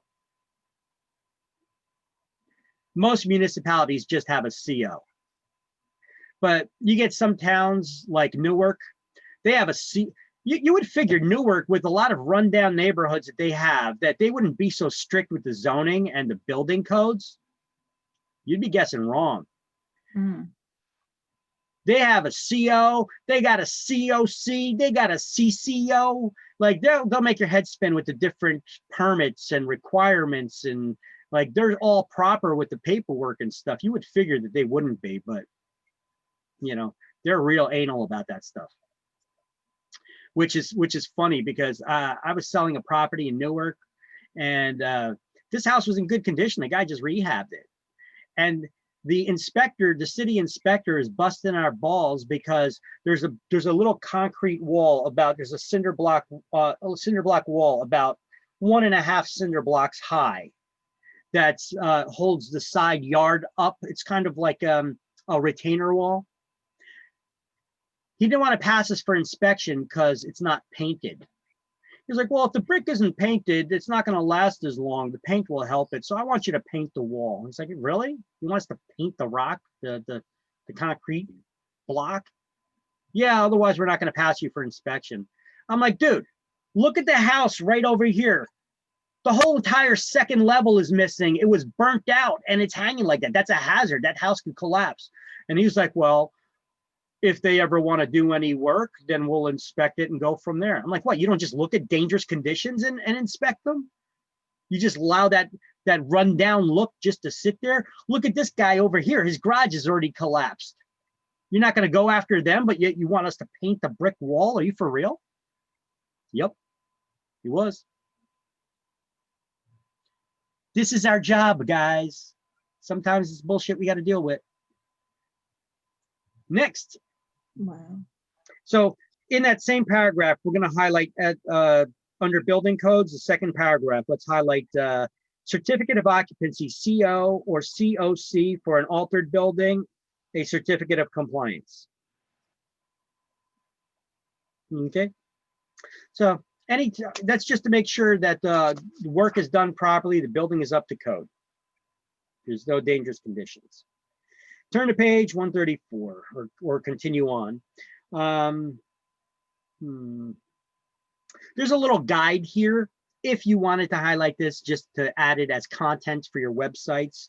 It says that healthy home action.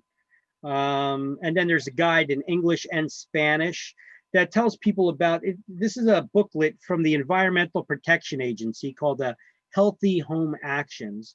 That explains all about different hazardous conditions in construction and environmental issues. And it discusses a lot of these things: asbestos, lead, radon, urea formaldehyde, mold, carbon monoxide, EMFs. Those are electromagnetic fields that come from being under high tension power lines, for example. Groundwater contamination, underground storage tanks. So now we're going to deal with some of that. Oh my gosh. Hold tight for 1 second. I got to add something here. Come on. All right, give me 2 seconds. I got to find something I need to add to this slideshow.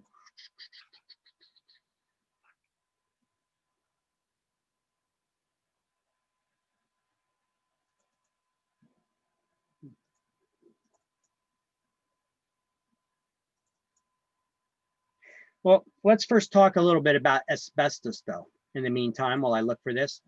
Asbestos. What is asbestos? Anybody know? Anybody? Anybody? Is the thing that like rubs off of the wall or something? It's like dangerous to inhale something like that. I forgot. Okay, asbestos is often it's used in insulation. Asbestos are fibers. They're actually not man-made. It's a mineral. And contrary to popular belief, it's a mineral. It's not man-made.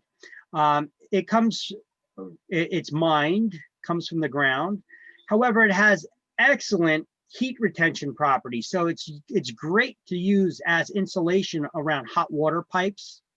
You could compress this stuff into a hard surface as well. And they've used it on floor tiles. Those ones have they're not as dangerous because they're less likely to create as much dust, the dust is what's dangerous when it's airborne as a dust, those fibers. However, if you see asbestos insulation around a pipe, I wouldn't worry about it unless you see clouds of dust in the air. Breathing it in is what causes the problem. But if you just see asbestos on dust, don't freak out. Don't go running out of the house. Oh, I got to get out of that building. It's got asbestos. That stuff causes cancer. Okay. Yeah, it causes cancer when you breathe it in and it enters your body. Then it enters and scars your tissue on the inside and it creates cancer. If you breathe it in, it goes into your lungs, right? And if you look at it under a microscope, it looks like jagged razor sharp needles poking into your soft tissue. And what happens when you've got scarring on soft tissue? What happens to the tissue? It hardens, right? You ever get a cut? Okay, imagine having that in your lungs, scarred up tissue. Aren't your lungs supposed to be flexible so they could pump the oxygen in and out? Yes, they are. Okay, so so when it starts scarring, that's the cancer, okay, that it causes. Mesothelioma, lung cancer. Look, they even used it with you often hear about the Johnson & Johnson lawsuit about the the talcum powder. Yeah. You see that constantly.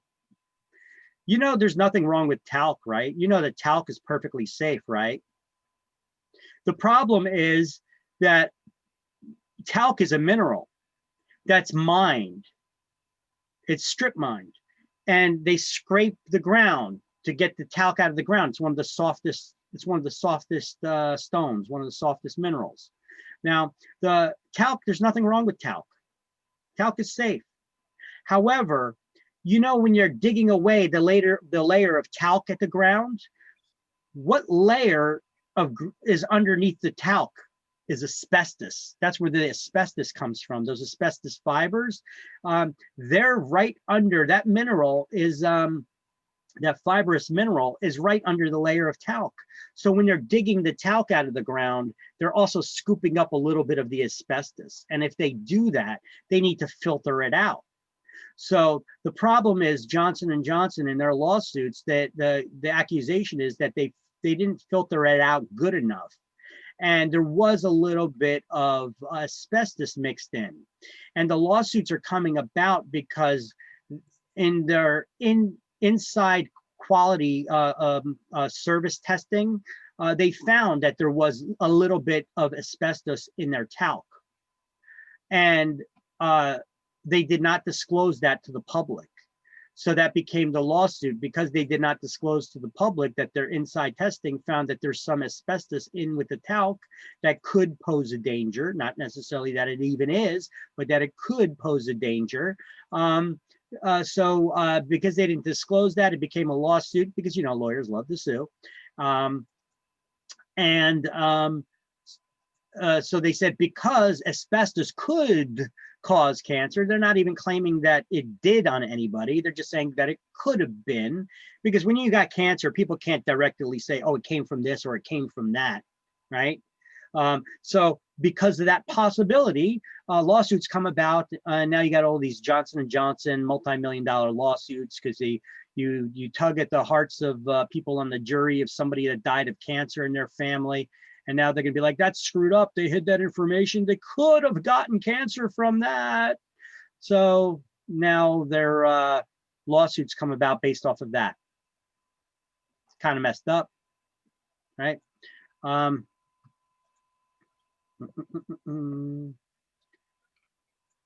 still looking for something that I scanned and I mailed to myself, and I don't know where the hell it is. All right.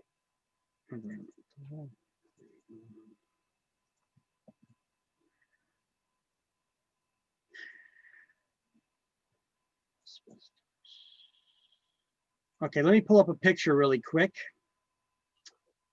And I'm going to show you a picture that could show you where asbestos comes, well, some pictures of asbestos used in construction materials.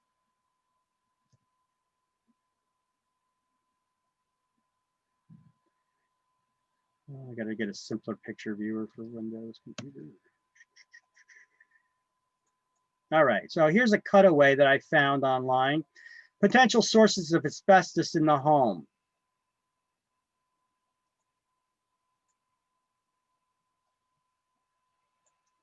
So asbestos can be used as roofing felt that goes underneath the shingles. It could be used for the gutters, could be made of asbestos cement. Incandescent lighting fixtures, the backing of them, that material in the backing of the light fixtures to try to prevent fires and such, that could be made of asbestos. Acoustic ceiling tiles could be made of asbestos. Or if you've ever seen the sprayed on popcorn ceilings, you guys know them? Those could be, that spray on, that could be asbestos, the popcorn ceilings. Artificial fireplace logs, how do they not burn? Because they're asbestos.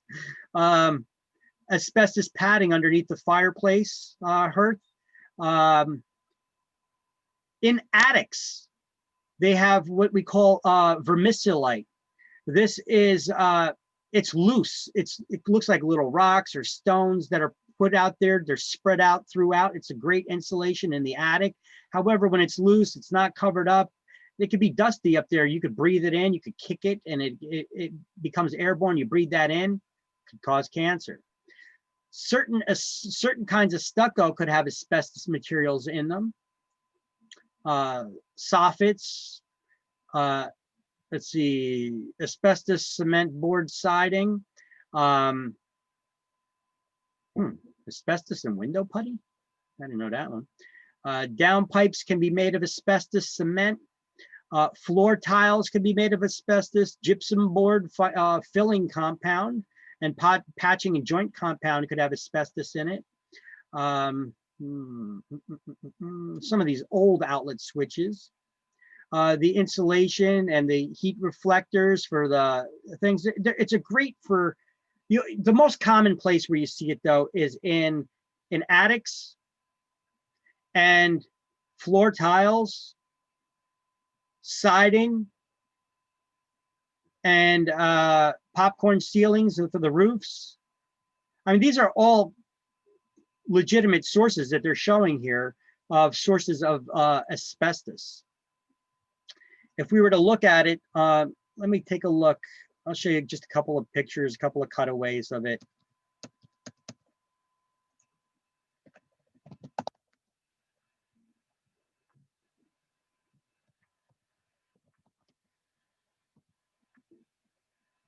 I want to show you asbestos pipe insulation.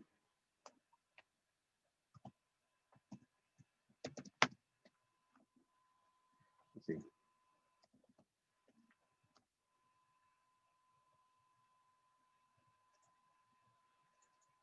So here's a little cut. Let's see some cutaways. Asbestos versus fiberglass. Okay. Click on one of these here. Asbestos, if you were to look at it kind of close up, that's fiberglass. All right. It kind of looks like a corrugated board that's wound up. And inside the holes of the corrugated board and wrapped around the piping would be those asbestos fibers. It's either like a white or grayish color. Okay. and then they wrap it. The problem is when the asbestos starts becoming loose,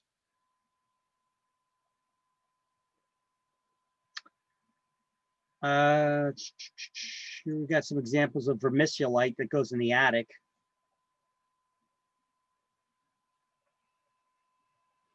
So you see this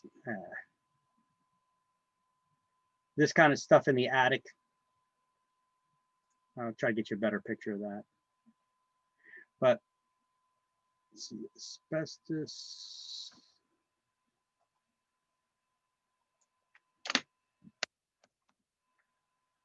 Pipe insulation. All right, so you see when it starts tearing apart like this, that's when it starts getting dangerous. When it's cut away partially and now it's loose and then it can get airborne. You see all these pictures here? If left undisturbed, it's not a danger. The problem is when it becomes airborne. Look, the way that these guys even remove it, they wear these Nomex suits with respirators. They'll spray liquid on it to keep the dust down to a minimum, and they'll cut it out, they'll remove it, and they'll put it in garbage bags, marked hazardous waste, and they'll overcharge you to remove it, okay?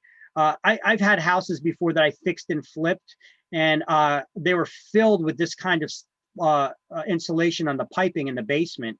If the basement's not finished, there's no carpet on the floor, it's not a finished basement, I'll just take a hose and I'll completely soak it, hit it with a razor blade and cut it, let it fall to the ground. There's no dust, no danger. Put it in a garbage bag and take it down to the city dump. That's where these guys dispose of it anyway. It's illegal to put it in your garbage can, but you can bring it down to the city dump and they'll take it and they'll put it back to the earth where it came from. All right, so this is what asbestos looks like. Just want to give you guys an idea. But if you ever remove asbestos insulation from pipings, don't forget to put some new insulation on the pipes. If you don't put new insulation on the pipes, now your heating bills are going to go through the roof. You can replace it with a non-asbestos insulation. But if you find asbestos on pipes, what are your options? What can you do? You got two options for remediation. Removal, you could remove the asbestos or encapsulate it. Encapsulating asbestos would be basically wrapping it with plastic. Let me see, asbestos pipe insulation. Let me see if I can show you some pictures of it, encapsulation, how they're encapsulating it. See, they put these wraps on it to prevent the fibers from getting airborne, or they wrap it and then they wrap it with plastic. Well, these are plastic when they're doing removal. Anytime you see asbestos removal, they'll like cordon off the room into sections and put up signs like this as they're removing it. They may even put these caution signs and wrap an entire house in plastic when they're removing like asbestos from the ceilings, from the spray-on popcorn ceilings.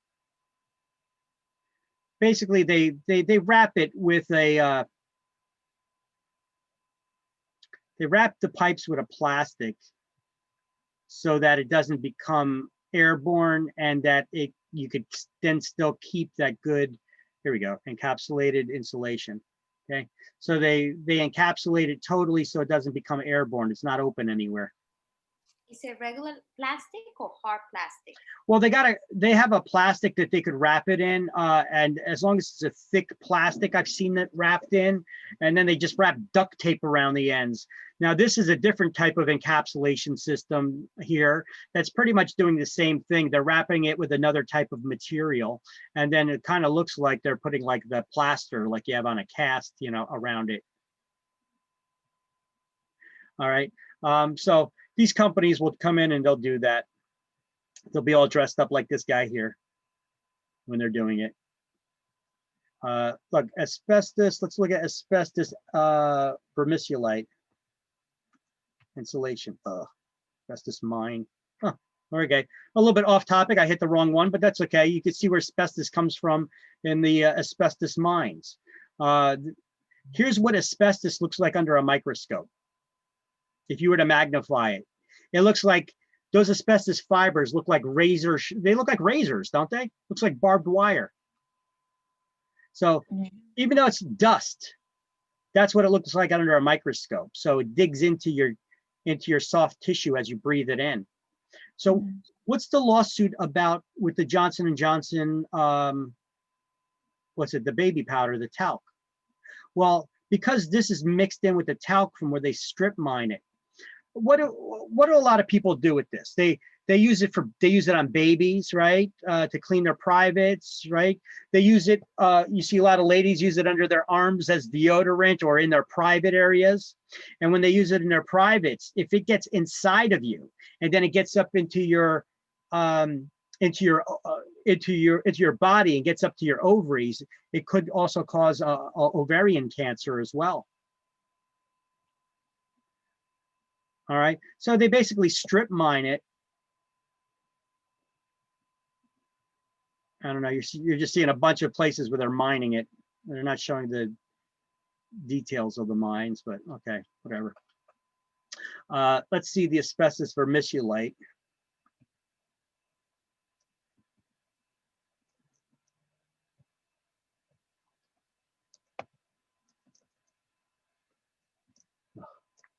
Asbestos. Asbestos vermiculite looks like this if you ever see this in an attic, okay?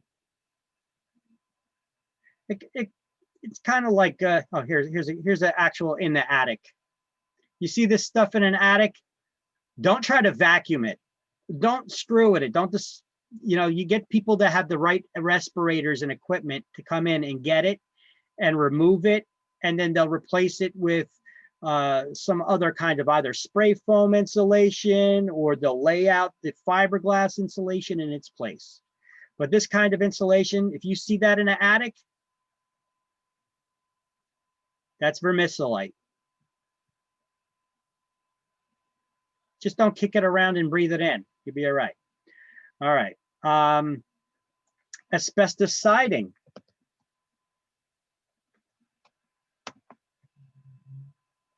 You guys ever see shingles on a house like this? Yeah. Okay. That's asbestos siding. It's kind of hard, but it's brittle.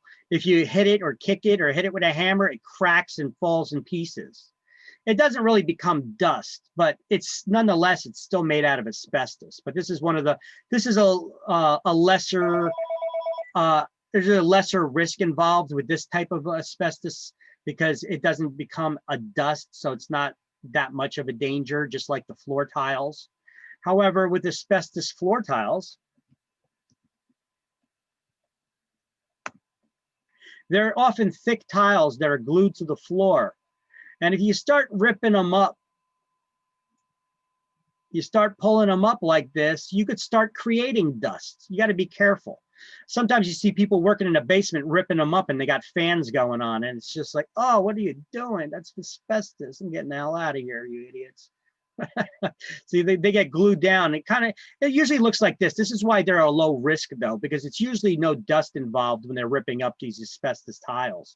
But it could be. You could see here, there's some dust. There's some, just don't have fans going on and vacuum cleaners, If you're using a broom, do it slowly. You don't want to create dust and breathe that crap in. And even if you're doing that slowly, I would still wear a mask over it. All right. So there's a lot of different forms of asbestos that's used in construction materials nonetheless. Okay. So we have the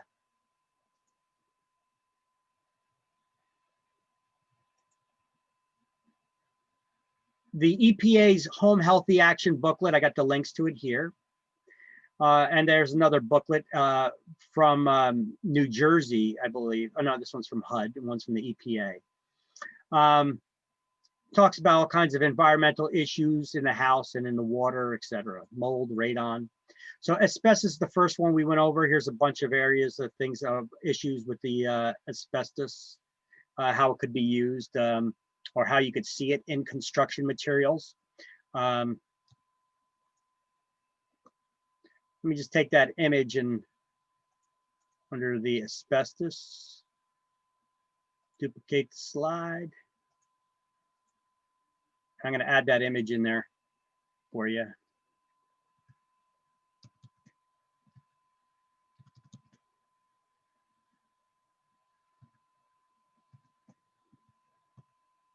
Come on.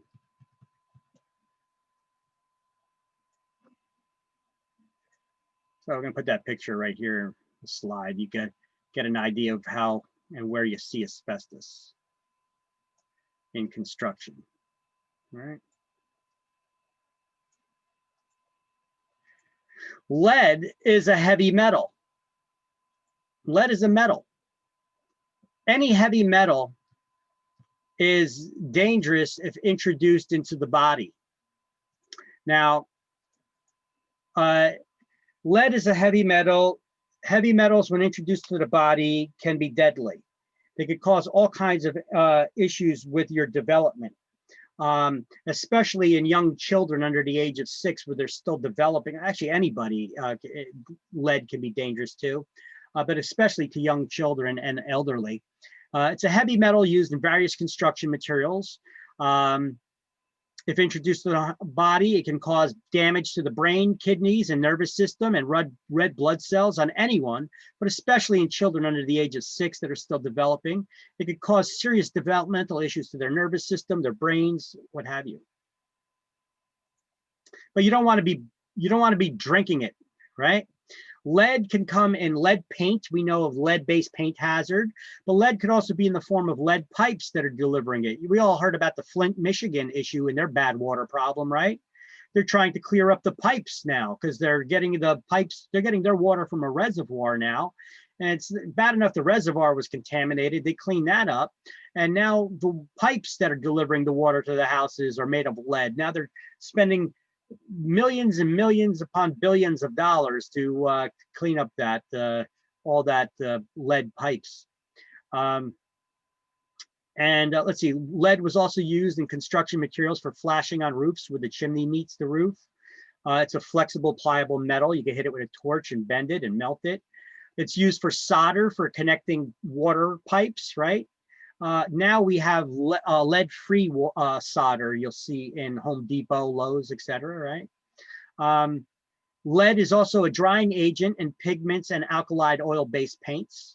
Lead is the only hazardous material that the federal government requires that we disclose the presence, any known presence of lead is the only hazardous material that we're required to ask the homeowner to disclose if they have any knowledge pertaining to it.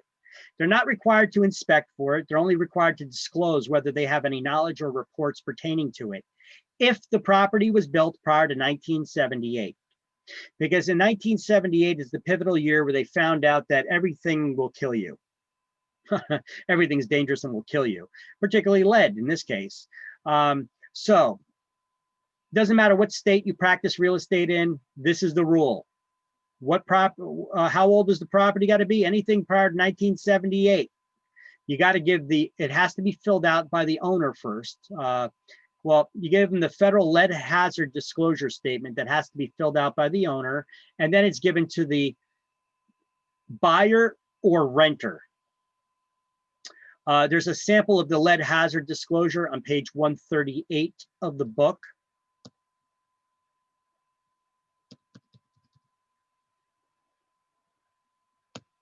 On page 138 of the book, there's a sample of that. We also have, let's see, let me show you the lead hazard.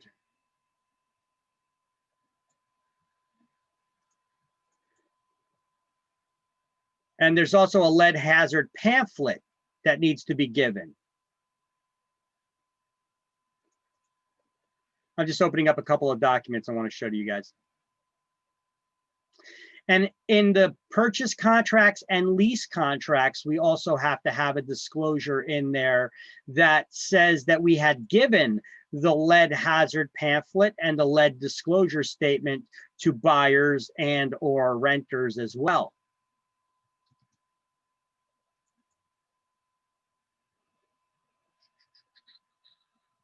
I got one more document I'm opening. All right.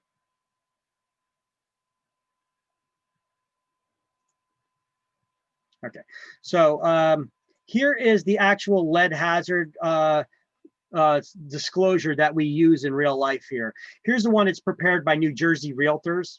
You see the New Jersey Realtors logo. We got to fill in the property address. Anytime you get a listing for sale or rent for residential property, this must be used. You put in the property address, and then the seller fills out the first section here, section 3. And they have to initial on these lines. They don't put a checkbox here. They have to initial. And then they put a checkbox in one of the options next to A or B. Do they have any knowledge pertaining to lead in the home or no? Do they have any reports pertaining to lead in the home? Yes or no? And if yes, they want to explain further. And then they initial here that if anytime during the transaction they become aware of lead hazards in the home, that they're going to make all parties aware of that.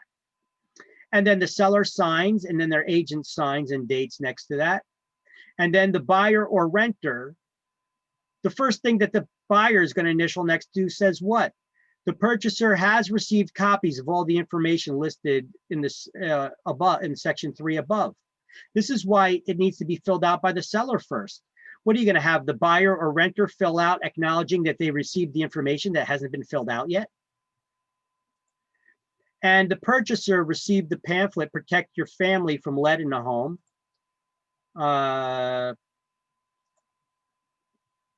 This pamphlet. This is the pamphlet, Protect Your Family from Lead in the Home. It explains to people, it's coming from the EPA. Here's the latest, January 2020. Whether you're buying or renting a home before 1978, they explain all the problems and issues and what's supposed to be disclosed to you. How it affects the body.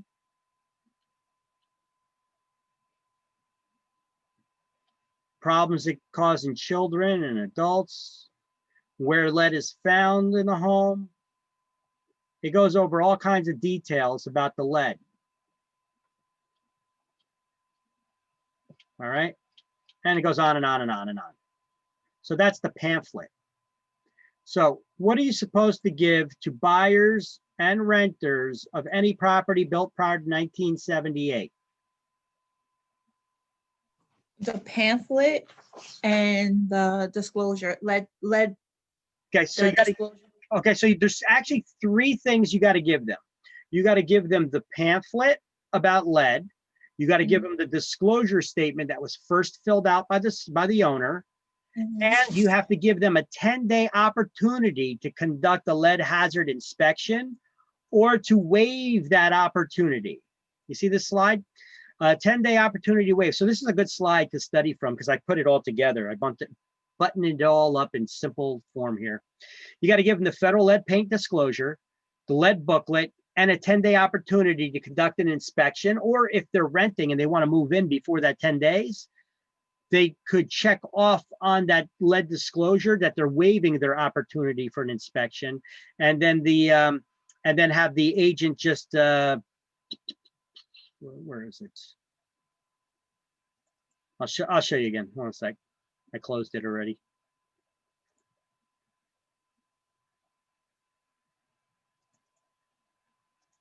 So the third thing here is that the purchaser has to check off purchaser or renter has to check off one of these options that they received the 10-day. Can you guys see this? Yeah. Okay. That they received the 10-day opportunity to conduct a risk inspection, or they're going to waive that opportunity if they want to close on that purchase or lease sooner. Okay. And then the purchaser signs and dates, and the buyer's agent signs and dates. It is your job as a real estate agent to make sure that this form is in your transaction folders. If it is missing, sometimes if the government, the EPA, they want to make money, they'll just do spot checks in real estate offices. And they'll look at transaction folders for homes that were built prior to 1978 for sale and lease. If this form is missing or it's improperly filled out, it's a minimum of $11,000 fine for each transaction folder that it's missing in. A couple of years ago in Middlesex County, we had the EPA hit up a bunch of offices just to start making money. And there was one broker that got fined, and over 10 of his transaction folders were it was missing or it was missing or not filled out properly. That's over 100 grand.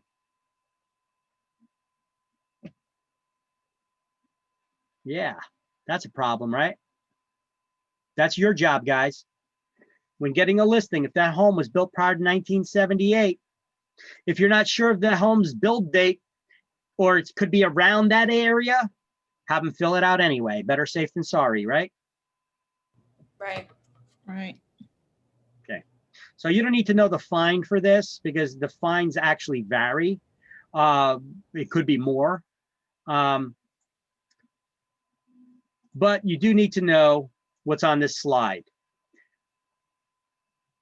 The disclosure needs to be given for all homes built prior to 1978, the lead disclosure, the pamphlet, and a 10-day opportunity to conduct an inspection or waive that opportunity. Radon gas is another dangerous thing. Radon is an odorless, tasteless gas that'll kill you. It comes from decomposing radioactive rock, the uranium, deep within the earth. The radon gas causes cancer. It does cause cancer. So any level of radon is dangerous. However, the government has set a requirement that anything over a reading of 4 picocuries, I think is the proper pronunciation. I call it pico. I think it's pronounced pico. Or in any event, you're going to see it like this on exam. You will see this on exam. 4 PCI. Or 4 PCI/L like this. So it could be read 4 picocuries, 4 PCI, or 4 PCI/L like this, okay? If you see it on exam, what are considered dangerous levels of radon that require remediation? Any measurement of 4 picocuries or more, all right? You need to know that for exam. What is a radioactive gas that comes from decomposing rock deep within the earth? Radon. You will get questions on this on exam. Now, agents must keep confidential any knowledge or reports they have about radon unless the owner gives them permission in writing to disclose that information. I would always never want them to give me that permission to disclose it. Not that I'm hiding anything from anybody, but I already went over this with you guys, I believe, with the seller's property condition disclosure report. Didn't I show that to you guys once before? That property disclosure report? Here, I'll pull it up again. The seller's property condition disclosure report. This is where, when you're getting a listing, you have the seller fill out all the information that they know about their property, age of house, any repairs or improvements or problems with the house, right? When we get down to this section, there is an area in here where we ask them if they wanted to give us permission to disclose any knowledge they have pertaining to radon gas. You see it right here? I always have them check off no. I don't want them giving me permission to do that because I'm always going to tell any potential buyer, don't rely on any old reports that this person has. For your protection, get a home inspection. That's what I always tell them, right? For your protection, get a home inspection. But this is where it would be on that seller's disclosure report. Yeah. So once a buyer submits an offer in writing, however, the agent must disclose the information or reports they have about radon. We're just not supposed to disclose it to anybody who just until they express an interest in the property by putting an offer in writing. Okay, because we don't want to create any needless public panics or scares. Now, I got 2 resources here on page 139 and another one on page 159 about the radon disclosures and radon map. Now, there's nothing in the law that requires you to have a radon disclosure form. There's no form for that, really. But this website here, njradon.org. I think I have pictures in the upcoming thing. Anyway. Okay. Yeah. All right. So here's the radon cancer risk that I got from that website, which I'm going to go to in a minute because I'm going to show you a picture. If you are a smoker and you're in a house that has these readings of radon, let's keep it under the 4 picocuries. Let's stay over here in these ranges, okay? In this range over here, is that a picocurie or is this a pico? Oh no, this is even less. This is less than 1 picocurie. If you are a non-smoker, your odds of getting cancer by being exposed to radon is 1 in 1,350. If you're a smoker, that's reduced to 1 in 260 people. And that's at a tiny level. Let's see, here's the level that requires remediation, 4 picocuries. If you're a non-smoker, your odds are 1 in 135 of getting cancer. And it increases to 1 in 26 if you also smoke. See, this just goes to show they can't tell you exactly what's giving you the cancer. They just know that it brings your odds up. Now, what's considered a smoker? If you had smoked at least 100 cigarettes in your lifetime. All right, let me back it up a little bit. And I'm going to click on this link and I'm going to go to the government's page here to take a look at that radon map.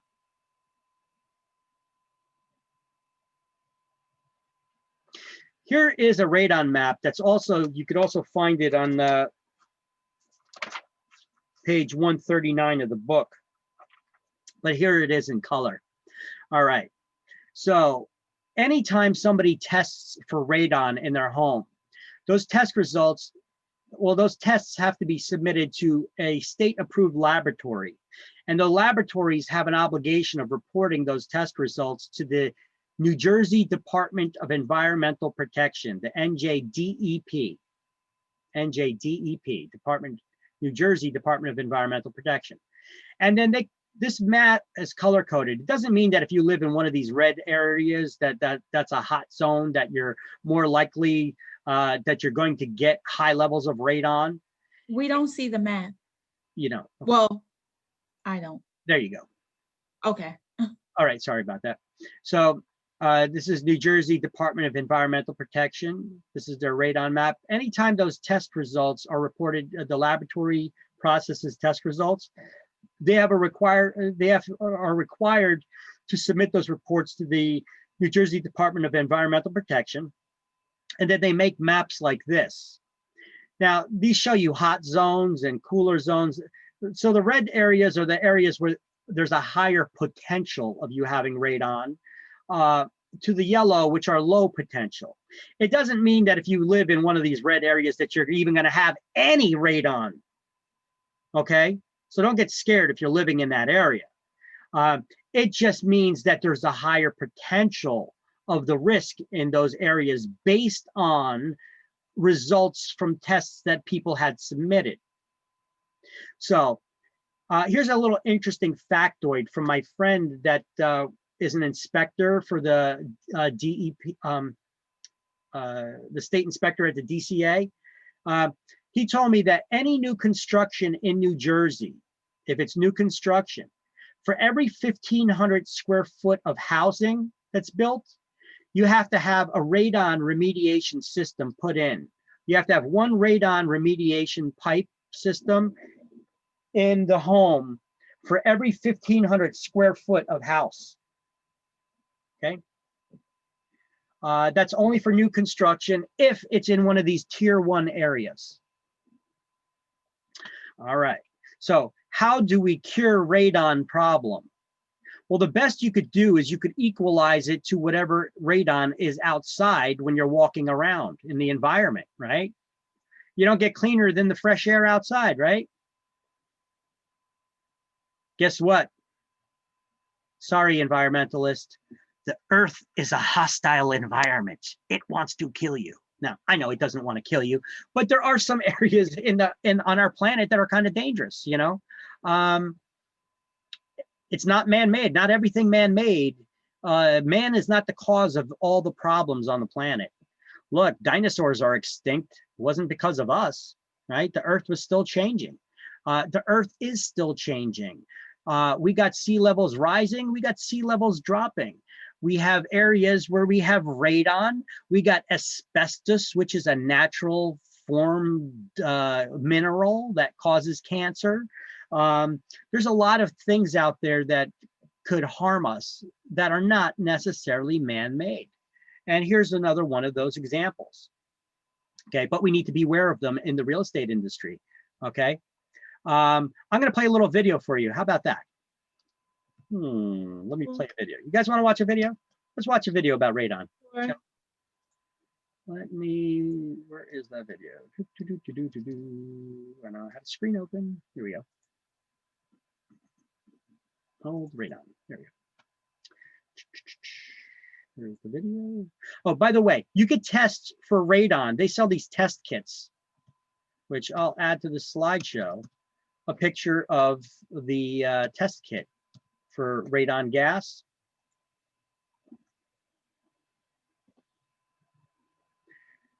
Risks of radon, radon cancer risk.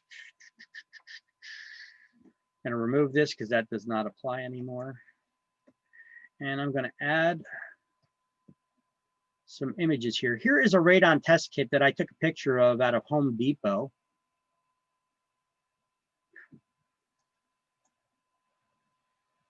That you could get.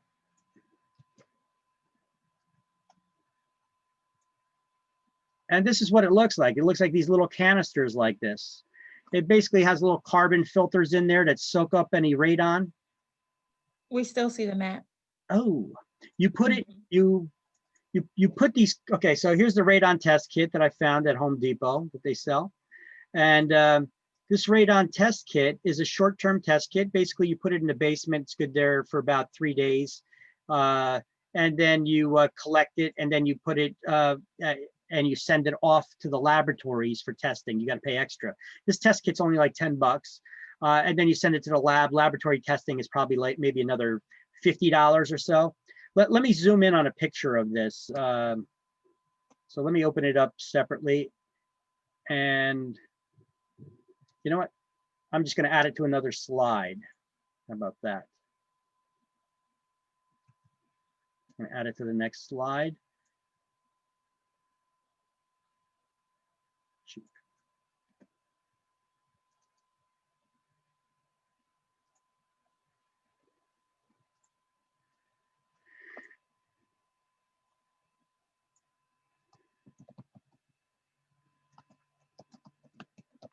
So what is the radon risk of cancer? You know, I posted that one thing up there already, but on the back of this test kit, I zoom in, there's actually a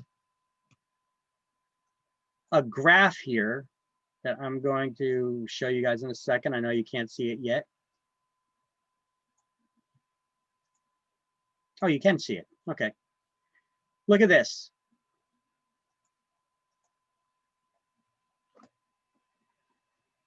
What are your risks for the homeowner when you're exposed to radon of getting cancer or let me see, look at deaths.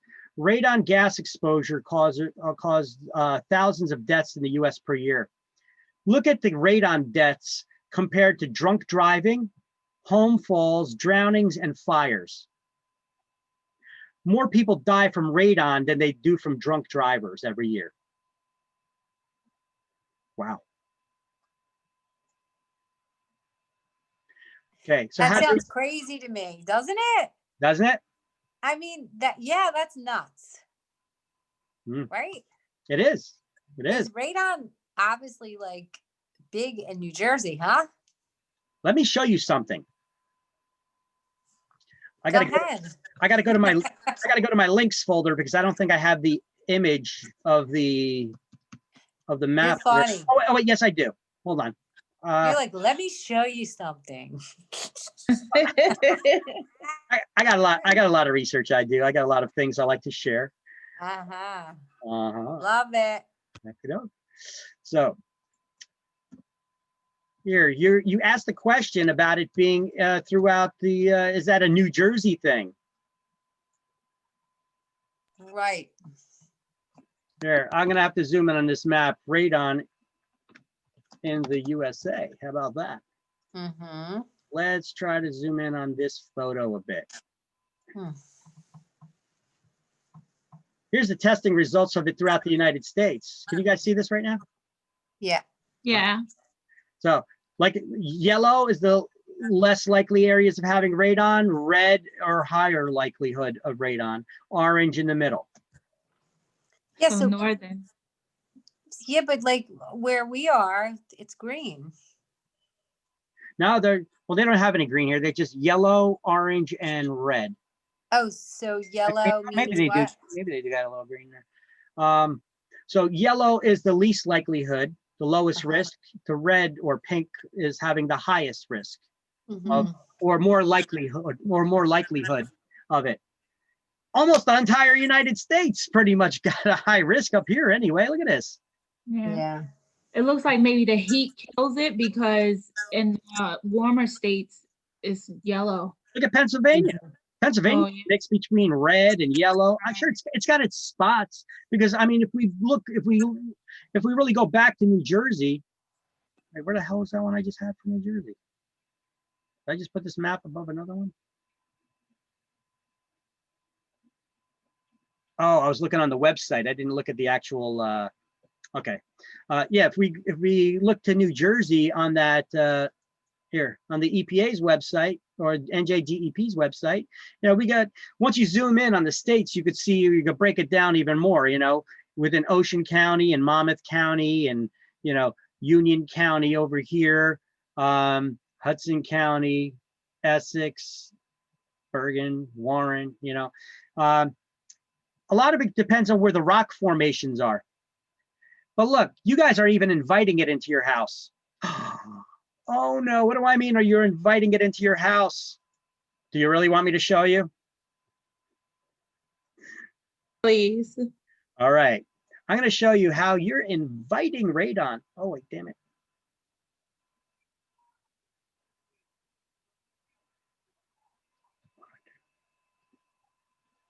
I'm going to show you how you could be inviting radon in the home.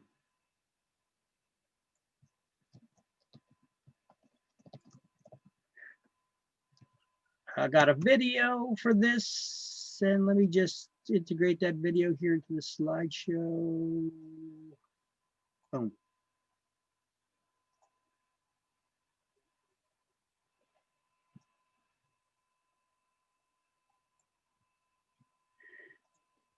All right, let's go full screen. And did you guys see the slideshow? Now it's full screen. Okay, there we go. Ready? When you're thinking about remodeling the kitchen, you may want to upgrade countertops, something like granite. But there may be something hiding inside the granite you don't know about. Here to explain is Stanley Liebert, Quality Assurance Director for CMT Laboratories. Good morning. Good to have you with us. Thanks, Ellie. We've had this machine on here this morning making noise and everything else. Let's first go down here. Here's a piece of granite. What might be coming out of this granite? Actually, that granite's been tested, and it puts out about 4 picocuries per liter, about the equivalent of radon gas. Of radon gas. A lot of people have radon detectors. That's the measurement, by the way. 4 picocuries is the measurement that requires remediation, right? So anything 4 picocuries or more requires remediation. So how do you remediate? We didn't get to that yet. In their homes, what is radon exactly? It's a Class A carcinogen gas that we inhale, causes lung cancer. Okay, and so we found that this stuff is coming out of granite, like in your kitchen counters. I mean, some Precisely. people have gone so far as to tear their kitchen counters out because of the concern. Is that justifiable, do you think? In this case, 100 picocuries per liter of air in her kitchen, while the rest of the house was of radon gas. Unbelievable. So this one has been tested. 100 picocuries. 4 And it has to be 4 and it's the picocuries most is dangerous. expensive. What's that? And it's the most expensive, right? Or is it quartz? It's up there. There's a lot of other materials out there that could be very expensive nowadays too. Lord.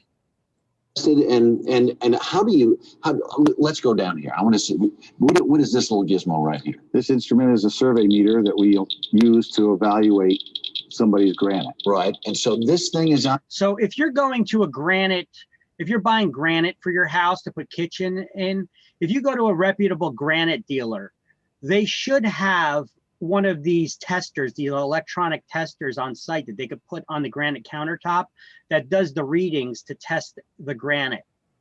A lot of times what these reputable places will do, they'll test it. And if it's got high levels of radon that's coming out of the granite, they'll sell it off to some of the discount granite places. And then they'll sell them. All right. You're the buyer, buyer beware. On here now, and what's the number readout right there?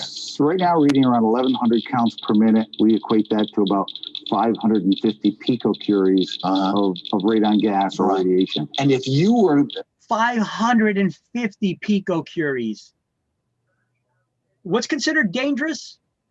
4. You know, called in and somebody had this granite on their countertop in their kitchen, would you say dangerous? The probability that we're looking at a problem here and the granite would actually be removed. In the lower levels, we can usually improve it by exchanging air or install a just system. make sure there's good air quality. I mean, in terms of. So wait, what did he say? When it's lower readings of radon, how do you fix the problem? Removing it. No, here, let me rewind that just a bit. Distribution. Just make sure there's good air quality. We can usually improve it by exchanging air or install a system. Exchanging air. So proper ventilation. If you ventilate the area better, you could cure the problem with granite, get the fresh air in. But the best that you're going to be able to do is equalize it to whatever's outside. If you're walking around outside and you're exposed to 4 picocuries, that's the best that you're going to be able to do inside. Because you could only, you know, equalize it to whatever's in your environment, right? Wow. Make sure there's good air quality. I mean, in terms of distribution of air in the room, so it's not as dangerous, right? Precisely. The objective is bring fresh air in, exchange it with the air that's in the kitchen. Right. Because this is, we've talked about this before, but I'm having a difficult. You got granite countertops, perhaps in your bathrooms. I hope that you are opening the window in your bathroom. If you don't have a window, I hope when you're taking a shower, you're putting on that ceiling fan to vent it out. Which you should be doing anyway, guys, because mold is another issue that we didn't get to yet. And mold, how do you prevent that? Well, you got the moisture, and you could try to prevent some of that moisture in the bathrooms when you're taking showers and all the steam sticking to the walls and everything by proper ventilation. Open the window when you take a shower, or put on the vent. If you don't have a window in your bathroom, put on a vent, you know, with the fan to suck out the air so that the moisture doesn't accumulate as much. Time getting my head around the idea that the countertops in your home might literally be dangerous. Well, in this case, we're not only looking at the radon that's coming out of it, but to a woman that's recently pregnant, we're getting gamma radiation out of it that really has a direct impact on the fetus development. So it's a couple things. Most pregnant women may be very close to that countertop and look at damaging. And that's what happened with that granite right there. This one, think about it, because there's granite all over the place in modern kitchens. Sometimes you have a little breakfast nook. You may sit there hours and hours and hours in a day. Is one color seem to be, in terms of the color range that's out there, what seems to be safer, what seems to be more dangerous? We're seeing higher results in reds, pinks, purples. However, you got to test them all. There's a sample that we have here. And so how does this work very quickly? This essentially is a test kit that the homeowner can buy. Essentially install it, leave it for 3 to 4 days with a bowl over it. Essentially you close it back up. Oh, there's like charcoal and something like. Did you see it? This is the type of test kit, this one that you're seeing right here. This is the type of test kit that home inspectors usually use. It kind of looks like a shoe can, you know, a shoe polish can, right? They take the top off of it, and there's This is a carbon filter inside that it kind of looks like a honeycomb if you were to look at straight inside. The air circulates through it. They leave the top on there for 3 days. Our job as real estate agents is to make sure they could get back in the home in 3 days so that they could pick up and recover that filter, that carbon canister. Because it filters from the air. It grabs whatever kind of impurities that it could find in the air. And then they're going to send that off to a laboratory, which is going to test that carbon canister, the carbon in that canister, to see what the levels of radon are in it. Okay. So we should never collect that can. You never touch that can. Okay. But one thing you got to let the homeowner know that they're not to open those windows or doors, at least the doors excessively. And keep the windows closed while the testing is going on, and they should not be entering and exiting that basement excessively, because it could screw around with the test results. If they're ventilating the basement, you're not going to get any readings, right? So that could screw with it. And I found somebody that once did that. I don't know if it was on purpose or not, but I had buyers. There was first-time home buyers, a husband and wife with a newborn baby too, and they were buying this house that was all it was getting redone. You know, it was a fixer flipper situation, right? And it was everything was painted, new carpet, new this, new that, new that. So they got a basement, so we're testing for radon. You should only really test for radon if you have a basement or crawl space in the house. And so we were testing, or the granite countertops. Then you test the countertops themselves. So we're testing in the basement. We left that canister, and I was showing a different client a home in the area. So I figured, hey, you know what? Let me drive by. I got this other house here. You know, when I was done showing them, I drove by this house. It's like, let me take a look at this house I'll be closing on soon. You know, and as I go there, you know, the contractors are there working still. You know, doing work. But every door and window was wide open in the house. And there's signs all over on the front door, on the door to the basement, everything. Radon testing underway. Please do not excessively open and close doors and windows, etc. Okay.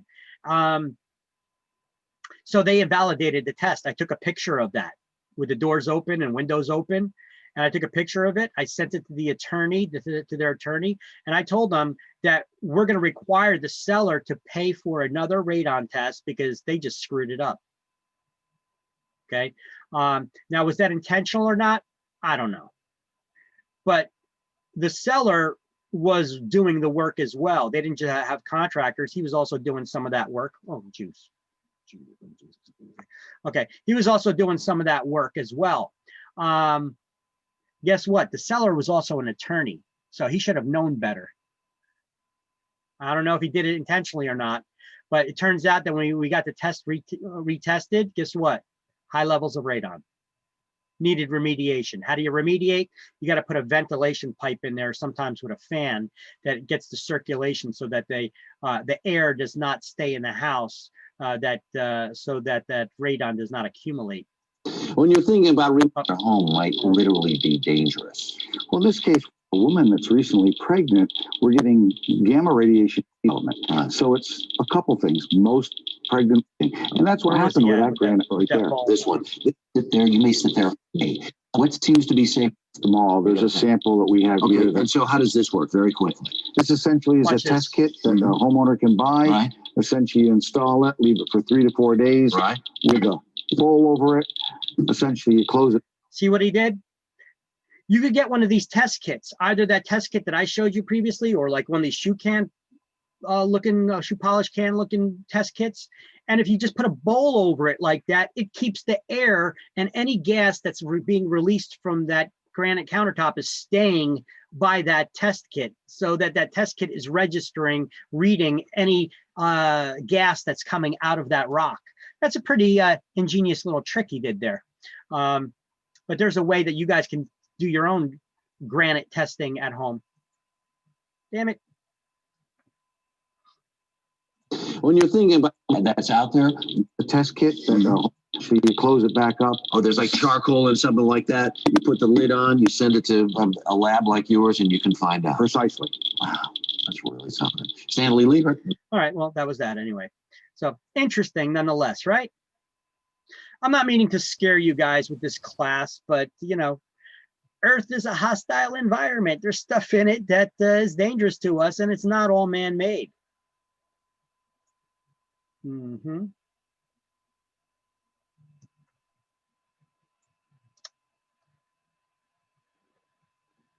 All right. There we go. So I integrated all this stuff into the slideshow, by the way. So I'm going to be definitely updating the slideshow here for you.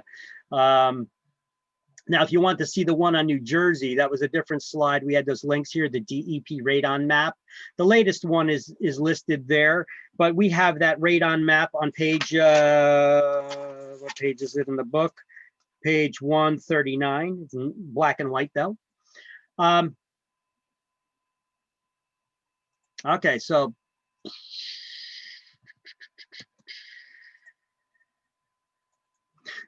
the radon dangers, risks. Here's a sample of the radon test kit I seen at Home Depot. It's like $10, but the testing is like 50, an additional $50 or something like that. I send it to the laboratory. All right, here's that interesting little factoid about the amount of deaths that radon causes every year. And here's the radon map throughout the United States. And that video. When you're thinking. All right. And then here we go. Urea formaldehyde foam insulation. UFFI is another dangerous thing. Spray foam insulation. You know what? Before we get into this, let's get caught up on some of our highlights because we went pretty far and we didn't do a lot of highlights. Let me see. Do we have a lot of highlights? Okay. Under asbestos, underneath that picture of the house there, under asbestos, I want you guys to highlight the first two lines. Asbestos is a mineral once used in insulation that was resistant to fire and it contained heat effectively. Before 1978, the year in which the asbestos insulation was banned. Okay. So asbestos was banned in home products in 1978 as well.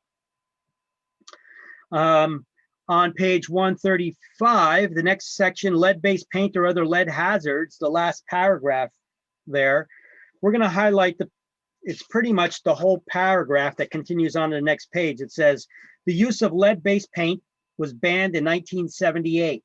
No federal law requires that homeowners test for the presence of lead paint. Okay, so the paragraph that begins with that. And the next paragraph that begins with purchasers must be given 10 days which to conduct a risk assessment. That whole paragraph as well, highlight. We'll put a highlight box around. Oh my gosh. Drink.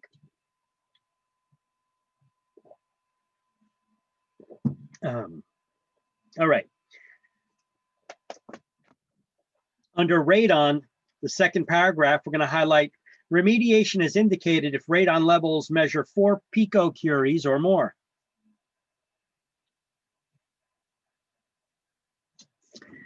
And now we're up to urea formaldehyde foam insulation. This is a spray foam insulation that's used in houses. It's a really good insulator. However, in 1982, the Consumer Product Safety Commission banned its use when they found that it does cause cancer in animals. However, that ban was later reduced to a warning after the lobbying group for the spray foam insulation companies, their attorneys, later fought it in court. And even though it's known to cause cancer in animals, its effects on human is inconclusive because we cannot experiment on humans like that. So that ban was later just reduced to a warning label on the packaging contents, which the homeowner will never see. So basically the person who's installing the spray foam insulation, which is still used today, it's a good insulator. And it's not going to generally be a problem unless the person handling it doesn't know what they're doing. Because the spray foam insulation is a mixture of chemicals that require that when mixed together cause the foam to expand.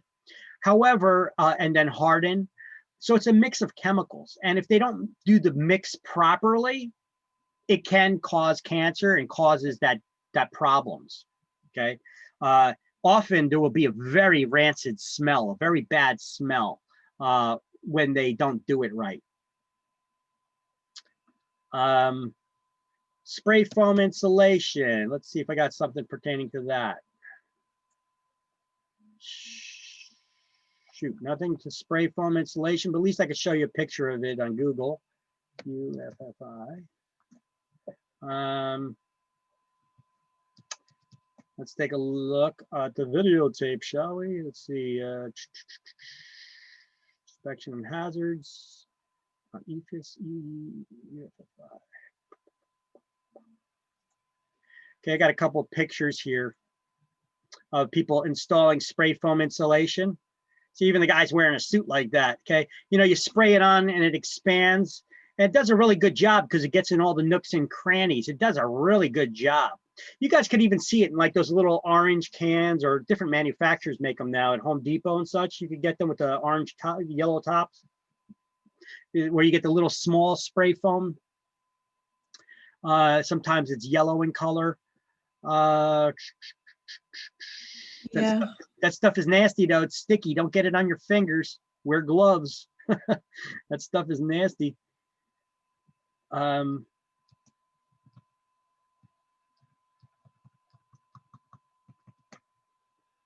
see, there's another image of it. Oh, it's in the web browser right now. All right, so that's one of it, and I'm going to show you a guy installing it in a screwed up way. This guy doesn't know what the hell he's doing. He sprayed way too much foam insulation in there. You see how it's past the framing here? He would have to cut a couple inches of that out, because how are you going to put sheetrock over the walls now? He sprayed way too much. Either that or his mix was off for the expansion of that. He either sprayed too much or his mix was off. And it expanded way too far. So now after this hardens and dries, he's going to have to try to scrape this away, cut at it to remove it, because when they put the sheetrock up on the walls, it has to be flat. So this stuff can't go past the wooden beams, right? Interesting. All right, mold. Under mold, in the second paragraph, I want you to highlight mold requires 3 elements in order to begin growing and to multiply. 1 is a food source of organic materials like wood, cloth, you know, the construction materials. A moderate temperature conditions. Mold loves the same temperature conditions that we live in, that we like, that we find comfortable. It won't grow in the freezing cold or in the direct sunlight. And lastly, moisture. This is the one thing that we can control. Preventing water intrusion from the home would help prevent that mold, except for in areas like the bathroom. But we could try to minimize it by opening windows or turning on that fan when we're taking a shower, right? Moisture can come in through the home, through the basement. It could come in through the, you know, if your gutters are clogged, it'll get behind the walls. The gutters will overflow, not operate properly, and the water goes behind the walls. You'll start having mold growing behind the walls. If you're in flood zones with high water tables, you know, you could, water's always on around your basement walls. You may get mold that grows in because it's damp. Clogged gutters, broken or leaky pipes, sewer backups, or bad EFIS stucco insulation jobs. EFIS gets a bad rap because when it's installed improperly, it could cause the growth of mold behind the walls. EFIS is a type of stucco that was also an exterior insulation finishing system. EFIS, dubbed EFIS. Actually, there's not, I got an extra I in there. EIFS, EFIS. Okay. EFIS stucco. I believe it's just EFIS like that. Yes, EFIS stucco.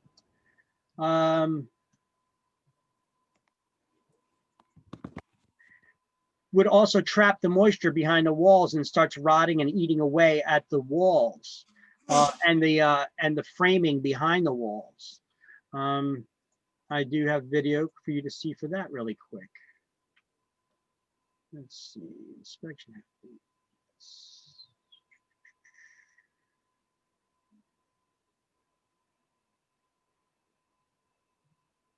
I'm not sure which is the good one. One of these is a wacko guy.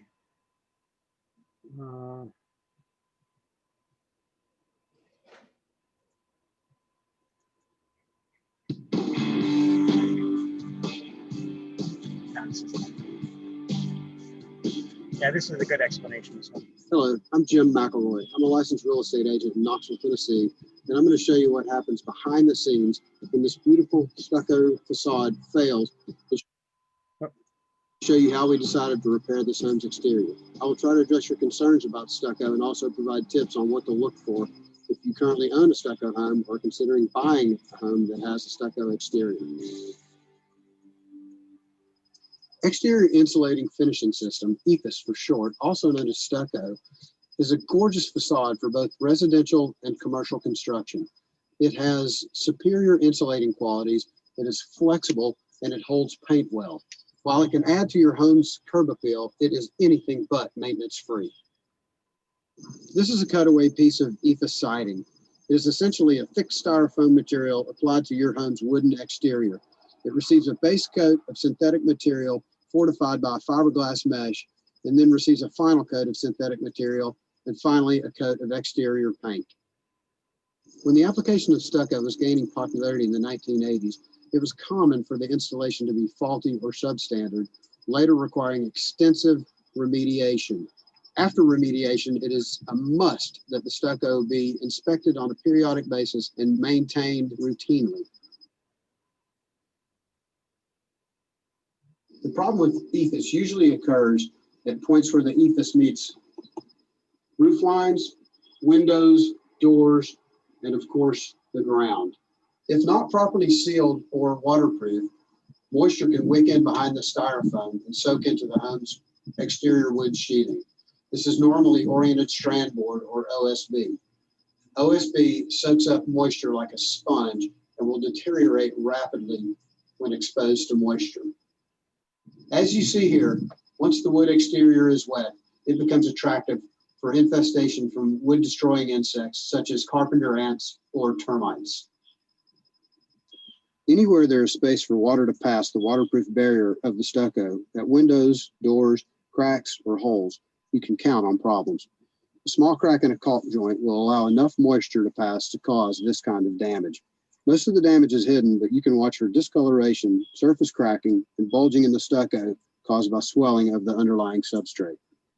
This is why you got to be careful when you're buying a stucco home, or you got somebody's shopping for a stucco home. You got to be careful because there could be a lot of problems behind the wall of the stucco, and you can't. It's not even visible for you unless you could do a cutaway and see it. There could be problems going on, so you got to look out for certain cues. This is why it's important when buying a stucco home that you get a home inspector that knows what the hell they're doing with stucco with inspecting it. Once the stucco is removed, you can see that the main damage to this house was from water seeping in at this window behind the EIFS. You have extensive damage and deterioration to the OSB sheathing, the header of this door, and to the rim joist that supports that wall, as well as the framing inside the wall itself.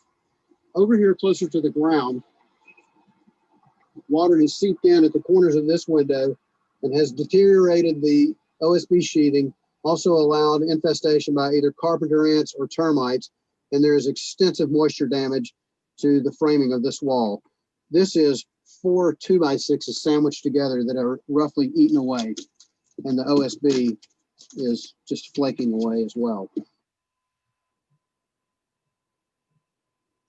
I recommend for my clients that wish to sell or buy a stucco home to have an inspection by an EDI certified inspector. This will involve a visual inspection as well as a moisture probe to identify problem areas. Areas showing excess moisture levels will almost certainly have associated rot or deterioration.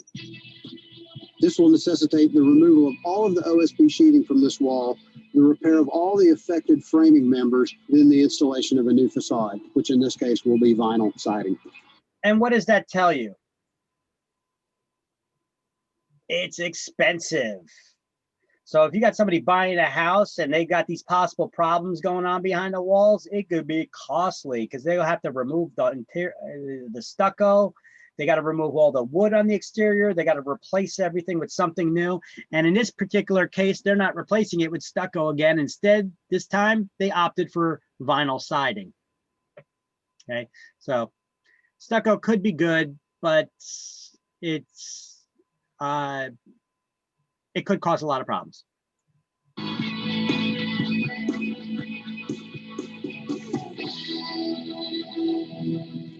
So anyway, I thought that was a very informative video to show about stucco. It was. Yeah.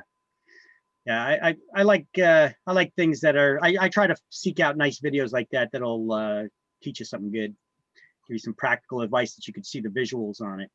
All right, so mold, you need to know this for exams. What are the 3 elements required for mold to take hold and grow? You had it highlighted in the book, right? Food source, moderate temperature conditions, and moisture. The only one we really have control over is the moisture, right? We want to keep that out of the house. Now, there's a lot of different kind of molds out there that could be hazardous to your health. Molds can be toxic. They could cause asthma, emphysema. There's molds out there that could kill you. I actually have a little, just some imaging. I'll just show you just really quick with mold. Where the hell is it? Maybe it's in my web browser. Mold.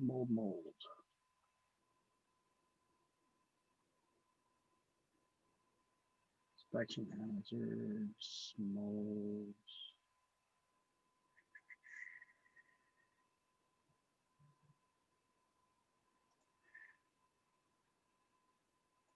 Yeah, okay, so here's some common molds found in a home. All right, you get different kinds of molds. They tell you a little bit about their characteristics, where it grows, and what the health effects are. And some of these molds is kind of scary when you look at them. They could cause asthma and stuff in people. These ones are just harmful for people that already have weakened immune systems. Where do they come from? Here's one that comes in basements. This is one common in basements. They tell you about the description about the mold. It could cause infections in people, and it's a carcinogen. That's not good. That could cause cancer or kill you. Penicillium, yeah, the same one that we make penicillin from, right? It could irritate the stomach or cause irritation, coughing, etc. You guys ever walk into a basement and smell the mildew? You ever walk in anyone's basement and smell mildew, and then after a few, you're like, oh, it's gone. It's not so bad. You ever have that experience where you go there, you smell the mildew right away when you go downstairs, and then after being down there for a few, you're like, oh, it's not so bad. That went away.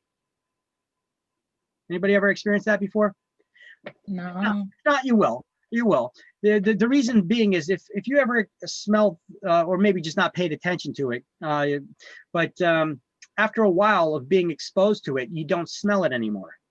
That's your body protecting you. Your body has receptors in your nose that actually cut off some of the odors when you're exposed to them for longer periods. I forget the reasoning behind it. I'm not a health professional, but it's a defense mechanism your body actually has. So trust your nose. It always knows. If you ever walk down to a basement when showing homes and you smell mold or mildew or musty smell down there, guaranteed it's down there somewhere. Because you're being down there for a minute or two, all of a sudden you're gonna be like, oh, it's not so bad. I don't smell it no more. It's there. Your body's just protecting you. Okay.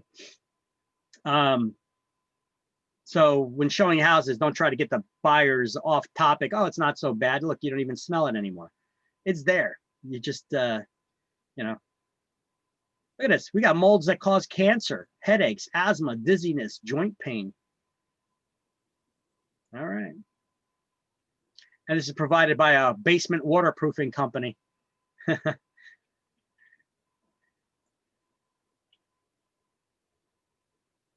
See, how does some of the molds come in the basement? I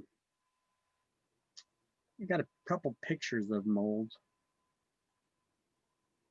Okay, now this is a proper way of, this isn't mold, but this is a way to keep moisture away from your house if you're having a little moisture problem. And it's not necessarily because you're in a flood zone. You should always have the leaders from your gutters. They should always be leading away from the house. If you just got your gutters that are draining straight down, they stop right here, that's an issue. You're putting water right to your foundation. You should always have this bend that goes like 3 or 4 feet away from the house. It pulls the water away from the house. And then you should have the dirt graded so that you see how it's higher up close to the house and graded away from the house. So you got a slope there so that when it rains, the water hits and it gets away from the house. They did an additional step where they put a layer of plastic here. And then they put their either wood or rock or stone that now when it rains, it hits that and it sheets away from the house. So it doesn't stay by the foundation, sink in the ground. So you should have a couple feet of that. That's a good way to avoid it if you're having water problems in the basement. In addition to, there's other things that could be done as well, but that's some of the basics and the cheapest ways to address the issue right there. Here's some mold in a basement. Is this in a basement? I'm not sure where this is, but that's these are some of the mold pictures of mold that you could find in houses like that. Looks like it may have been behind an appliance or something too. Not sure if that was in the basement. Mold on sheetrock due to some clogged gutters. Let's take a look at some of these pictures. If you got flat roofs, things like this or gutters that are clogged up, they could cause issue with the water going back behind the aluminum vinyl siding or whatever your exterior finishing system is. You got to maintain good gutters and keep them clean if you don't have a gutter helmet on there or something to prevent it from the water from going behind the house, behind the wood in the house or into the house. All right, anyway, that's mold. You got to keep that stuff clean. It's enough on that.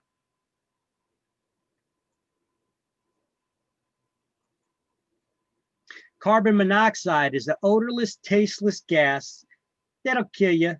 It's a byproduct. Carbon monoxide is a byproduct from anything that burns on this planet.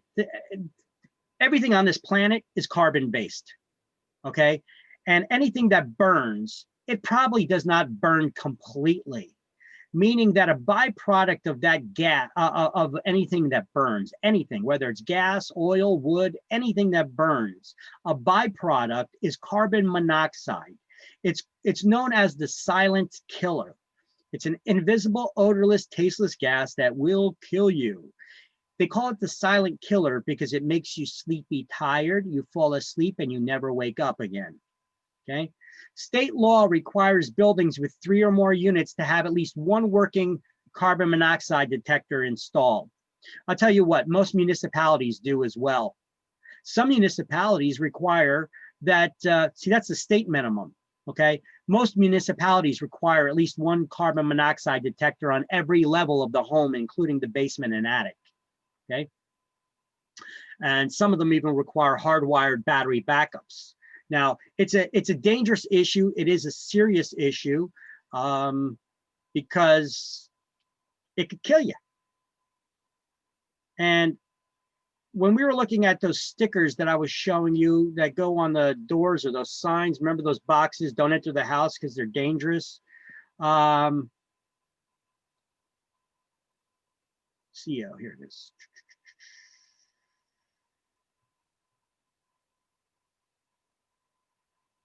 I mean, we got a lot of cases, stuff like this happening throughout the state.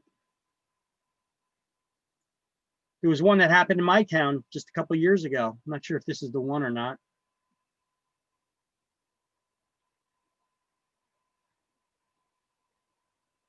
Yeah, it is.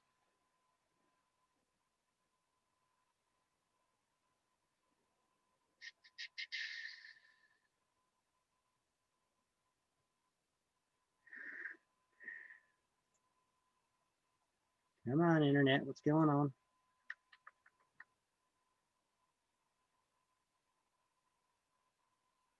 That may be their website. Linden fire officials inspecting the home where a 9-year-old boy died and his 10-year-old sister was critically injured.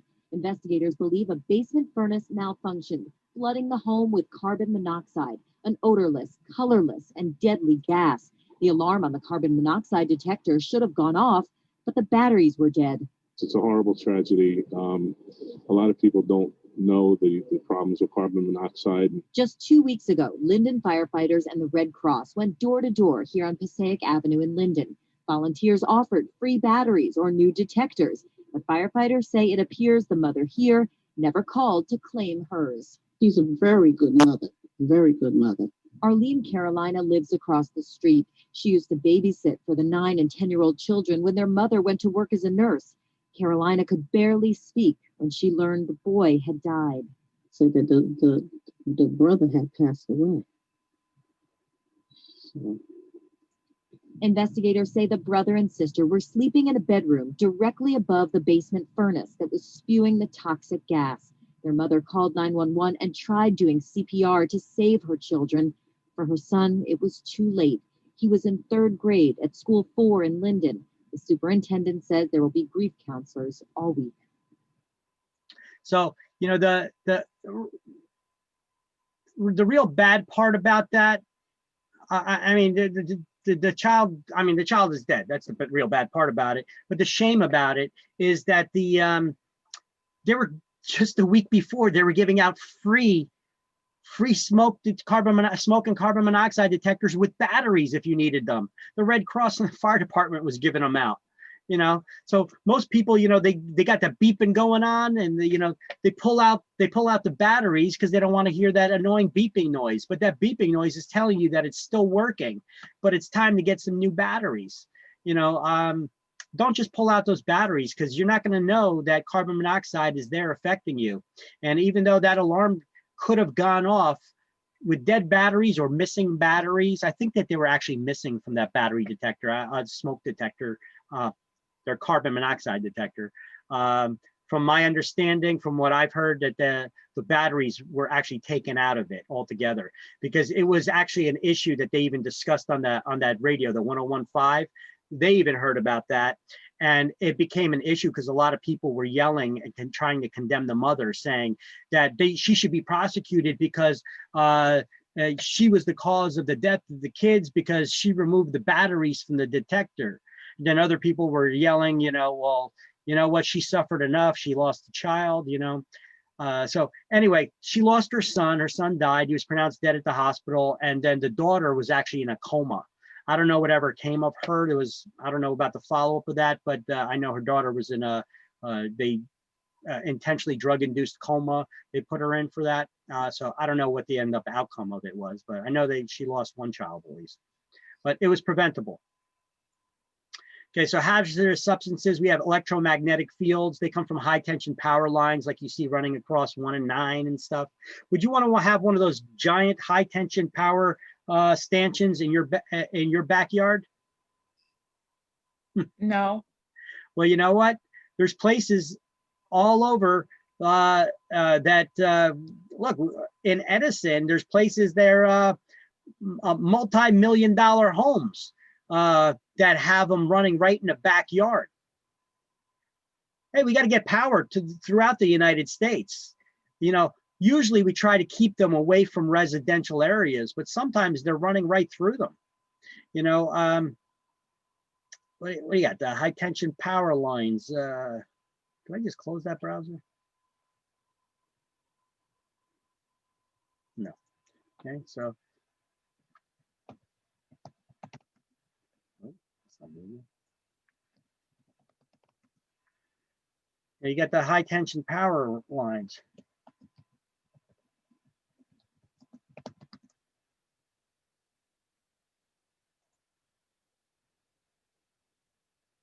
See, these are the high tension power lines, what they look like. They're not the ones on the telephone pole. They're these ones that are really high up, okay? Even though telephone poles, they do got a lot of power going through them, but those power lines, I wouldn't worry about. You know, we got them running right up to our houses.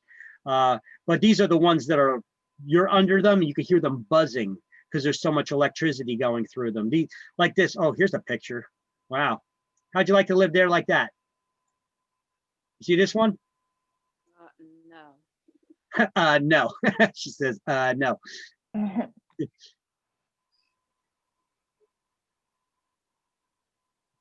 Yeah, that's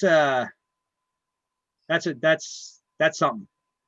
Now, there was a house that I was showing one time like that, and I went in the backyard. I was like, this is beautiful backyard. It's gorgeous. I mean, they had like the green thumb guy that must have been out there because that grass was so green. They had new fence. It was a nice wooden fence. The color of it was really nice, matching shed.